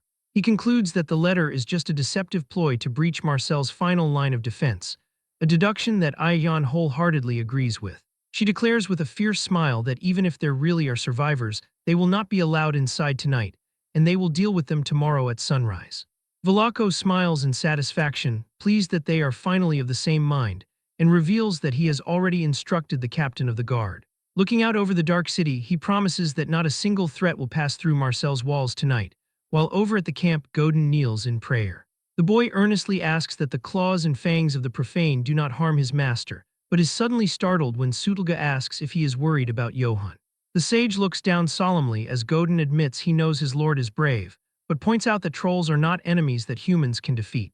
Sutulga sits down, acknowledging that normally it takes a legion to bring down a troll, but reassures the worried boy that there is no need to panic. He explains that Johann possesses the two waters that hold the secrets of the Ifil River, prompting Godin to gasp as he happily recalls the water of wrath and blessing. Sutulga explains that if the volatile water of wrath is applied to a weapon, it can deal a fatal blow. The old man states that Johann will know how to use the item wisely, just as Johann's spear brutally slices across the troll's face. Gustav looks back and sees it's Johann. Johann rides his horse through the water, calculating that with his strength, he can still pierce the creature's thick hide, but the troll will just regenerate immediately, so he just needs to buy enough time for everyone to escape. He completely forgets that he possesses the water of wrath. Johann looks ahead and sees Leon trying to attack the troll. Johann can't believe what this idiot Leon is doing. Gustav desperately orders Leon to fall back because this is impossible for them, but Leon refuses, declaring that if a human knight can fight, then they can too. But the troll just punches him, sending him flying. He rolls multiple times before he hits the tree. As Leon coughs up a massive amount of blood, Johann curses at him for being an idiot, as they just came here to save him. The monster grabs the spear that impaled its jaw and throws it away. Johann speeds up and charges toward the monster with another spear, the monster's eyes focused entirely on him. Johann thinks that if Gustav and the soldiers can escape, that will be enough, as even for him, a deathmatch with a troll isn't something he would volunteer for. Seeing an opening, Johann decides to act, taunting the beast that its fly is open and telling it to watch its leg as he impales the spear into the troll's leg. Johann celebrates managing to cripple its mobility for a brief moment. But the troll looks back, and its massive hand reaches out and closes around Johann, prompting Gustav to scream out Johann's name. Johann curses as he is crushed within the giant fist, realizing that he let the monster get too close. The troll effortlessly lifts Johann high into the air. Outside Marcel, suddenly many torches light up. A city guard sees this and uses a telescope to inspect a strange line of approaching torches, wondering if the subjugation force is returning. But after seeing the banner of the Oak mercenary group, the guard breaks out in a cold sweat, stammering about ghosts since they were supposedly wiped out by the bandits. Realizing the danger is exactly as the governor predicted, he immediately prepares to sound the alert. He violently rings the warning bell to assemble the guards on the walls and not let anyone through the gate. Meanwhile, inside the office, Ijon and Velako hear the noise and note that the enemy has arrived. Ijon offers to send a letter to confirm the commander's identity, and if they really are survivors, they will respond, but someone says that won't be necessary just as they kick open the office doors. Ijon and Velako are shocked to see who it is. The intruder walks toward them and asks what is with their faces, nodding they look like they have seen a ghost. Brattle, the supposedly dead mercenary captain, greets them and states that he has come personally since he heard they were looking for the commander. To which a terrified Ion asks if they were not supposed to be dead. Brattle lets out a heavy sigh, offering an apology but formally declares glory to the Holy Empire and its gold, and Velako realizes the terrifying truth that the group was bought off by Einbeck. Ijon can't believe they would betray the city of Marcel. Brattle announces that from this moment forth, the city of Marcel shall be taken by the Oak mercenary group under the command of the Holy Empire.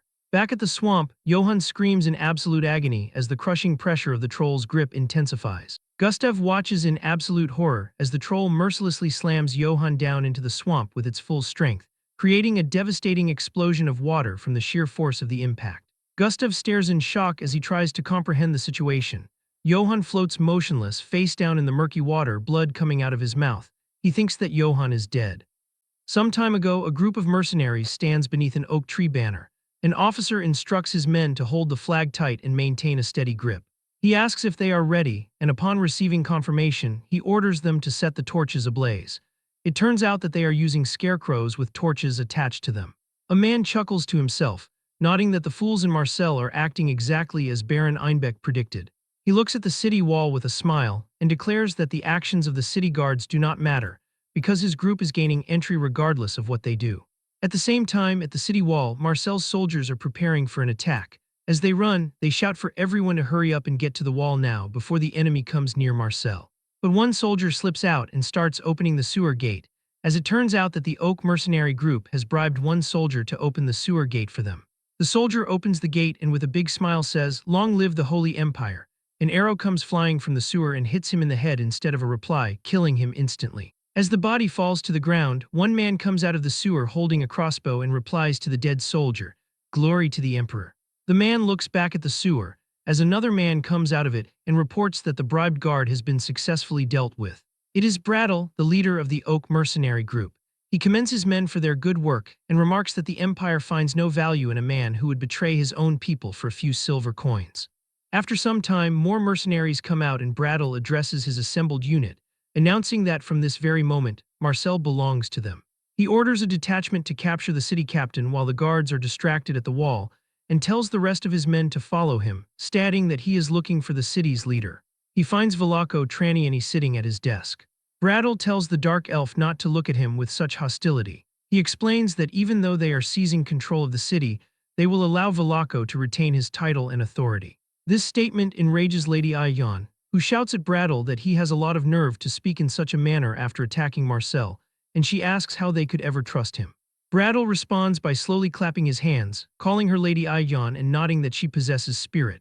However, his tone turns cold as he warns her not to test his patience any further. He suggests that as a merchant guild, they should simply pick the winning side to secure their profit. Brattle notes that the captain of the Marcel Guard has already been captured and is being held at swordpoint, and the rest of the guard will have thrown down their weapons and surrendered by now, so there is nothing left for the consul to do. He takes out a scroll and places it on the desk. He explains that their demands are simple. He wants Velako Traniani to write a single order for the subjugation force, commanding all units to cease combat and surrender to the enemy. Furthermore, he demands an oath of loyalty to the emperor. Brattle promises that if the consul complies, he will not have to get any of Velako's blood on his hands. Deep in the dark swamp, Johann floats motionless in the murky water. Nearby, a troll continues its rampage. Gustav stands his ground against the monster, calling out to Laurent. He commands him to take Leon and the rest of the men away from here, stating that he will buy them some time. Laurent protests, stating that if Gustav intends to stay, he will fight as well. He looks at the elven soldiers and tells them to hurry up, help Leon up and move him to safety. Gustav shouts at him, which shocks Laurent. Gustav declares that this is not a request from a friend but a direct order from a superior. He screams at them to leave the area immediately. Gustav turns back to the beast, calling it a monster and inviting it to come forward.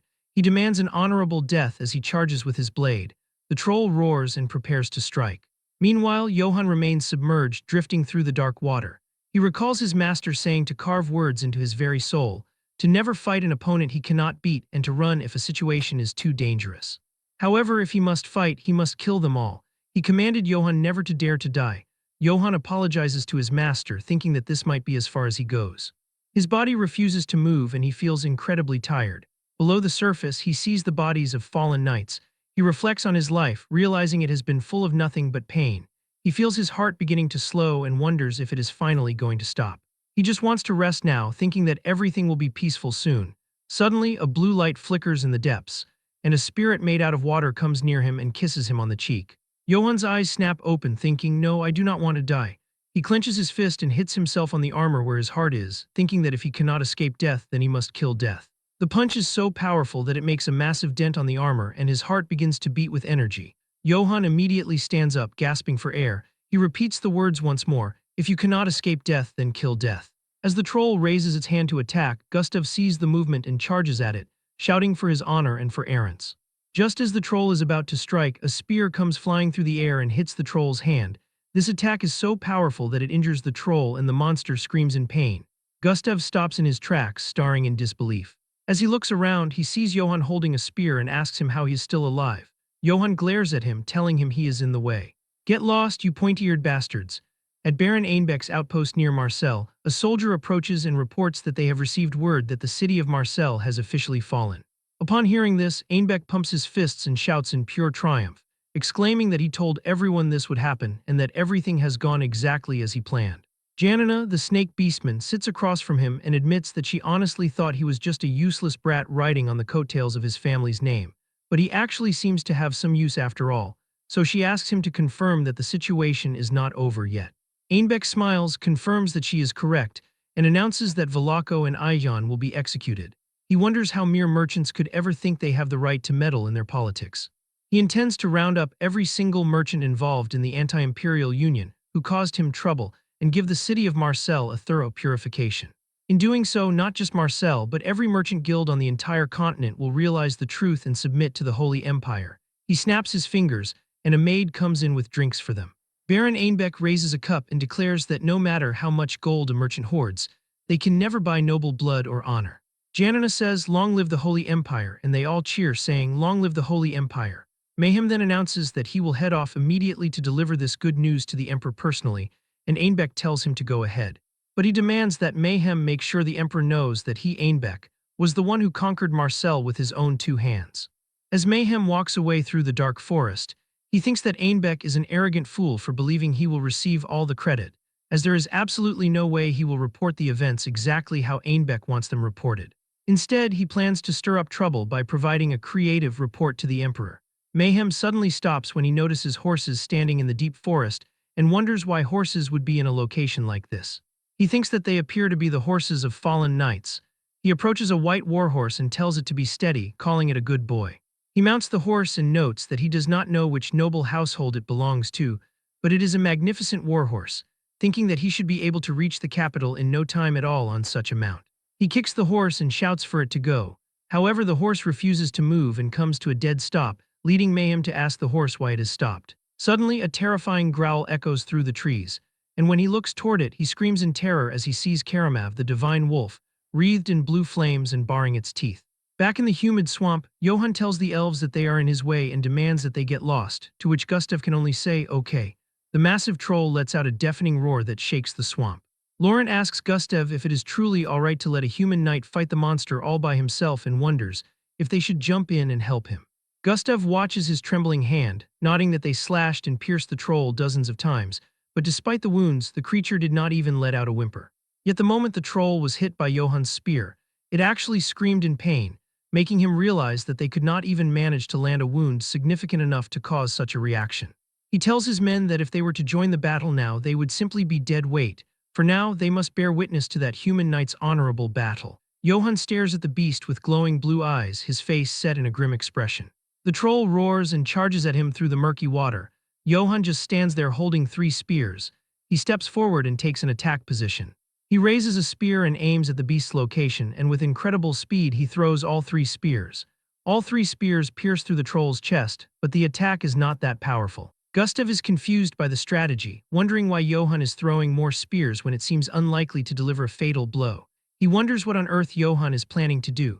Johann runs toward the troll and ducks under the monster's attack. After that, he continues and reaches the troll and delivers a powerful punch that destroys many bones, and it coughs up blood.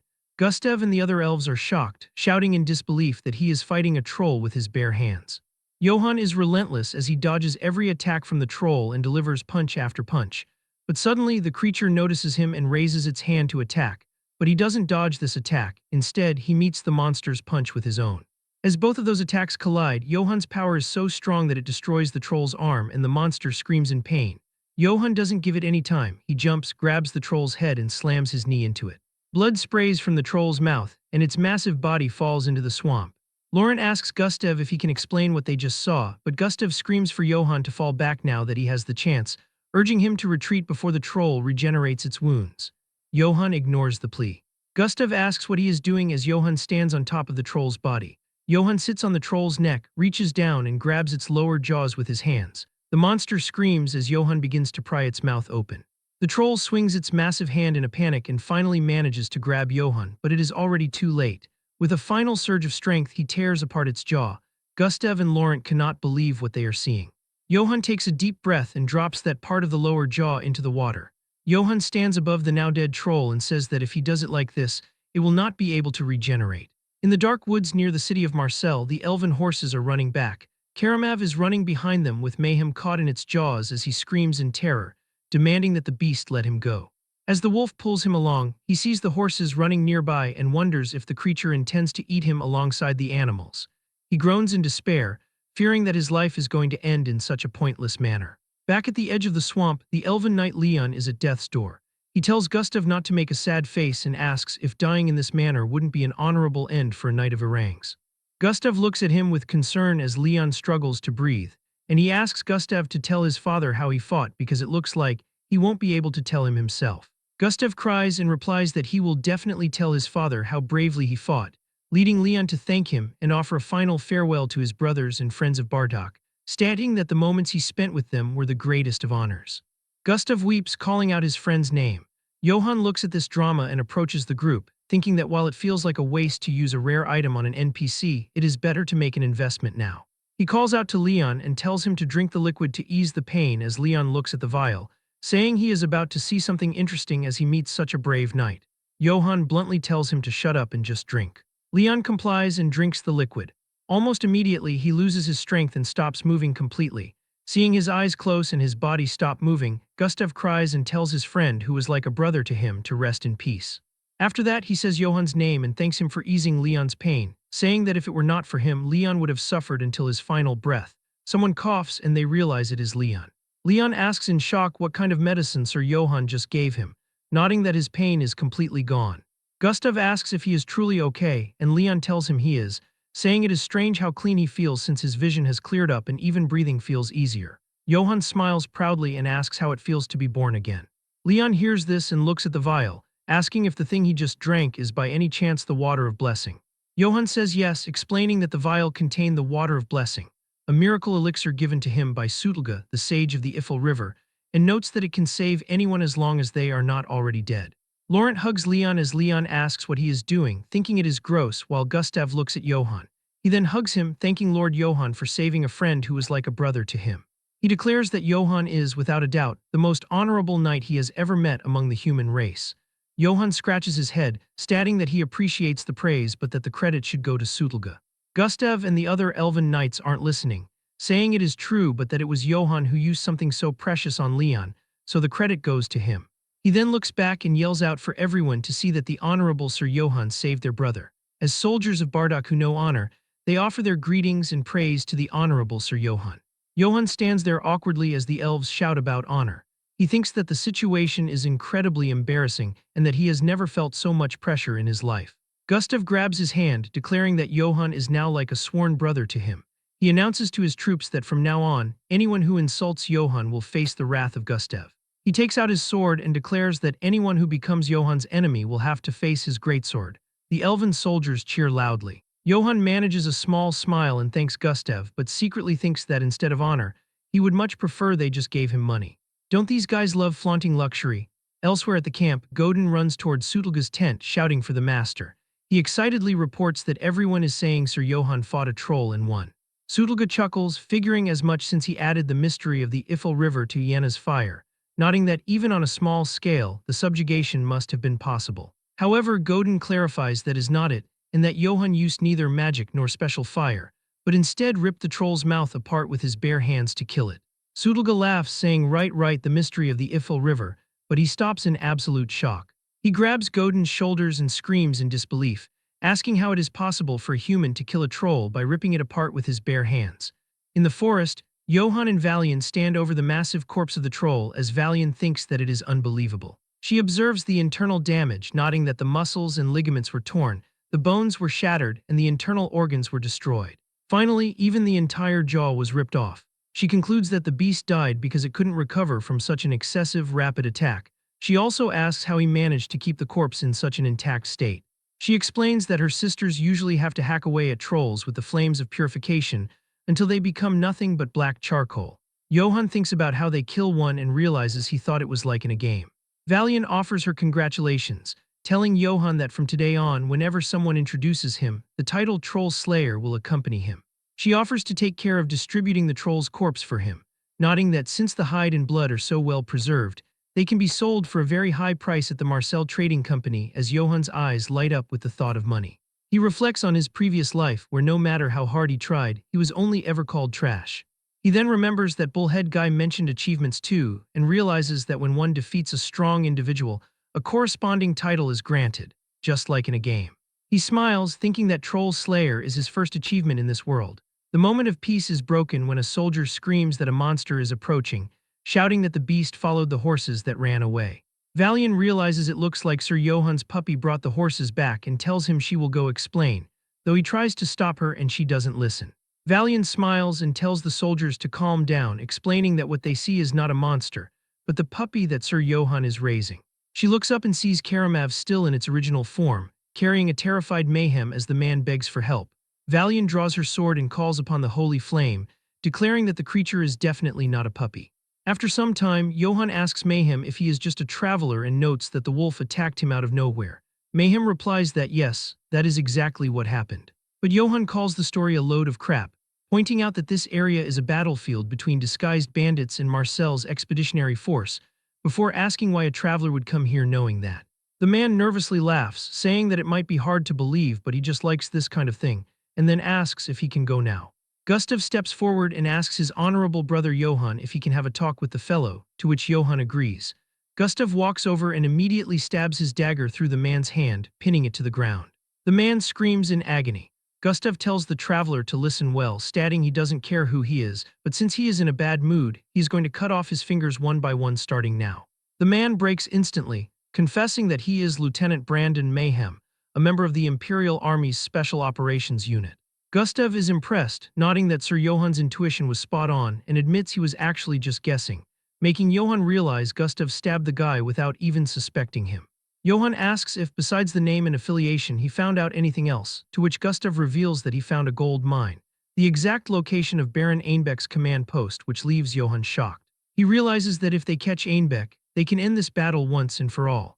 He smiles and requests that Gustav launch a surprise attack right now with his high-mobility troops before Einbeck realizes what has happened. Gustav agrees enthusiastically, calling Johann his honorable human brother, and stating that his unit is basically Johann's unit since it is a great honor to fight alongside the Troll Slayer. Johann tells the men to prepare quickly so they can end the expedition with a single strike. Gustav shouts at the soldiers to prepare quickly as the glorious end of the defense battle for Marcel is right before their eyes. A few hours later, at Baron Ainbeck's disguised bandit command base, the silence is shattered by the sound of charging hooves. Gustav leads the charge, shouting that it is harvest time. The elven knights crash into the camp, slaughtering the Imperial soldiers. Soldiers scream in confusion, realizing it is a surprise attack and shouting for everyone to run. Gustav orders the knights to find Ainbeck and declares that they don't need the rest, so they should kill them all. As the chaos continues, Janina looks out from a distance and is horrified to see the elven knights, wondering how they survived and if her cutie was defeated, as she decides that shouldn't be possible. She screams for his imperial majesty and flees into the jungle immediately. As the fighting settles, Johann and Gustav walk through the ruined base toward one specific tent. Gustav says it is here and that there is a gift for him inside. An elven soldier reports that the man Sir Johann spoke of is inside the tent and has been thoroughly beaten up, so Johann thanks him and steps inside. Baron Ainbeck is shocked to see him and stammers, asking if he is seeing a ghost. Johann towers over him and declares that he has come to judge him. The camp is a flurry of activity as soldiers begin packing up their gear, while an officer orders the troops to fall back and withdraw. The Agante Holy Knights of St. Galanto Monastery report that they have successfully eliminated the bandits and are preparing to head out. As Johann tells them, it was an honor to fight alongside them. He declares that they will never forget the service and dedication of their brothers and sisters. Johann offers a wave as the Holy Knights march away into the distance. After some time, he and the Elven Knights start returning to the city of Marseille. They have also captured Baron Ainbeck, who is currently bound and being led away with them. Meanwhile, Ainbeck sighs and stares at Johann's back, mentally wondering how that bastard is still breathing. He clearly spiked Johann's cup with a lethal poison called Nico's Tears, wondering if he should have wasted the entire vial instead of just a portion. He is further irritated by the Elven Knights following Johann as he remembers them beating him. Specifically, Leon hitting him with a chair while yelling, "What, you poisoned Sir Johann, you traitor scum, die already." And Laurent kicking him while shouting, "You're getting deleted from here." He looks back and wonders why those damn people are following Johann. Leon sees him and asks what he is staring at, calling him an insect, while Laurent asks if he is looking to die. He insists to himself that his plan was perfect and everything was supposed to work out. The scene shifted to several months ago at Gozen Castle in the 8th territory. Someone threw a glass at Baron Ainbeck and it hit him on the head, but he didn't react and offered a greeting to Lord Jessen, saying, "I hope you've been doing well." Lord Jessen Eitz, Johann's father, looked down from his seat and asked if the noble had finally brought the war funds he owed. Ainbeck gave a scroll to a servant, and that servant gave it to Jessen. Jessen opened the scroll to see what was written in it, but he saw that there was nothing written on the scroll. He looked up and asked, "What the hell is this?" He asked why Ainbeck was handing him a blank piece of paper. Ainbeck told him that His Imperial Majesty needed Baron Jessen Eitz's help once again. Jessen told him to cut the bullshit and asked if he thought he would let him use him again. He was visibly angry, recalling how he had fought in countless wars following Ainbeck's orders while he was used in past wars and tossed into a miserable corner of the north, knowing Ainbeck had kept every single reward that should have been his. Jessen asked if he thought by saying the Emperor needed him, he expected him to believe that now, and told him to get out of there before he split him in two with an axe.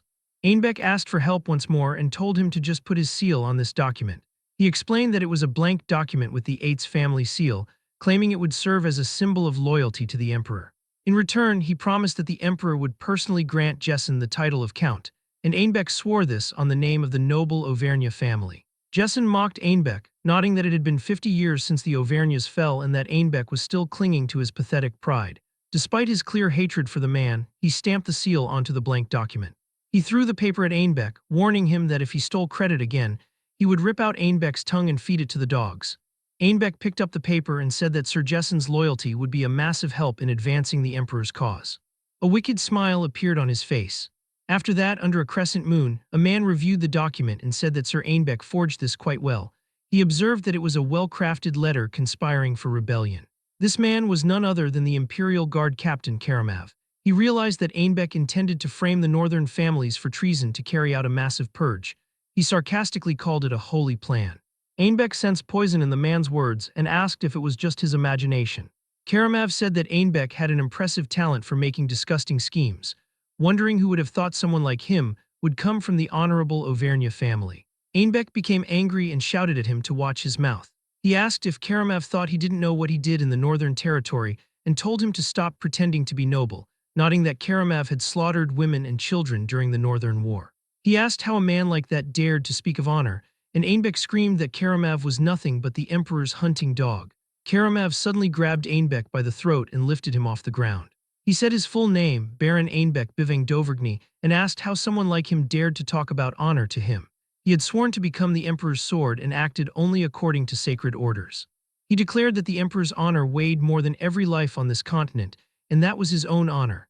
He added that someone like Einbeck, who survived through dirty tricks and betrayals, was nothing like him. He threw Einbeck to the ground, where the noble coughed and gasped for air. Karamov warned him that if he ever dared to insult the Emperor's orders again, he would rip out Einbeck's veins and fill a chalice with them. In the present, Einbeck grinds his teeth in anger, blaming Karamov for his current situation. He thinks about how Karamov, that idiot who only knows how to talk about being the Emperor's sword, couldn't even kill a single human knight who was just rotting away in a backwater corner. However, Einbeck begins to smile, thinking that in the end he will be the one who gets to laugh. Suddenly, a soldier rushes toward Johann, shouting that it is an emergency. Johann asks what has happened. The soldier reports that the city of Marseille has been taken by traitorous mercenaries. The group is paralyzed by the news as Kummel, Godin, and Sudelga look on in absolute shock. Gustav and his men are horrified, realizing their rear defense has been breached, but Johann doesn't react at all. Einbeck starts laughing. He laughs even louder, calling them idiots and asking what they think about that. He asks if they did not see that coming. He mockingly asks Johann if he really thinks everything would go according to plan. He taunts them, saying they won the battle but lost the war and that it serves Johann right. Sudelga looks at the city wall and wonders why the goddess of the Ippel River didn't reveal this twisted fate. Gustav tells Johann that it is too dangerous to enter the city and suggests they should abandon Marseille. Johann looks at him with a confident smile, stating that it is too early to give up, and announces that they are going to advance and face the situation head-on.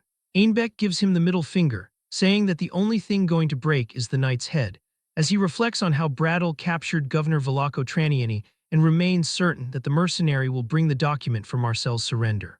He decides that once the city is taken, the first thing he will demand is Johann's body. He plans to cut his tendons and parade him across the entire empire. As a bonus, he will broadcast the incompetence of Imperial Guard Captain Karamov as well.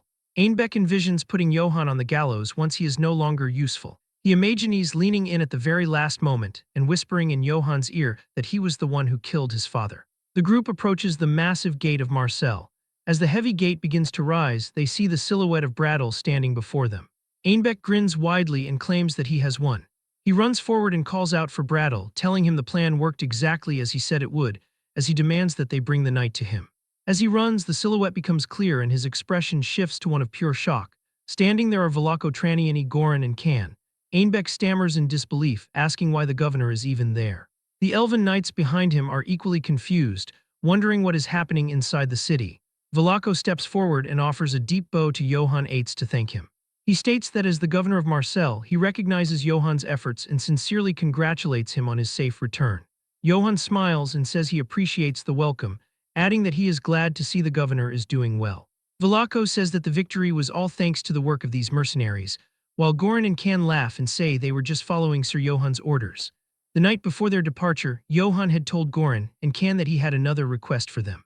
When they asked about the request, he explained that Einbeck definitely knew the defense system of Marseille, which meant that he could infiltrate the city at any time. He ordered the mercenaries to protect Governor Velaco from that specific threat. Back in the present, Goran notes that the men from the Oak mercenary group were not even that special, while Can adds that they only managed it because of the surprise attack.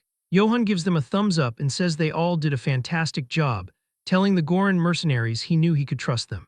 The mercenaries are surprised and ask why Sir Johann is swearing all of a sudden, while Johann is surprised to learn that his words are considered a swear here. Velaco looks at the bound noble, telling him he will pay for all of his crimes and demanding that he accept his fate quietly. Einbeck is dragged away by city guards, screaming out for Bradel in desperation. On the city walls, the imperial banner is torn down and cast aside. A guard rings the victory bell and shouts that the bandit subjugation was a success, signifying that the mission of the Second Subjugation Force is officially concluded. In the streets of Marseille, the citizens recount how shadows once fell upon their city of freedom and trade. Traitorous mercenaries, bandits, and a troll attempted to devour the walls, but then Johann's intelligence shone like a star. Everyone now refers to him by a specific title, the Troll Slayer of Marseille, Johann Eitz. The people proclaim they shall sing of his deeds, saying his name is like a war hammer and his courage is like flames while they pay homage to the hero. Johann Eitz is hailed as the man who seizes victory with his own fists and dominates a troll with his overwhelming strength. By his side, his companions and the citizens alike call him righteous. He has already become a legend. the hero who managed to kill a troll with his bare hands. Goran and Kan watch the celebration from a bridge. Goran observes that the city used to be full of corpses, but Johan brought peace, as Kan asks if they really should leave without saying goodbye. Goran says they should go, for if mercenaries like them hang around just to get a greeting, they would only get in the way. Kan agrees and reflects that now no more children will die because of bandits in Marseille, while Goran tells him it is time to get back to making money because there is no work in peaceful places.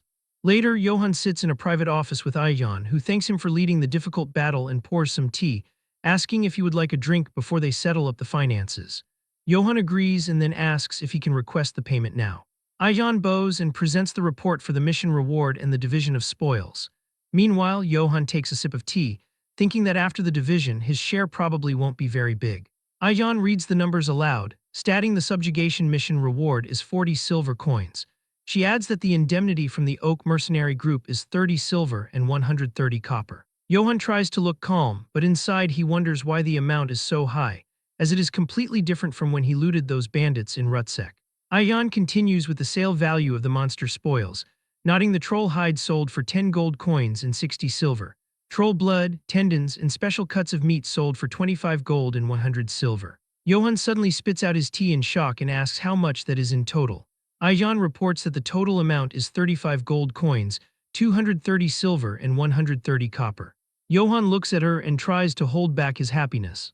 But inside, he is overcome with joy and laughs hysterically. With this, Johan has obtained an immense fortune through war rewards.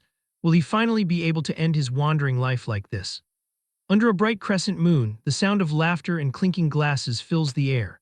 Gustav shouts out to his brother, asking if he is seriously planning on calling it a night already. He tells him that he cannot leave on the very night of their grand victory. Johan, appearing slightly flushed from the alcohol, tells Gustav that he has had more than enough to drink, and insists that he is perfectly fine where he is. Gustav playfully tells him not to be that way, and begins pouring more red wine into a wooden mug. He cheers for his friend to drink up. A week has passed since the intense battle for Marseille ended, and the group has been spending their days enjoying simple, peaceful times. Johan reflects on the fact that this weird guy, Gustav, has basically glued himself to his side. He wonders if all his previous hard work was specifically so he could eventually live a life as calm as this one.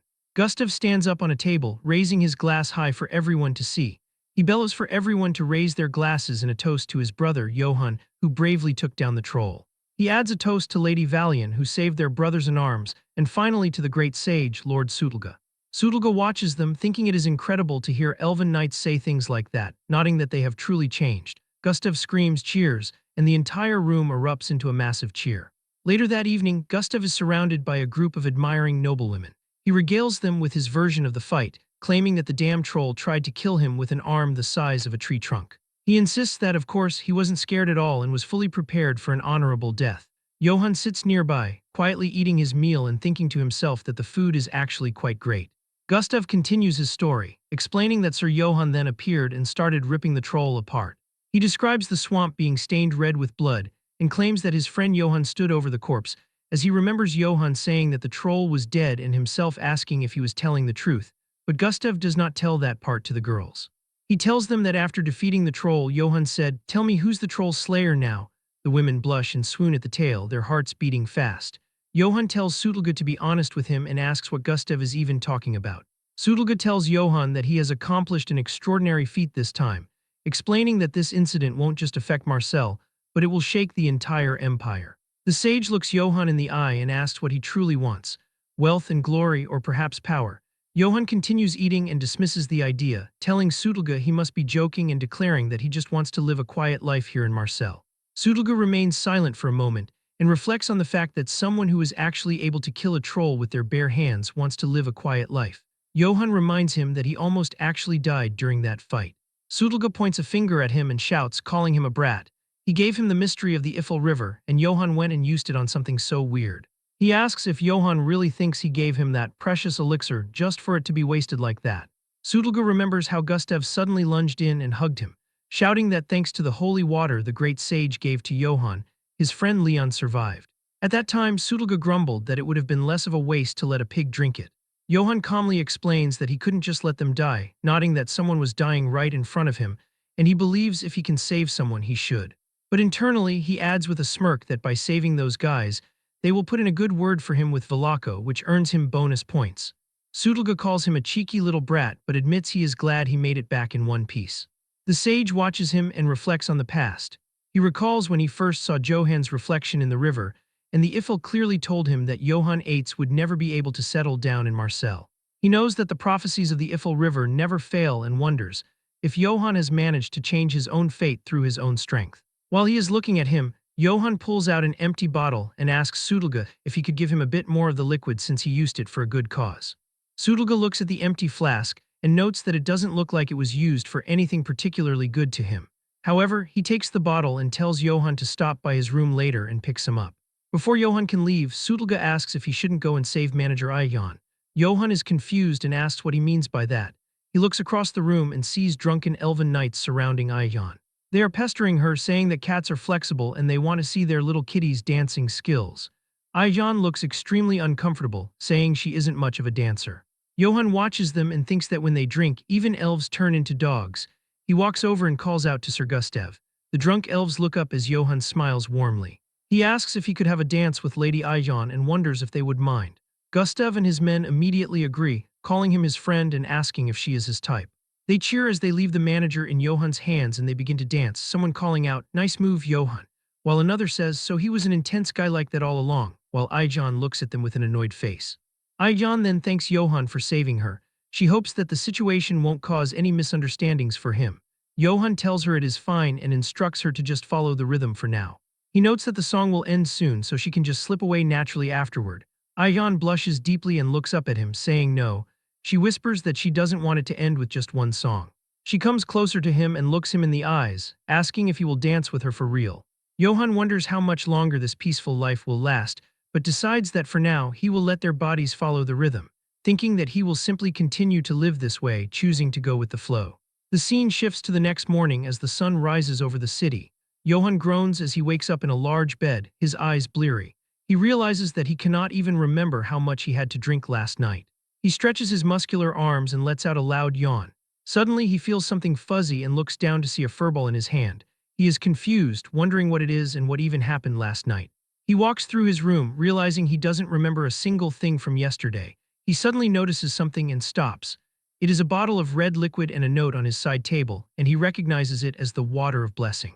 He picks up the letter, which explains that the secret of the Eiffel River, kept for thousands of years, is in the bottle and urges him to use it wisely. Since Johann seemed busy having an intense moment, the sage waited and left the letter instead, saying that if he remembers the game of the gods, he is always welcome at the Eiffel River. Johann wonders what the sage meant by an intense moment. Suddenly, a memory flashes in his mind. He recalls laughing and playing around all night, using a cat toy on a string to make Ayan jump and play like a kitten. He realizes he definitely drank way too much and feels like his head is going to explode. He opens up the bottle, thanks Sutulga, and drinks the 1,000-year-old secret of the river just to cure his hangover. He notes that the effect is incredible and his hangover disappears instantly. But suddenly he hears a loud noise from outside. Johann walks near the window and looks out from there. His relaxed expression vanishes. He sees thick plumes of black smoke rising into the sky. The city of Marseille is engulfed in a massive, raging inferno. Citizens are gathering in the streets, looking at what is happening. Johann stares in shock, asking what this is and wondering if the city is truly on fire. Amidst the chaos in the burning buildings, Velako Traniani stands with a grim, determined look on his face. After some time, Johann stands amidst the gathered crowd of Marseille, looking at the flickering embers in the air. He asks himself what the hell is going on as he observes the citizens whispering in the dark. His gaze shifts upward to where Baron Einbeck is trapped inside a heavy metal cage, suspended high above the ground with many more people also inside other heavy metal cages. Johann wonders why the noble is there in such a state. He then notices a dark liquid coating the floor of the cage and asks if that smell is actually oil. Velako stands upon a high wooden stage before the crowd, looking down with a somber expression. He calls out to the dear citizens of Marseille and addresses the visitors as well, offering his sincerest apologies to everyone present and explaining that due to administrative negligence on the governor's part, a shadow of chaos has temporarily fallen over their city. The crowd murmurs as Velako reveals that certain nobles, acting under the emperor's orders, have committed treason. They attempted to seize the property of the citizens, their safety, and even tried to take total control over the entire city. The governor raises his voice, shouting that this is absolutely unacceptable. He promises right then and there to lodge a formal protest with the emperor regarding these actions. Furthermore, he mentions that those responsible for this incident are still lurking somewhere within the city. The people look around in fear, asking if the traitors are truly still among them and wondering who these people could be. Velako announces that he is giving them a final warning, demanding that they leave this city within 3 days. His eyes glow with a fierce red light as he warns that if anyone remains after that deadline, they will meet the same end as the traitors standing before them. Oil drips from the cage as Velako lights a flame on a wooden torch. Johann watches in shock as Velako throws it towards the cages. Baron Einbeck grips the bars of his cage, his face pale with terror as he realizes the oil is about to be ignited. The torch drops onto the oil and flames instantly erupt. The fire climbs the chains and engulfs the cage in a massive inferno. Einbeck, in his final attempt, starts begging for them to wait and to spare him, but it is too late. The fire finally reaches his cage and starts burning him. Einbeck feels himself vanishing into the flames. He reflects on how his body and his ambition and everything he worked for are dissipating in vain. In his final moments, a memory of his mother appears to him. She smiles and calls him her little angel, telling him that mommy only needs him. Einbeck thinks to himself that if only for once, if he could go back to that moment, things could have been different. He watches his past memories burn away, reflecting on his fleeting life as he is reduced to ash. Velako stands before the raging fires, declaring that if there are any traitors present here, they must remember his words. He states that for the governor of Marseille, both favors and grudges will always be duly repaid. A guard approaches Johann and informs him that the governor wishes to speak with him in private. Johann is taken aback, wondering why this is happening all of a sudden in this kind of situation. He looks at the governor and wonders what Velako is up to now. Later, he arrives at the governor's office. Velako greets him, acknowledging his arrival and thanking him very much for his efforts in the Battle of Marseille. He smiles and asks Johann if they shall sit and talk. He notes that unlike the last time they met, he has prepared something special. He pulls out a bottle and asks how Johann would like a glass of top-shelf whiskey. Johann looks at the silver chalice and thinks to himself that he does not have good memories with alcohol. However, he realizes he cannot refuse for the sake of etiquette and decides it is better to just accept it for now.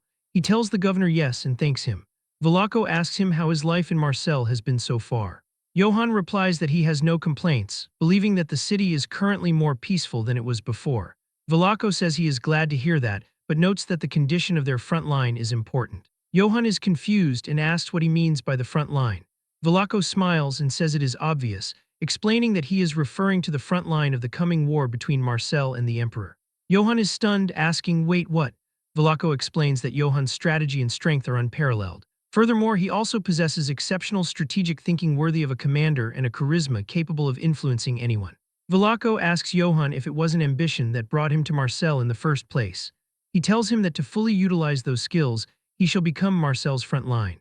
Johann hesitates for a second and tells him he begs his pardon, but he prefers a simple, stable life over battles, declaring that he has no intention of leading a front line against the emperor.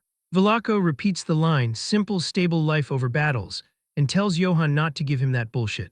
He explains that Marseille is the largest commercial city on the continent, where pro-imperial and anti-imperial factions have waged endless conflicts over their interests, but the emperor's ambition has destroyed that entire balance.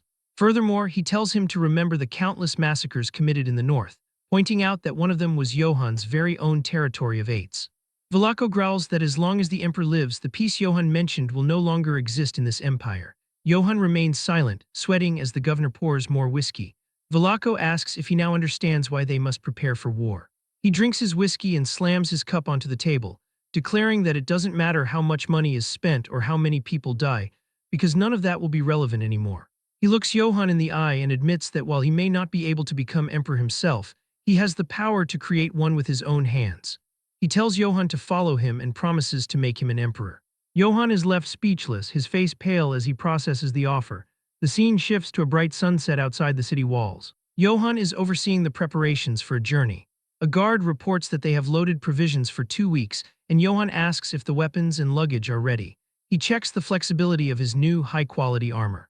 He has equipped a custom set consisting of a spalder for 3.5 gold, a bracer for 3.5 gold, a breastplate for 1 gold, and a gauntlet for 3 gold, totaling 11 gold coins. He thinks that even though he has only equipped one side of the armor, it is heavy but fits perfectly and gives him a sense of security. He tearfully hopes the expense was worth it, noting that 11 gold is the price of a warhorse. Godin approaches him and says they are ready to depart. Johann tells him right and commends him for the good work. He then shouts for everyone to go. As they start leaving, Johann looks up and sees Velako standing on the road. The governor offers a formal bow, and Johann returns the gesture with a respectful nod. As they finally leave the city gate, Godin looks at Johann and asks where they are going with the troops all of a sudden, asking if they are going to war or something. Johann falls silent for a moment, remembering his talk with the governor after Velako's proposal to make him an emperor. He smiles and decides that he is out. Velako is stunned by this and asks why, seeing it as an opportunity to obtain massive wealth and glory with the direct support of Marcel. Johann closes his eyes and reflects on how he learned from a young age the hard way that money is needed to survive in this world. However, watching Velako made him realize he can't live just for money. After some time of silence, Velako tells him that he is misinterpreting things. He leans forward, his voice turning even more grave as he warns Johann that the world is standing on the edge of a precipice. He believes it is only a matter of time before a massive, all-consuming war erupts across the lands. He insists that even if Johann attempts to flee from the battlefield and seek a quiet life, it will be futile. In the end, no matter where he hides, the knight won't be able to avoid the fight. Velako asks where Johann plans to live his life in these times of absolute chaos.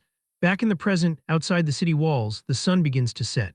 He looks back at Godin and tells him that their destination is a place full of romance and adventure. He thinks about how his plan to settle down in Marseille was destroyed by Velako, but he chooses to move forward anyway toward a world full of adventure and romance. Godin exclaims how exciting that sounds. The scene moves to Boson Castle in Count Jarfan's territory. Someone asks if the name of the guy who killed the troll in Marseille is Johann Eitz. He scoffs at the title of Troll Slayer, nodding that the man has spread word of a quite impressive feat, and wonders if Johann is just an arrogant kid full of bluster or someone who truly possesses that level of power. He grins and declares that he will find out when he sees his face. This individual is revealed to be Count Jarfan. 5 days have passed since Johann left Marseille. He is completely caked in sweat and dust, and because of that, naturally, the bugs have started to crawl out too. He takes a bite and thinks this bread is so hard. He is starting to think it could actually be used as a weapon. It is not new to him as he is used to all of this by now. He looks back and sees 2 beast girls, thinking that what he finds really hard to stomach is the pungent stench of these furballs. He reflects that it is not a human smell, so he just cannot get used to it. He wonders if he will really be able to endure this journey. For now, he decides he has no choice but to shake off the dust and keep moving forward. He looks at the letter in his hand and thinks about it. The story went back one day before he departed from Marseille. Ayan approached Johann and said she heard he was looking for mercenaries, which he confirmed was right. They entered inside a shop and she told him it was perfect timing because the Gatana merchant group was just about to introduce a mercenary unit. She clapped her hands and told them to greet their new employer with respect. Johann saw a group of beastmen and women. One beastwoman looked at him and asked, "Who the hell is this guy?" Johann looked at them and thought that he had expected them to be rough since they were from the merchant group. But even among them, these guys looked especially brutish. Ayan asked if they could all introduce themselves first, but warned them not to try and flex their strength. One introduced herself as Dyke, Hyena Kin and the squad leader of 10, and said it was a pleasure, while another introduced herself as Shuka, a Weasel Kin and a squad leader as well. He introduced himself as Johann Eitz and told them that he would be the one hearing them, adding that he was counting on them. Internally, he thought he did not care who they were as long as they fought well. Dyke and Shuka repeated his name, and they asked him in shock if he was the Johann Eitz from the rumors, the troll slayer of Marseille, while Ayan told them to show some respect and call him sir. Dyke and Shuka wondered why a knight who killed a troll with his own bare hands would need to hire them, thinking that perhaps he had some weird taste. Johann explained that it was not uncommon to run into bandit bands in remote areas, nodding that when it comes to facing them, numbers are still an advantage. Dyke said that made sense and told him they should work well together. Johann said he was counting on them as well, and the contract with the Gatana mercenary group was concluded. After that, Dyke told her squad that he was an important guest who would be with them for a while. She warned them that anyone who showed their teeth would lose all of them. Ayan said she heard he was leaving Marseille tomorrow. Johann chuckled and said that was just how things turned out. She said it was a shame he was leaving just when they were starting to get close. She mentioned she had a gift for him and asked if he could lean forward a bit. She stood on her toes and placed a necklace around his neck. Ayan told him that it was done, and Johann asked what that was. She explained that it was the Troll Slayer emblem, and it was a gift for him as a representative of the Gatana group. Johann looked at the emblem, thinking how cool it looked. Ayan then asked what his destination was. Johann stammered that he did not have one. She asked if he really decided to set out without a destination but decided that was fine. She told him that she had already thought of a place for him. She pulled out a paper and told him a letter had arrived for him. Johann took the letter and asked what it was, and she suggested that since he had received it, it would be better to visit whoever was looking for him. He looked at the letter and was surprised. Back in the present, Godin asks Johann what that paper is. He asks if Johann forgot to show him and explains it is a letter he received while in Marseille, saying someone wants to meet him because he killed a troll. When Godin takes that letter and sees what it is, he screams in shock, asking if it is a letter from Count Jarfin. Johann asks if the man is famous, and Godin shouts in frustration that, yes, he is incredibly famous in the southern territories. He explains that Count Jarfin earned great merit in a monster subjugation campaign. He notes that just like Johann, the Count has killed a troll before and built his fame and fortune on that. And Godin adds that Count Jarfin is the only one in the region who can grant knighthood. Johann reflects on the concept of knighthood, thinking that it is a ceremony where a titled noble recognizes another person and elevates them to the status of a knight. He understands it functions as a guarantee and a type of sponsorship, giving the individual a chance for rapid advancement and solid support. He realizes it is a massive promotion. His face becomes red as he thinks that the Count is more important than he thought, and that if he plays his cards right, he might actually get knighted. He decides it is perfect since he can get money and a knight's title all at once. Dyke, walking before them, tells everyone to stop as she notices something. She calls out to Johann and warns him there is a checkpoint ahead but that there is a strong scent of blood. Johann thinks this is not a good sign. He orders everyone except those responsible for protecting Godin to stay vigilant, and the mercenaries shout, "Yes, sir." Near the checkpoint, a guard tells another to look over there as a wagon is coming. He asks what the hell that smell is and notes the traveler looks like a knight. The lead guard tells him to shut up, saying knight or not. A knife to the throat kills anyone the same way and tells them to get ready to loot him. As Johann and the others get near the checkpoint, the guard shouts for them to stop and identify themselves for an inspection. Johann states he is Johann of the Eight's family and asks what they are all doing here. Suddenly, there is movement in a bush nearby, and Dyke and Shuka realize that there are people hiding behind it. The guard lies, saying they are conducting a simple inspection after receiving orders to control the area. He says if Johann gives them a small gift, they will let him pass without any inspection. Johann reveals he is a guest of Count Jarfin and tells the guard to explain the situation first. He demands they state their identities and affiliation, asking who they are to be performing an inspection. Otherwise, he has no intention of cooperating. The guard thinks about what an annoying guy he is and calls for the crossbowmen as many enemies appear from the bushes. The guard calls Johann a shitty knight and says he should have just shut up and handed over the money. He yells that Johann tried to humiliate him in front of his men.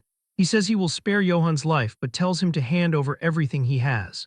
He repeats that this is just an inspection and tells him not to take it personally. Johann says if the man insists on shedding blood, he will not stop him. But he warns him that for the sake of his subordinates, it would be better to avoid a massacre. The guard calls him a bastard and asks if he will not drop the act until the very end. He asks if Johann thinks they have never seen knights acting important before and orders his men to fire the crossbows. As they take their aim, Johann quietly calls for Karamov. Karamov appears in his divine wolf form and tears through the guards with ease. The guards scream in pain as they are slaughtered. The lead guard is shocked, asking what is happening. But before he can do anything, Dyke swings a massive morning star into a guard's face, asking what he thinks and saying this is what is going to happen to him. Another guard orders his men to advance. Shuka moves with incredible speed and quickly defeats all of them in a second. Other beastmen also charge forward, calling each other animals and telling one another to cut the enemy to pieces. They slaughter the remaining guards with ease. Johann watches the battle and thinks for some reason this reminds him of when he was chased by the wolves of Akate.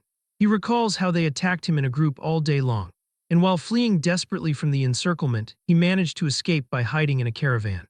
He realized back then that, unfortunately, he could never make it through a blockade, but now he observes that in just 30 minutes, everything was resolved with a single order from him. Shuka reports that they have all been subjugated and Johann tells her good work. A male mercenary finds a necklace on a corpse. His companion asks if he thinks it was his, suggesting he probably looted it. The first mercenary says it doesn't matter because it is his now. Dyke and Shuka look at the scene with disgust and say that those guards are not even worthy of being called animals. They have found many bodies of civilians and realize where the smell of blood was coming from. Johann approaches a bloodied survivor and tells him to say who they are and what they were doing here. The man cries and stammers that they are deserters. He explains they were attacking Count Jarfin's Boson castle, but things went south and so they fled. Johann is shocked and asks what he said about attacking the castle. The man asks if he did not know and reveals that Count Jarfin is currently at war. Johann stares in disbelief at the news. Johann is shocked to learn from a captured deserter that his potential patron, Count Jarfin, is currently embroiled in a full-scale war. He shouts, asking who the Count is fighting and demanding to know which family they come from. The terrified and bloodied soldier struggles to speak, coughing up blood as he identifies himself and his group as deserters from the Abner family. Johann repeats the name Abner, mentally nodding that he has never heard of that family or place before. He demands more information, asking the dying man to explain the current situation at Jarfin Castle. The soldier explains that the Abner family has surrounded the castle with a massive force. However, he reveals that they were led by a terrible commander whose incompetence caused the soldiers' morale to plummet. He describes how their supplies were eventually cut off, leading the entire army to starve. The man confesses that he and other exhausted soldiers deserted their posts and began looting and killing just to survive. But when Johann asks for the specific size of the Abner troops, the man coughs violently and begins to choke. He cries out to the gods and begs for forgiveness as his hand goes limp and he dies. Johann looks at the corpse and closes the soldier's eyes, stating that the man should have asked for forgiveness from the people he murdered. Later that night, Johann and Godin sit by a campfire. Godin asks what they are going to do next, pointing out that they will have to cross an active battlefield to reach Count Jarfin. He wonders if the Count invited them specifically, hoping Johann would participate in the war as the famous troll slayer. Johann thinks that Godin's reasoning makes sense. He realizes that if he joins the conflict and achieves great feats, there is a high chance the Count will grant him a knighthood. However, he needs to meet the Count to discuss the war and what the reward will be, but he worries about how he will even manage to get inside Jarfin Castle with the Abner army blocking the way. As he contemplates his next move, he recalls the words of Velako, who warned him that even if he runs from a battlefield, he will not be able to avoid the war in the end. Johann thinks to himself that there is war everywhere he goes and wonders if the governor's grim prediction was right. His thoughts are interrupted by Dyke, who reports that a group of merchants is approaching. Johann initially tells his team to let them pass, but she notes that the group is quite large. Johann looks out and sees a massive line of wagons so long that he cannot see the end of it. He reasons that it is natural for merchants to show up when a war has broken out. He deduces that if that is the case, then the caravan must be heading to either Jarfin or Abner. He recalls when he joined Eldons's caravan to pass through a blockade in the past and decides that if he joins this group, he might be able to enter Jarfin Castle without any issues. He orders Dyke and Shuka to escort the rear while he prepares to introduce himself. As they approach, a guard from the merchant caravan shouts for them to halt and identify themselves. Johann announces that he is Johann of the Eight's family and asks what the caravan's destination is. But the guard is suspicious of Johann's identity and questions why a knight from a noble family does not have a crest or a banner. Johann breaks into a sweat, struggling to provide an answer. He knows a wandering knight like himself would not carry those things, but he cannot explain his true circumstances. The guard assumes Johann is a bandit knight and draws his sword, stating that this is his last chance for mercy. Dyke and Shuka quickly move forward, telling the guard he is being rude to a noble knight and asking if he wants to die. Just as the situation is about to turn into a bloodbath, a commanding voice shouts for everyone to halt. The guard and Johann look up to see who it is. A portly, richly dressed merchant named Doris enters the scene. He calls his guards miserable fools and asks if they are blind to the knight's emblem.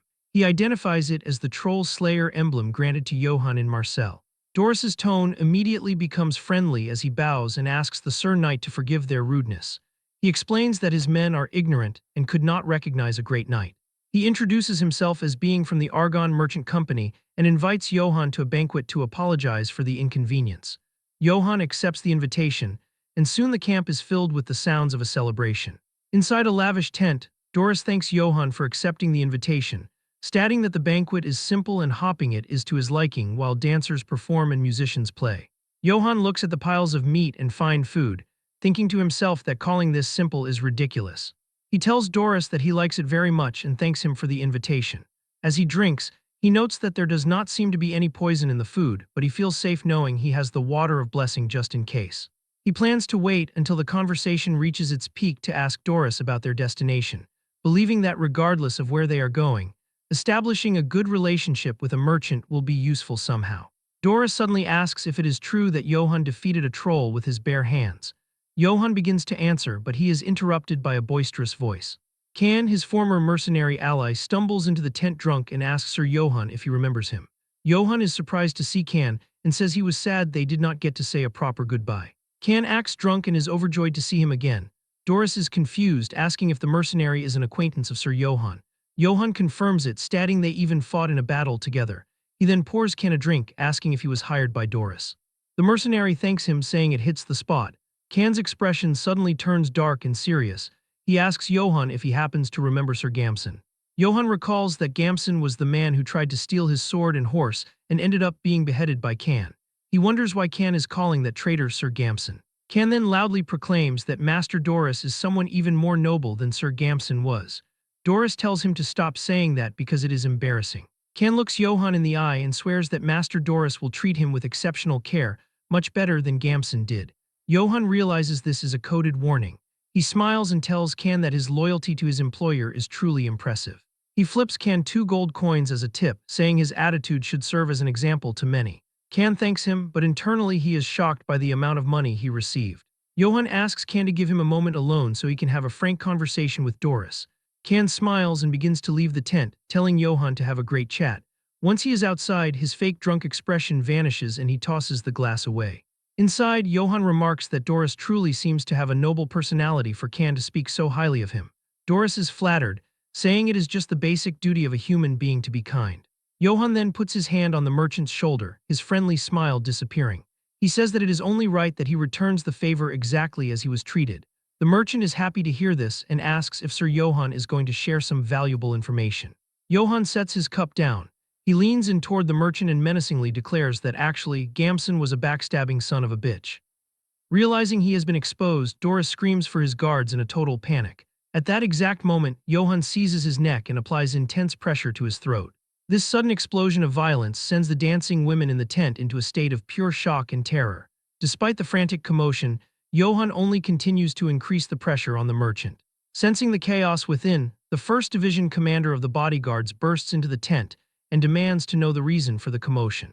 Before the man can even react, Johann unleashes a swift and powerful attack with a single devastating punch, knocking the commander out cold and sending him crashing onto the floor.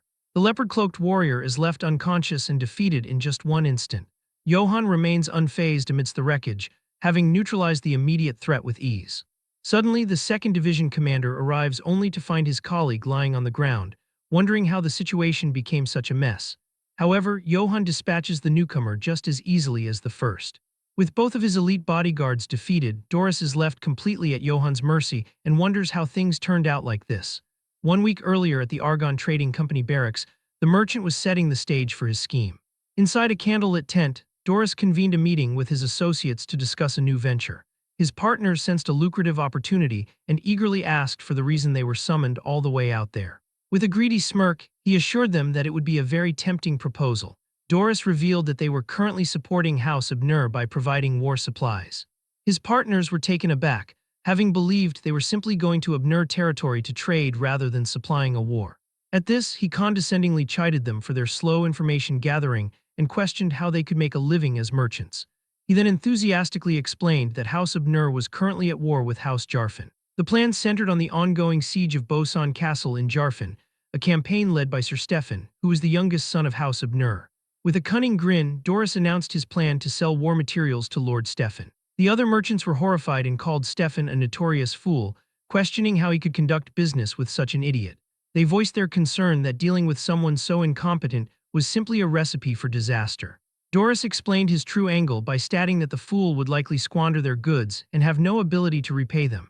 That was the core of his suggestion. He planned to demand double the amount from Stefan's mother, Countess Abner, once the son squandered the materials. His associates panicked at the idea, fearing they might lose their heads if the Countess took this as an insult. However, Doris calmed them by pointing out that the Countess had a very clever daughter. They noted that Lady Ulrich was the cunning and strong-willed next house head. He then elaborated on the family history, highlighting the rumors that the 2 siblings were not on good terms. His partners correctly deduced that the Countess only appointed the incompetent Stefan as commander because she favored him and wanted to give him military achievements. As the pieces fell into place, his associates began to understand the devious logic.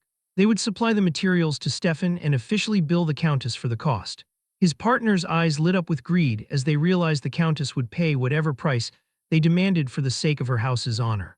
With the plan fully explained, a gleeful Doris told his men to prepare themselves at once to help Abner. The merchants erupted in laughter, feeling confident in their scheme to profit from the foolishness of the nobility. A few days after that meeting, Doris grew impatient with his scouts and wondered why they were not back yet. Suddenly, a strange noise caught his attention and pulled him from his thoughts. The merchant's eyes widened in shock as Johann emerged from the darkness on horseback. He recognized him as the troll slayer of Marcel by looking at his emblem. Doris realized that the rumor about Jarfin County inviting the knight was true after all. However, his fear quickly morphed into a wide, greedy grin as he considered the credit he could take in the war by capturing a future enemy noble beforehand. He then began to fantasize about the unimaginable rewards he might receive for taking Johann off the board. Back in the present, Johann sits calmly inside the trash tent and tells Doris that his plan to kidnap him was ridiculous. He asks the merchant if he knows what he has just done. Doris and his defeated guards grovel on the floor, claiming there has been a misunderstanding. With a nervous laugh, the merchant insists they were merely following proper hospitality customs to ensure the knight's comfort and absolutely harbored no ill intent. Johann ignores their pleas and coldly instructs Canon Goran to say it once more. The two mercenaries confirm that they were ordered to restrain Johann and attack his party as well. Furious at being exposed, Doris calls them bastards and asks how they dare betray him. Johann points out that Doris has admitted the truth with his own mouth by calling it a betrayal. Johann was trying to see whose side these people were on, and realizes they are on Abner's side after all. Johann slams his sword and tells Doris that he violated hospitality customs and offended him greatly. He then asks if the man knows what punishment insulted nobles impose. At this, Doris's mind flashes with horrific images of having his tongue pulled with hot pincers, his eyes removed, his nose cut out, or being locked in an iron maiden. Breaking down completely, the merchant begs Johann to spare him and vows to do whatever he commands. Johann thoughtfully considers the idea that the man will do whatever he is told. A worried Godin asks Johann what they should do now. He points out that Abner's soldiers are surrounding the castle, so they will not be able to enter the gates. He reasons that even if they move in while mixed with the merchants, they will not be able to meet Count Jarfin. Johann thinks about it, and with a smile, he tells Godin that he has thought of a method and need not worry. With a bold declaration, he announces that once dawn breaks tomorrow, they will depart toward Abner's forces that are besieging Jarfin Castle. Godin is utterly stunned and asks if he really just said the Abner forces. He wonders what Johann is planning to do by going to the enemy's main base. Unaware of his true intentions, Johann's party departs with Doris's merchants and arrives at the Abner front lines 3 days later. He announces that they have finally arrived at their destination. Johann surveys the sprawling encampment and notes that this is indeed the Abner House military base. The red rose banner of House Abner flies ominously over the camp as Johann stares at the impressive base before him.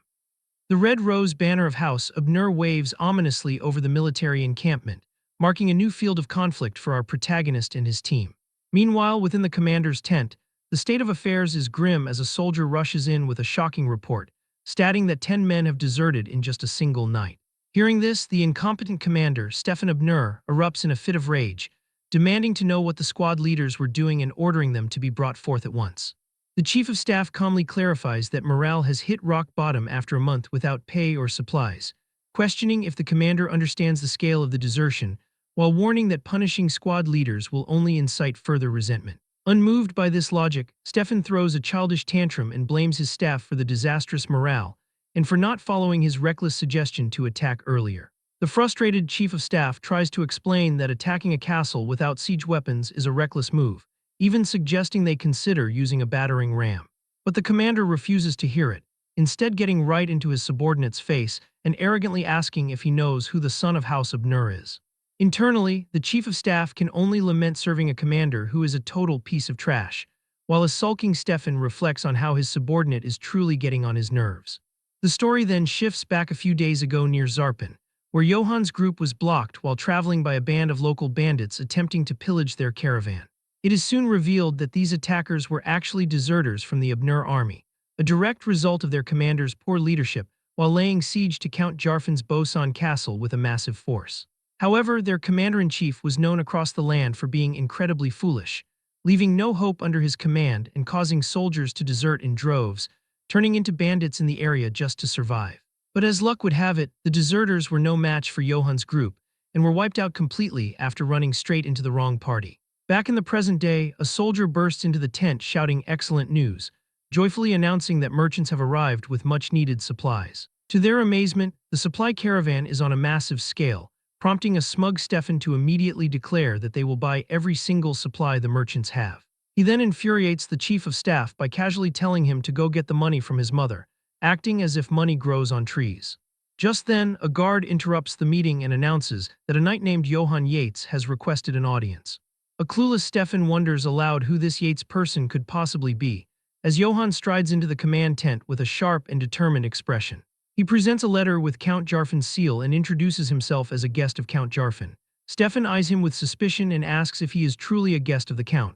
Flanked by a terrified Doris, Johann stands tall and confirms his statement. Stefan then gestures to the sweating merchant and asks if that fellow is also his companion. Confirming that Doris is with him, Johann offers the merchant's travel pass for inspection. The commander is shocked to see that permission was granted, with the guarantor being House of Nur. His eyes narrow as the truth of the permit being from their own side settles in. With the stage set, Johann springs his trap and accuses Doris of violating hospitality customs by intending to kidnap him and hand him over to their side. He boldly declares that he has seized the merchant and that ownership of all these supplies now belongs to him.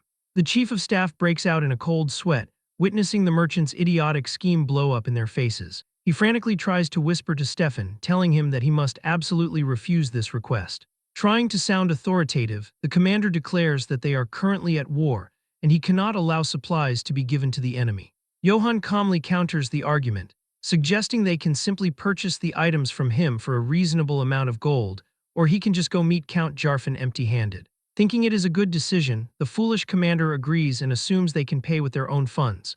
However, the chief of staff informs him that they have no money. Cornered and embarrassed, Stefan lashes out and refuses, demanding to know what proof exists to support the claim that the merchant attacked him. Johann simply calls out to Doris, presenting his living proof. Under immense pressure, the merchant confesses that it was indeed his own doing. With his bluff called, Stefan of Nur can only grit his teeth. He then explodes in a rage and screams at Doris not to lie, ordering his men to the merchant while claiming that anyone can see Doris has the face of someone being threatened. He then points at Johann and shouts that they have never heard of someone like him and have no reason to trust his word. However, since the war is urgent, he decides he will simply take the supplies and the merchant by force, dismissing Johann's claims as lies to be dealt with later. Just as the chief of staff exhales in relief, thinking that somehow they got through the ordeal, Johann ominously repeats the word lies, his voice turning to ice as he asks Sir Stefan of Nur if he has dared to insult his honor. The sudden, dangerous shift in tone catches the noble completely off guard. His pride wounded, the foolish man draws his sword and calls Johann a scoundrel, screaming at him and asking who he thinks he is to open his mouth. He continues his foolish charge and threatens to tear those eyes out right now. Yet Johann remains perfectly still, unfazed as the tip of the blade stops just short of his face. In that very instant, Johann's presence overwhelms the room. A small smile appears on Johann's lips as everything unfolds according to plan. Stefan freezes as Johann calls out to him, offering a menacing look while informing the commander that he will have to take responsibility for those words. The chief of staff can only watch in horror as his commander's arrogance dooms them. Feeling the weight of the trap closing in around them, he screams for everyone to stop him. But Johann knew that an arrogant young master like Stefan of Nur would react this way if his pride was even slightly scratched, and he moves to slam the chief of staff with brutal force. Getting the noble to draw his sword first was a simple move, and with a justification thus created, Johann can now run wild to his heart's content. Doris and the subordinates collapse to the ground. Pinned down, the chief of staff can only yell for his men to protect Sir Stefan at once. The surviving of Nur soldiers hesitate, shocked at what has just occurred. Before anyone else can move, Johann has the commander by the throat. With a blade to his neck, the terrified man cries out in pain and confusion, asking why this is happening and whimpering that it hurts. The Abnur soldiers look on, wondering why their leader is being held captive. Tears well in his eyes as Stefan asks if Johann is actually going to stab him. At this, Johann coldly reminds him that drawing one's sword first means taking responsibility with one's life. Just then, one of the Abnur soldiers stares at Johann's crest, and a sudden shock takes hold as he recognizes the symbol from somewhere. He shouts in terror, identifying their opponent as Marcel's troll slayer. Stefan, in pure terror, can only ask if he is really Marcel's troll slayer. The Abnur soldiers immediately express their respect for his great achievements and beg him to put down his sword. But Johann ignores their pleas and locks his gaze on the noble, demanding to know what will be done about the honor that was insulted. He then roars at the terrified soldiers, asking what they will do to restore his honor. Johann loudly proclaims to everyone that Sir Stefan tried to steal his rightful supplies and insulted his honor by calling him a liar. He argues that since the commander drew his sword first and challenged him to a duel, it is only right to grant him an honorable death. Utterly terrified, Stefan immediately stammers out an apology and says it was all his fault, his arrogance shattered as he breaks down completely, begging for his life. The chief of staff is horrified, noting that by apologizing, the commander is openly admitting to every accusation. Johann presses his advantage and asks if he will accept all of his claims, and sobbing, the noble readily agrees that everything was his fault. With the confession secured, Johann smiles again and loosens his grip.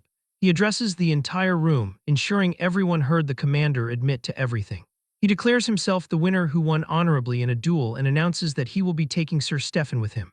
The noble is shocked, asking what he means and if he is being taken as a prisoner, wondering if Johann is not afraid of his house. Johann cheekily reminds him that he just admitted to it with his own mouth, leaving a desperate Stefan to cry out for his chief of staff to say something. But the man can only watch in dejection. The defeated chief of staff tells his lord to please comply, admitting there is nothing they can do about this. Later, at the main gate of Bosan Castle, the guards curse the tiresome Abnur bastards. One of them, exhausted from the siege, spots movement in the distance. He is perplexed to see a merchant caravan coming straight through the Abnur camp. Just in case, he tells the men to stay on guard. However, a commander guard comes running and orders the castle gates to be opened. The other guard looks at him and asks why the gates are being opened so suddenly. The soldier can only stammer out that the Abnur commander-in-chief, Stefan Abnur, has been captured. The scene ends with the shocking reveal of a bound and defeated noble delivered to the very gates of Bosan Castle. Johann's party finally arrives at the formidable Bosan Castle, the seat of power for Jarfin County. From the high battlements, the castle guards look on with growing disbelief as the company approaches. Their initial shock turns into pure astonishment as they recognize the prisoner being led toward them, none other than Stefan, the commander-in-chief of the enemy Abnur army. One of the soldiers confirms the unbelievable sight of the defeated and bound enemy commander. Sensing a monumental shift in the war, the castle guard captain immediately orders the gates to be opened. The captain realizes he is looking at the man who has somehow brought this long and arduous war to an end. He can only stare at the mysterious approaching night and wonder just who he could be. Soon, Johann and his companions are escorted into the inner courtyard of the Grand Bosan Castle. Inside, the castle's inhabitants whisper among themselves, having already heard rumors of Stefan's idiotic capture right at his own command post. Overhearing the mockery of the crowd, the humiliated Stefan seethes with impotent rage. He lashes out with empty threats, asking the onlookers if they want to die while foolishly trying to pull rank, demanding respect as a son of the powerful House of Nur. When his demands are ignored, he huffs and arrogantly orders the servants to take him to Count Jarfin. Meanwhile, Johann quietly observes the prisoner's bizarre confidence, completely baffled by the man's audacity as he complains about his messy hair. Just then, Johann steps forward and formally announces that he is here to see Count Jarfin. Entering the grand audience chamber, Johann can barely contain his excitement, believing his long-sought goal of earning a knighthood is finally within reach. He lays eyes on the lord of Bosan Castle, the fierce and imposing Count Jarfin. A nervous Sir Stefan greets the formidable lord with a timid familial title, calling him Uncle Jarfin. Count Jarfin immediately reprimands his nephew, reminding him that this is a public setting where such personal titles are inappropriate. The Count looks down with pure disdain, admonishing his nephew for the pathetic display of being captured. He makes it clear that due to their family ties, Stefan will be treated as a guest within Bosan Castle rather than an enemy. The foolish young man completely misinterprets this as a sign of mercy, eagerly thanking the Count for his kindness.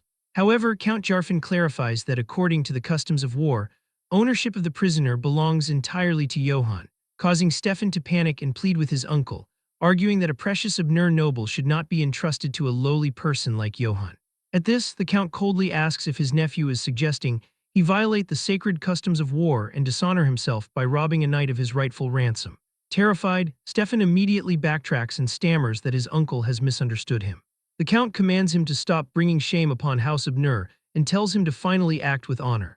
Thoroughly chastised, a weeping Stefan finally submits. As per medieval custom, a captured noble is the personal property of their captor, who can then demand a hefty ransom for their return. With the matter settled, Count Jarfin orders his chamberlain to lead the sobbing noble away, finally ending the pathetic display. At last, the Count turns his full attention to Johann and formally greets him as Marcel's troll slayer. Internally, Johann is thrilled, recognizing this as his chance to make a good impression and finally achieve his goal of being knighted. As a sign of his favor, Count Jarfin invites him to walk together for a personal tour of the castle. Once they are on the castle ramparts, the Count asks Johann if he understands the true reason he was summoned. Johann astutely replies that while the war was the initial reason, the Count's motives have since changed. The castle's strong defenses and well-trained knights suggest the war was never a major threat to Jarfin County. The Count confirms this assessment, admitting the war was a minor issue and that he was simply curious about the man himself. The Count then shares a painful memory of his youth when he too killed a troll, but tragically lost half of his knights in that reckless endeavor. Johann senses the deep sincerity and regret in the Count's voice. This is no casual story, and the suspicion is confirmed upon noticing the Count's armor is crafted from the hide of that very troll. Jarfin admits that upon hearing of a troll being taken down single-handedly, he assumed it was a lie, and reveals that his original plan was to expose this rumored hero as a fraud. Johann's heart sinks as panic begins to take hold, fearing the Count still thinks he is a liar and that all his plans are doomed. The tension escalates as the Count's personal guards suddenly close in around the nervous warrior. The Count's intense and unreadable gaze remains fixed on him. The armored knights stand ready and await their lord's command. With a dramatic pause, Count Jarfin raises his hand to signal his knights to stop. Then in a sudden flash of movement, he grabs Johann's shoulder, as a massive, beaming grin breaks across the Count's face, while he joyfully proclaims that Johann is without a doubt the real deal.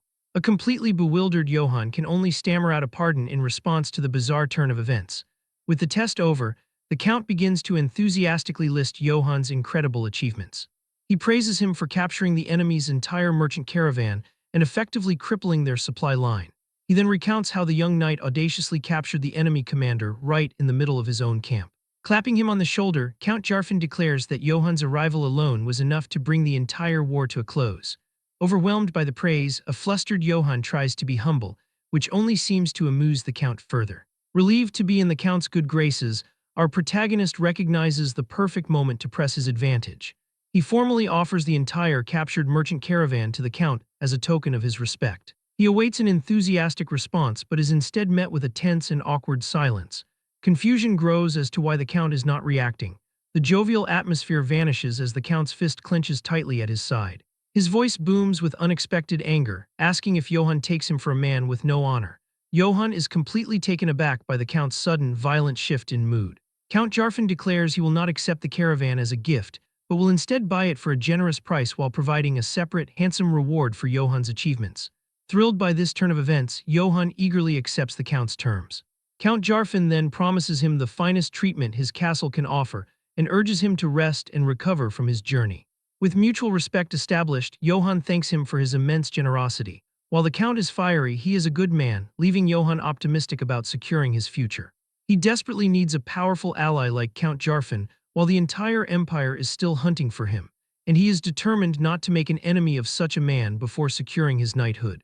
Meanwhile, at the main castle of Abner County, news of Stefan's capture arrives and is not well received. The shattered remains of a wine goblet on the floor serve as a testament to the recipient's fury. From her throne, a furious Countess Abner demands that the messenger repeat the news once more.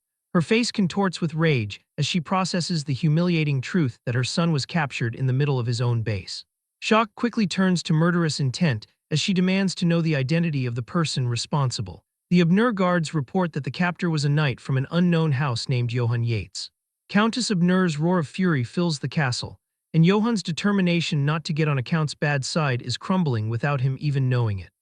In a desperate rage, Countess Abner, the furious matriarch, turns on her soldiers, demanding to know what they were doing while her son was taken hostage. The chief of staff attempts to defend their actions, claiming they did their absolute best to assist the commander, but there was simply nothing they could do due to Stefan's own poor conduct. Refusing to accept any excuses, Countess Abner screams for her guards and orders the immediate execution of her incompetent advisors. Terrified, the men scream and beg her to spare them. As the guards close in, the advisors desperately proclaim they did everything possible to protect Stefan. Yet their cries fall on deaf ears, and the Countess watches with cold, unmoved eyes as her guards prepare to end their lives. Suddenly, a whip hurtles across the room. The leather weapon strikes the floor right before the guards' feet as a sharp voice commands them to stop. The Countess is shocked as her eldest daughter, Ulrich, steps in to halt the execution. Making a dramatic entrance, Lady Ulrich, the next head of House Abner, confronts her mother, calmly stating that the advisors did their best and that Stefan was captured due to his own fault. Lady Ulrich argues that they cannot afford to lose competent advisors over one man's mistake. Incensed by the challenge, her mother screams that with her son taken hostage, this is no time for logic. But Lady Ulrich coolly turns the tables, placing the blame for the entire situation squarely on the Countess, leaving the ruler utterly speechless under her daughter's direct accusation. Ulrich confronts her mother, asking why she appointed the useless Stefan as commander-in-chief simply to spoon-feed him military achievements. She points out the immense losses from military costs, reparations, and now the upcoming ransom, demanding to know how her mother plans to handle it all. Flustered and enraged, the Countess tries to deflect, questioning how her daughter dares to hold her responsible. Unfazed by her mother's outburst, Ulrich simply tells her to rest for a moment. With her whip in hand, she declares that as the next matriarch of the house, she will take responsibility and resolve the matter herself. In the aftermath of the war, while House Abner descends into internal conflict under a stormy sky, a much more pleasant conversation takes place under the sunny skies of Zarpin Castle. There, Johann receives a chest full of treasure which contains the goods exchanged for the captured merchant Doris. The knight can hardly contain his glee, marveling that all this wealth is now his. This newfound wealth easily exceeds the entire annual income of his former eight's estate, a fortune he never imagined earning in the past. But the castle steward reminds him that it is too early to celebrate since Sir Stefan's ransom has yet to be collected. In the high-stakes world of knightly ransoms, the rules are simple. Capturing an opponent is a high-risk, high-reward endeavor capable of bringing in a massive fortune. Conversely, being captured results in a huge financial loss for one's house. Having captured Stefan, the son of a famous house, Johann can now name whatever price he wants.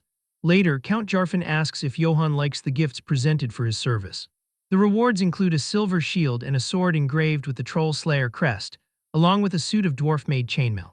The final gift is a famed horse named Donham, said to have monster blood in its veins, earning Johann's deep gratitude for the Count's immense hospitality. Pleased with his reaction, Count Jarfin offers to introduce him to another noble who would be a good match. Johann is excited, seeing this as an excellent opportunity to build connections with the upper class. He eagerly accepts the Count's offer, declaring it to be his honor. The Count then leads him to a table where his prisoner, a sullen Stefan, is waiting. The meeting between the captor and the captive is understandably awkward, filled with mutual disdain as they glare at each other. Count Jarfin cheerfully excuses himself, leaving the two of them to have a pleasant time. The moment the Count is gone, an enraged Stefan slams his hand on the table and immediately explodes, calling Johann a lowly brat and furiously vowing to challenge him to a duel the moment he returns to his home territory of Abner. Johann calmly calls his bluff, asking why they do not simply fight right now, which leaves Stefan stammering. The noble flusters, caught in no position to issue challenges from inside his enemy's castle. Johann mercilessly taunts him, asking if he is scared because his mommy is not here to protect him, and if he has no one else to rely on.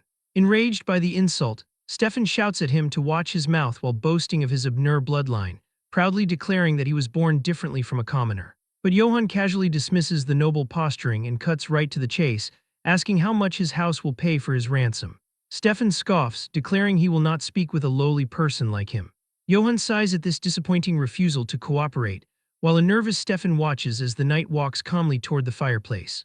While calmly retrieving a glowing hot fire poker, Johann ominously tells Stefan he is not planning on doing much. With a sinister grin, he adds that the hot poker might just help them get closer. Stefan panics, screaming and asking if he does not want to receive the ransom. Johann feigns ignorance, claiming he does not even know how much the ransom is anyway, before casually suggesting searing the man a bit to loosen his tongue. Unable to withstand the threat of the hot poker, Stefan immediately breaks and screams that he will tell him everything. Under duress, he tearfully blurts out that his ransom is worth 200 imperial gold coins. Johann is delighted, knowing this will be the most money he has ever earned from a single job. A terrified Stefan is left in disbelief, recalling rumors that Johann was an honest knight and questioning how this behavior looks honest in any way. With the ransom settled, Johann smoothly asks Stefan to tell him about his mother, Countess Abner. Revealing a pathetic and greedy motive, Stefan explains that the war began with a planned marriage alliance between the daughters of House Zarpin and House Abner to bond their power. In this world, marriage acts as a political bond, making same-sex marriage common, with each partner taking an adoptee or a lover afterward to avoid any issues. The problem arose when the greedy Countess Abner demanded a valuable silver mine as a pretext for the marriage. But when Count Zarpin refused the excessive demand, House Abner declared war in protest. Now Johann fully understands the petty greed that fueled the entire conflict. He realizes Count Jarfin is likely being generous with Stefan because in the end, all the high-ranking noble houses are interconnected. Just then, a nervous servant arrives, announcing that he has brought the wine Sir Stefan requested. Stefan rudely snatches the bottle, berating the servant for taking so long and asking if he fermented the wine himself. Johann watches silently as Stefan lifts the cup to his lips, but just as Stefan is about to drink, Johann suddenly tells him to wait, startling both Stefan and the servant. He then confronts the servant directly as he senses immediate foul play. Johann looks at the terrified man with a sharp, glowing gaze, holding out the cup as he commands the servant to drink it first. As Stefan grabs the glass, Johann recognizes that they originally seized this specific wine from Doris, finding its way back to them after all. Then, catching on to a strange detail, Johann intercepts the servant before the man can leave the room, commanding him to stop. He also tells Stefan to put the glass down. The knight is curious, asking the servant why he brought the goblet already filled to the brim. Bowing deeply, the servant apologizes, claiming he was unaware of the proper serving etiquette. While the servant insists it was merely a mistake, his visible shaking and sweaty face make it clear to Johann that the man is lying. In response, Johann tells him that since his service has been so hard, he deserves a reward, offering the servant his own glass and telling him to drink it. The servant expresses his gratitude and sheepishly accepts the cup. As the servant starts to drink, Stefan asks what Johann is doing, prompting Johann to command the servant to drink the wine from Stefan's glass instead. Hearing this, the servant immediately freezes in terror.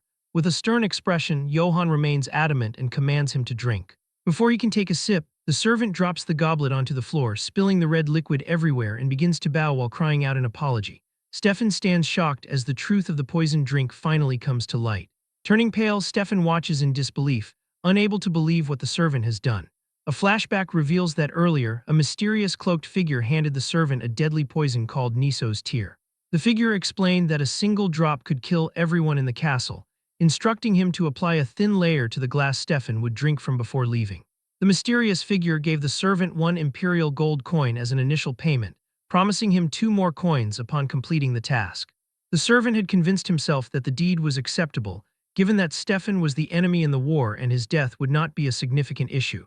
He believed that performing this single deed would solve all his problems and allow him to save his impoverished family. Back in the present, guards drag the weeping servant away as he begs for forgiveness.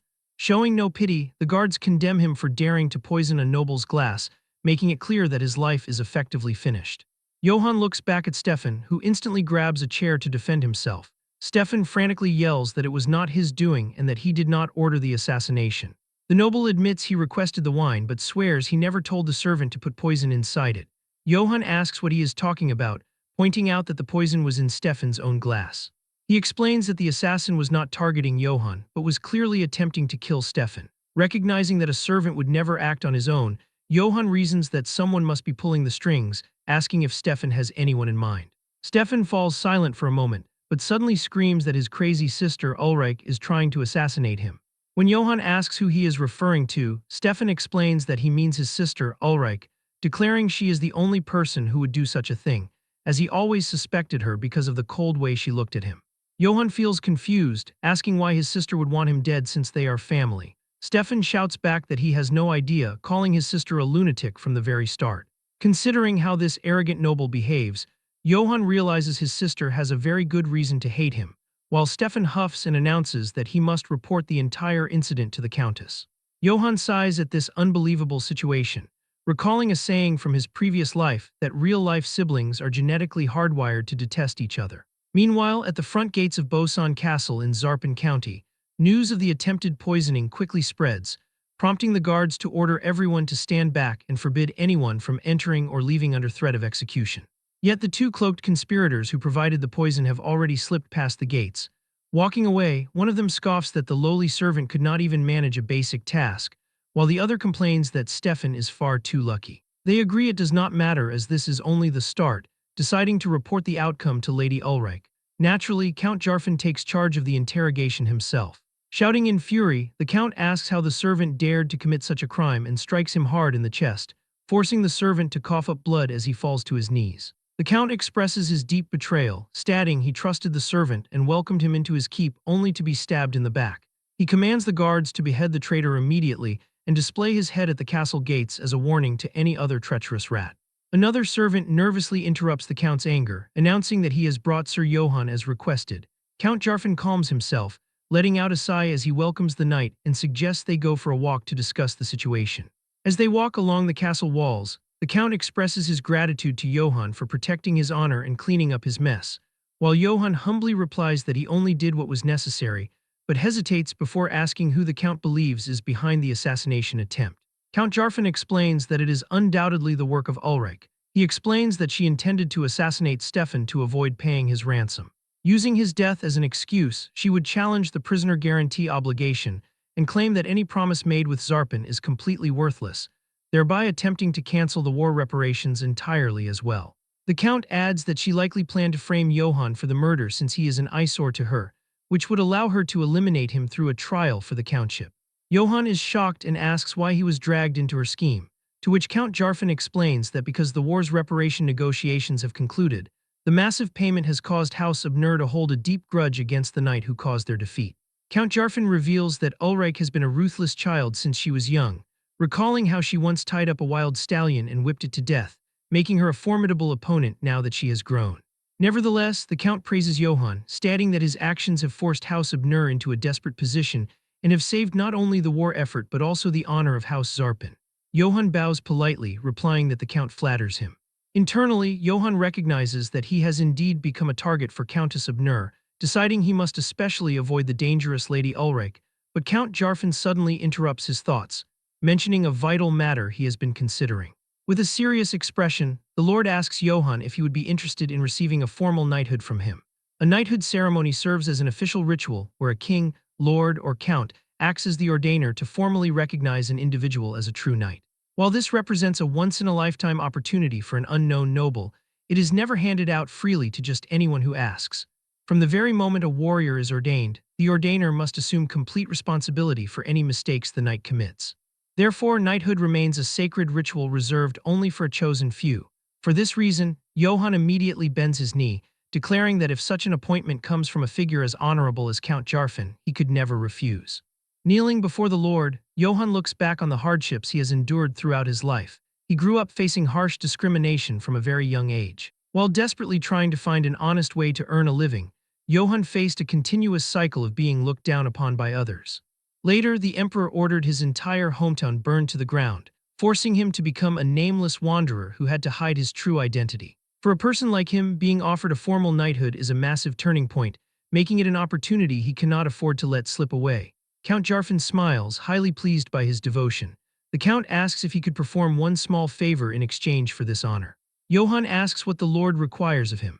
Turning around, Count Jarfin explains that since Stefan is now his prisoner, they must travel to Abner territory to collect the ransom.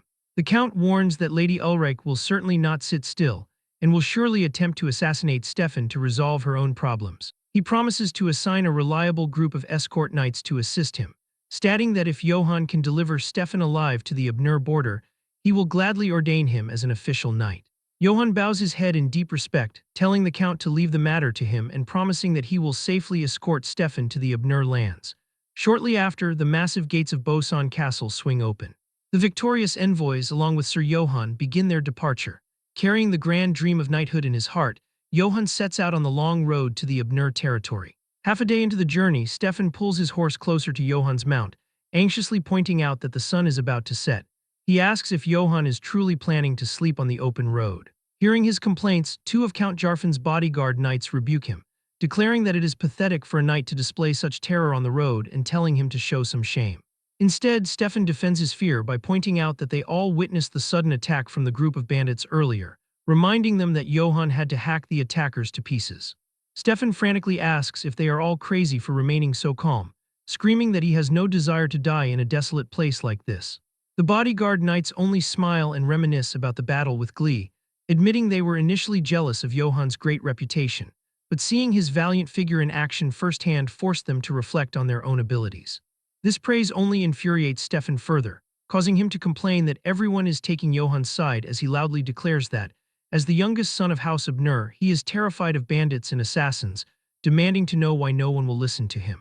Johann calls out to him, agreeing that the prisoner actually has a valid point, and deciding they should head to a nearby village to rest for the remainder of the day.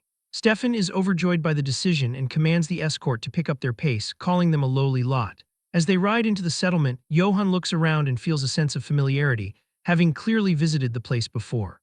Inside a house, a messenger informs the village chief that knights from Zarpin County have arrived. He immediately walks outside to greet the visitors. Upon seeing the leader, the chief stands shocked and eagerly calls out to Sir Johann.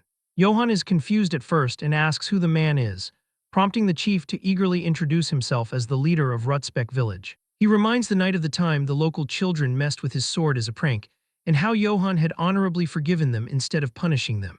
Johann smiles in recognition, finding that they have indeed arrived at Rutsbeck village. The chief excitedly says that they are glad he is here and will serve him with the utmost hospitality during his stay, before asking who the other people are with him. Looking around with disgust, Stefan insults the village by calling it a filthy and impoverished place, loudly demanding that the chief prepare clean water and a grand banquet post-haste. He also demands that they bring him 3 of the prettiest maidens, boasting that he is none other than the renowned son of the house. Before he can finish his sentence, Johann tackles him to the ground with a powerful impact. Stefan groans in pain and demands to know what that was for, asking if the knight has lost his mind. Johann looks down at him, telling the prisoner that while he knew Stefan was foolish, he did not expect his stupidity to be so extreme.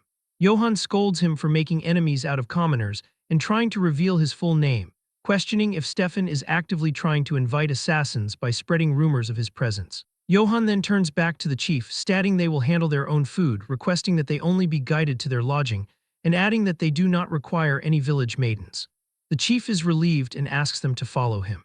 As they walk through the streets, the villagers immediately recognize their guest, loudly cheering for the troll slayer of Marcel and showering him with blessings. Watching the warm reception, the bodyguard knights remark on Johann's immense popularity, pointing out that although this village is clearly situated within Zarpen County, the residents seem to welcome Johann far more than they welcome the Count's own knights.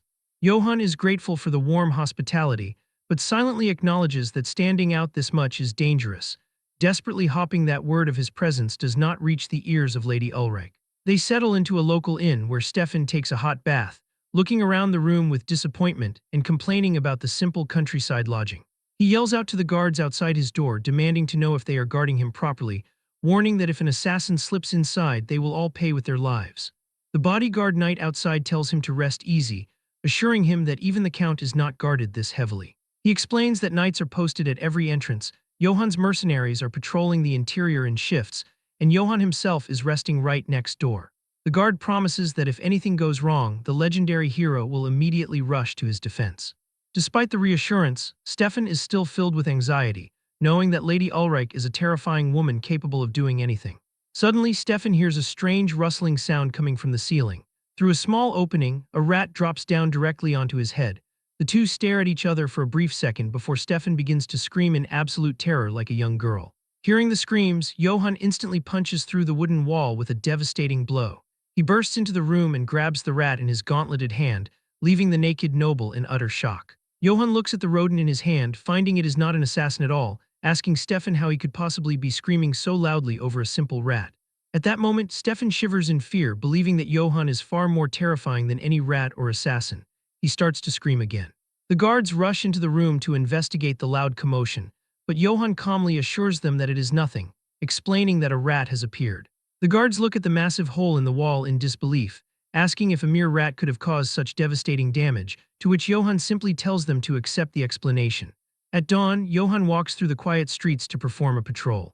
Having decided to check the area just in case, he finds everything completely peaceful, wondering if any assassins are coming at all, or if he is simply being overly protective of the prisoner. Suddenly, one of the bodyguard knights approaches him, struggling to speak, and manages to stammer out that there is a guest who has arrived to see him. Johann stands surprised, asking who could possibly be looking for him at this late hour. But before the guard can answer, Johann notices a thick red leather whip wrapped tightly around the guard's neck. From the shadows, Lady Ulrich steps forward with a confident smile, announcing that they have finally met while addressing him formally as Johann Eitz. She states that she has some good liquor, asking if he would like to have a drink with her, just the two of them.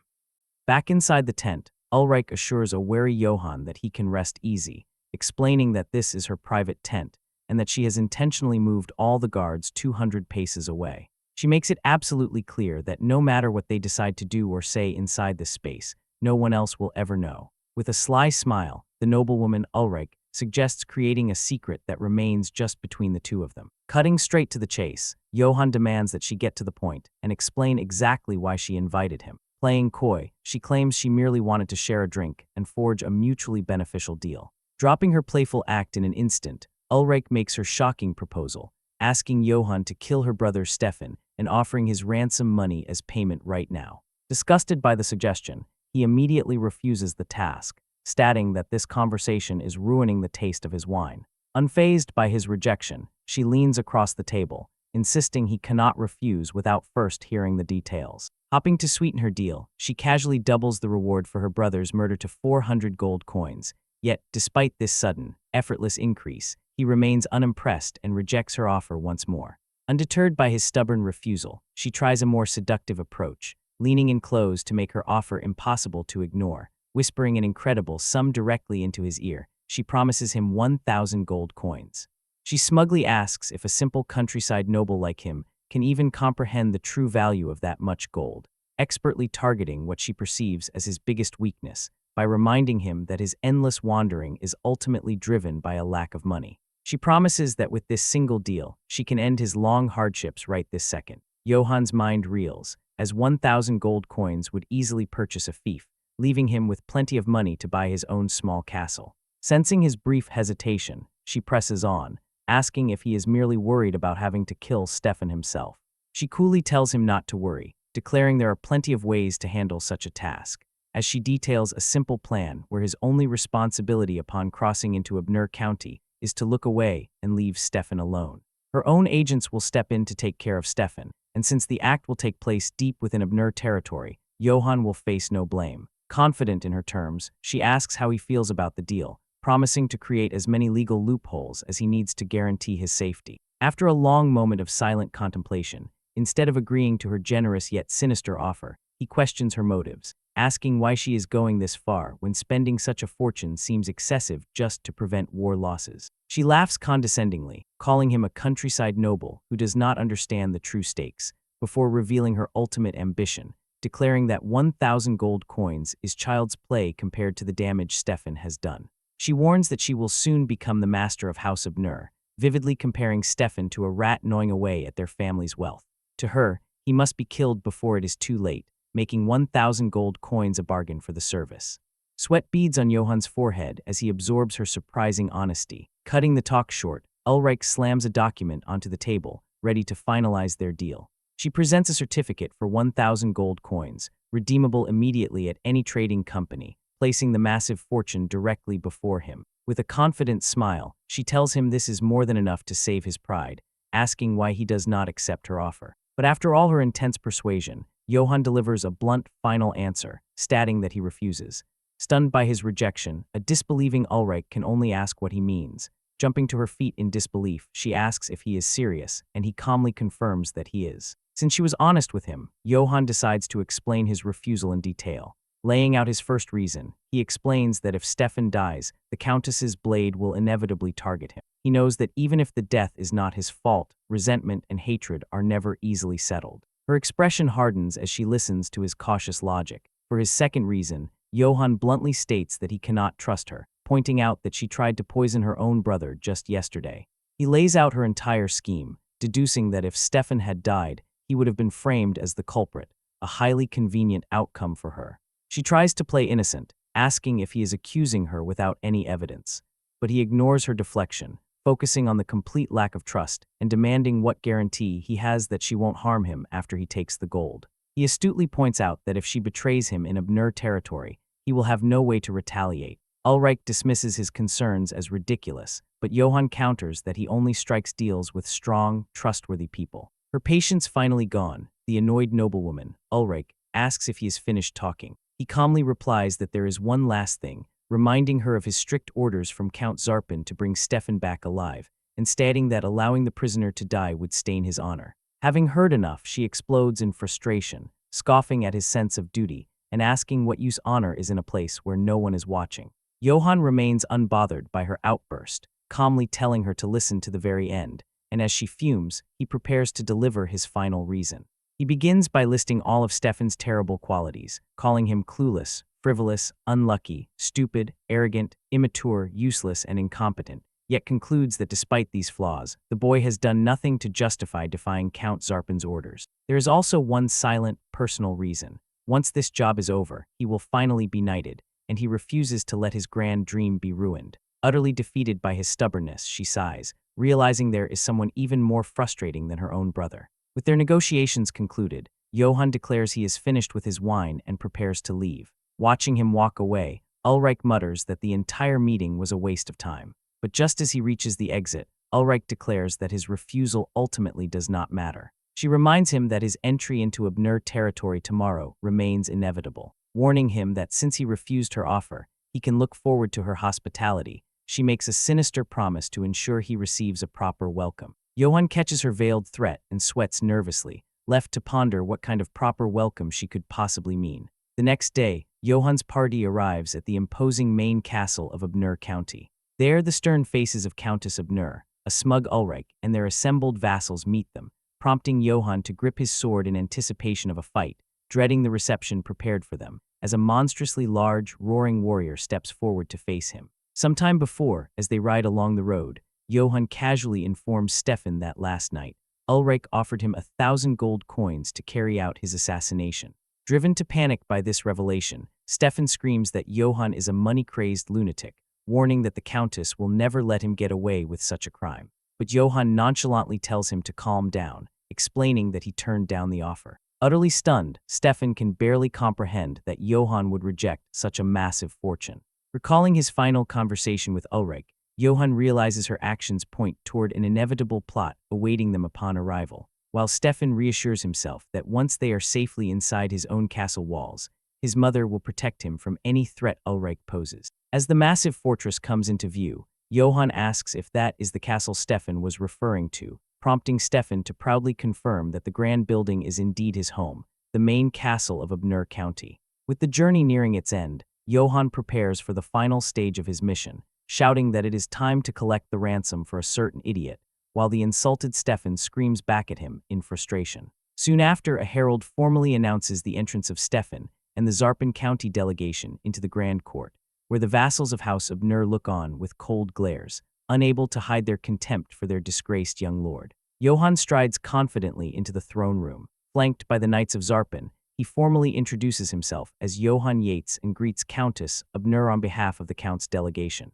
The Countess looks down at the sight of her beloved son returning in such a pathetic state, while a tearful Stefan cries out to his mother for comfort, completely humiliated by his captivity. Countess Abnur suddenly flashes back to memories of Stefan as an angelic child, fondly recalling how he used to eat flowers as snacks and chase after swans in the garden, while remembering his innocent declarations of love, a cherished memory that clashes horribly with the reality standing before her. Her sentimentality quickly shatters into fury as she glares at Johann, blaming this bear-like knight for ruining everything.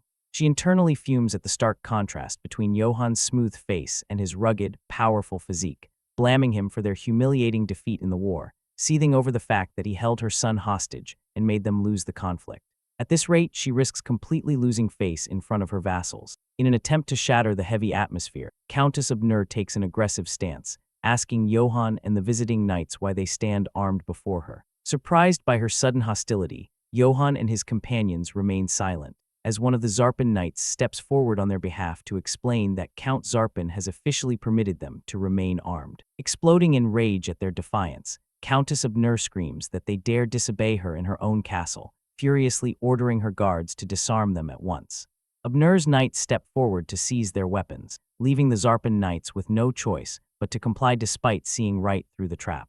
But just as a guard tries to seize Johann's weapon, he stops the man and issues a chilling ultimatum, declaring that keeping his sword is his legitimate right, and warning that the guard will have to kill him to take it. This sends a shockwave through the hall, leaving the Abnur vassals trembling, as a tense standoff unfolds in the center of the hostile court. Countess Abnur stands completely dumbfounded by the sheer audacity of his defiance deep within enemy territory. But as their eyes lock, Countess Abnur is suddenly struck by an unfamiliar, electrifying sensation. Her heart beats rapidly, not out of anger, but in response to his incredible courage, and her fierce rage instantly melts into a flustered, blushing silence, leaving her utterly captivated by Johann's brave, unwavering gaze. Smiling with a sudden infatuation, she asks if he is from House Zarpin despite being a wandering knight. Johann explains that he was merely invited by the Count, and when she asks why he captured Stefan, he explains that he did so to protect his honor, eventually confirming that he harbors no personal grudge against her house. Smitten by his bravery and charm, Countess Abnur declares that she holds his courage in high regard, granting him special permission to remain armed and thanking him for his service. As Johann bows in gratitude, she gazes at him, completely won over by the highly appealing and likable warrior before her. But in an instant, this strange, blushing atmosphere is shattered when the vassal enno steps forward, declaring his honor insulted and demanding a duel with Johann to restore their family's pride. Countess Abner tries to calm him down, reminding him that the guest has already confirmed he has no grudge against their house, but enno refuses to back down, asking if she expects him to simply endure this arrogance, pointing a finger at Johann and challenging the famous troll slayer of Marseille to an honorable duel if he has any dignity. The Countess is horrified, questioning the wisdom of a duel against the victorious delegation, while a terrified Stefan whispers to Johann, pleading with him not to accept the challenge as he could die in the fight. Suddenly, Ulrich speaks up, mockingly advising Johann to run away to suit his cowardly nature. She vows to spread rumors of his cowardice across the entire empire, ensuring everyone knows that the legendary troll slayer of Marseille fled from an honorable challenge, vividly painting a picture of his ruined reputation, asking if Sir Zarpin would be proud of a knight who fears dueling, and questioning if he is even formally knighted yet. This elaborate trap is the exact welcome she promised him, leaving Johann grimly resigned to the fact that he cannot avoid it. Backed into a political corner, he accepts the duel and shouts for his opponent to come at him, prompting enno to smile in satisfaction, declaring that he will send his monstrous son, Gerdolf, to fight as his proxy. Ulrich watches her plan unfold with a smug smile, whispering that things have finally become interesting, while Countess Abner is swept up in the sudden drama as prep work begins for the duel to witness the skills of Marcel's legendary warrior. With both sides sensing how terribly this could end, they quickly arrange the combat at the Abner main castle's training ground. Johann enters the pit armed with a simple sword and shield, as a herald calls for the crowd's attention to introduce enno's champion, describing him as the noble butcher who has slain hundreds of knights in honorable duels. The champion is revealed to be the gigantic, roaring powerhouse named Gerdolf, a massive wall of muscle and rage who glares at Johann and bellows that he will kill him. The herald then announces his opponent as the arrogant knight, Johann Yates, before officially starting the duel. Gerdolf immediately lunges forward, bringing his massive weapon down to claim Johann's head and screaming that he will crush his opponent. Johann quickly raises his wooden shield, managing to block the strike, but the sheer force of the impact is shocking, destroying his shield completely. As Gerdolf charges once again for another attack, Stefan and the guards cry out in alarm as they watch Johann get thrown to the ground by his massive opponent. Ulrich eagerly whispers for Gerdolf to hurry up and kill Johann. Hearing this, the panic-stricken countess confronts her daughter, asking if she understands the consequences if Sir Johann dies. She frantically explains that Count Zarpin will use his death as an excuse to restart the war, leading to unbearable losses. But Ulrich coldly dismisses her mother's concerns, stating they can easily collect emergency funds in return. She smugly declares that without an incompetent commander, war is a piece of cake, prompting her mother to demand to know why she is trying to kill Johann. Ulrich smirks, asking if her mother truly does not know the reason, before revealing that Johann is currently acting as Stefan's official bodyguard knight. The horrifying truth of her daughter's treacherous plot finally comes together for Countess Abner, who realizes Ulrich orchestrated this duel to eliminate Johann first, leaving Stefan completely vulnerable to assassination. Reeling from her daughter's absolute ruthlessness, the Countess is left standing in shock, and in a desperate panic, she screams for the duel to be stopped immediately. But her cry comes too late as a loud impact echoes through the training ground, and the match is declared over. Ulrich lets out a satisfied sigh at her plan's apparent success. Instead, her smug smile instantly vanishes as Gerdolf lies unconscious on the ground, while Johann stands victorious.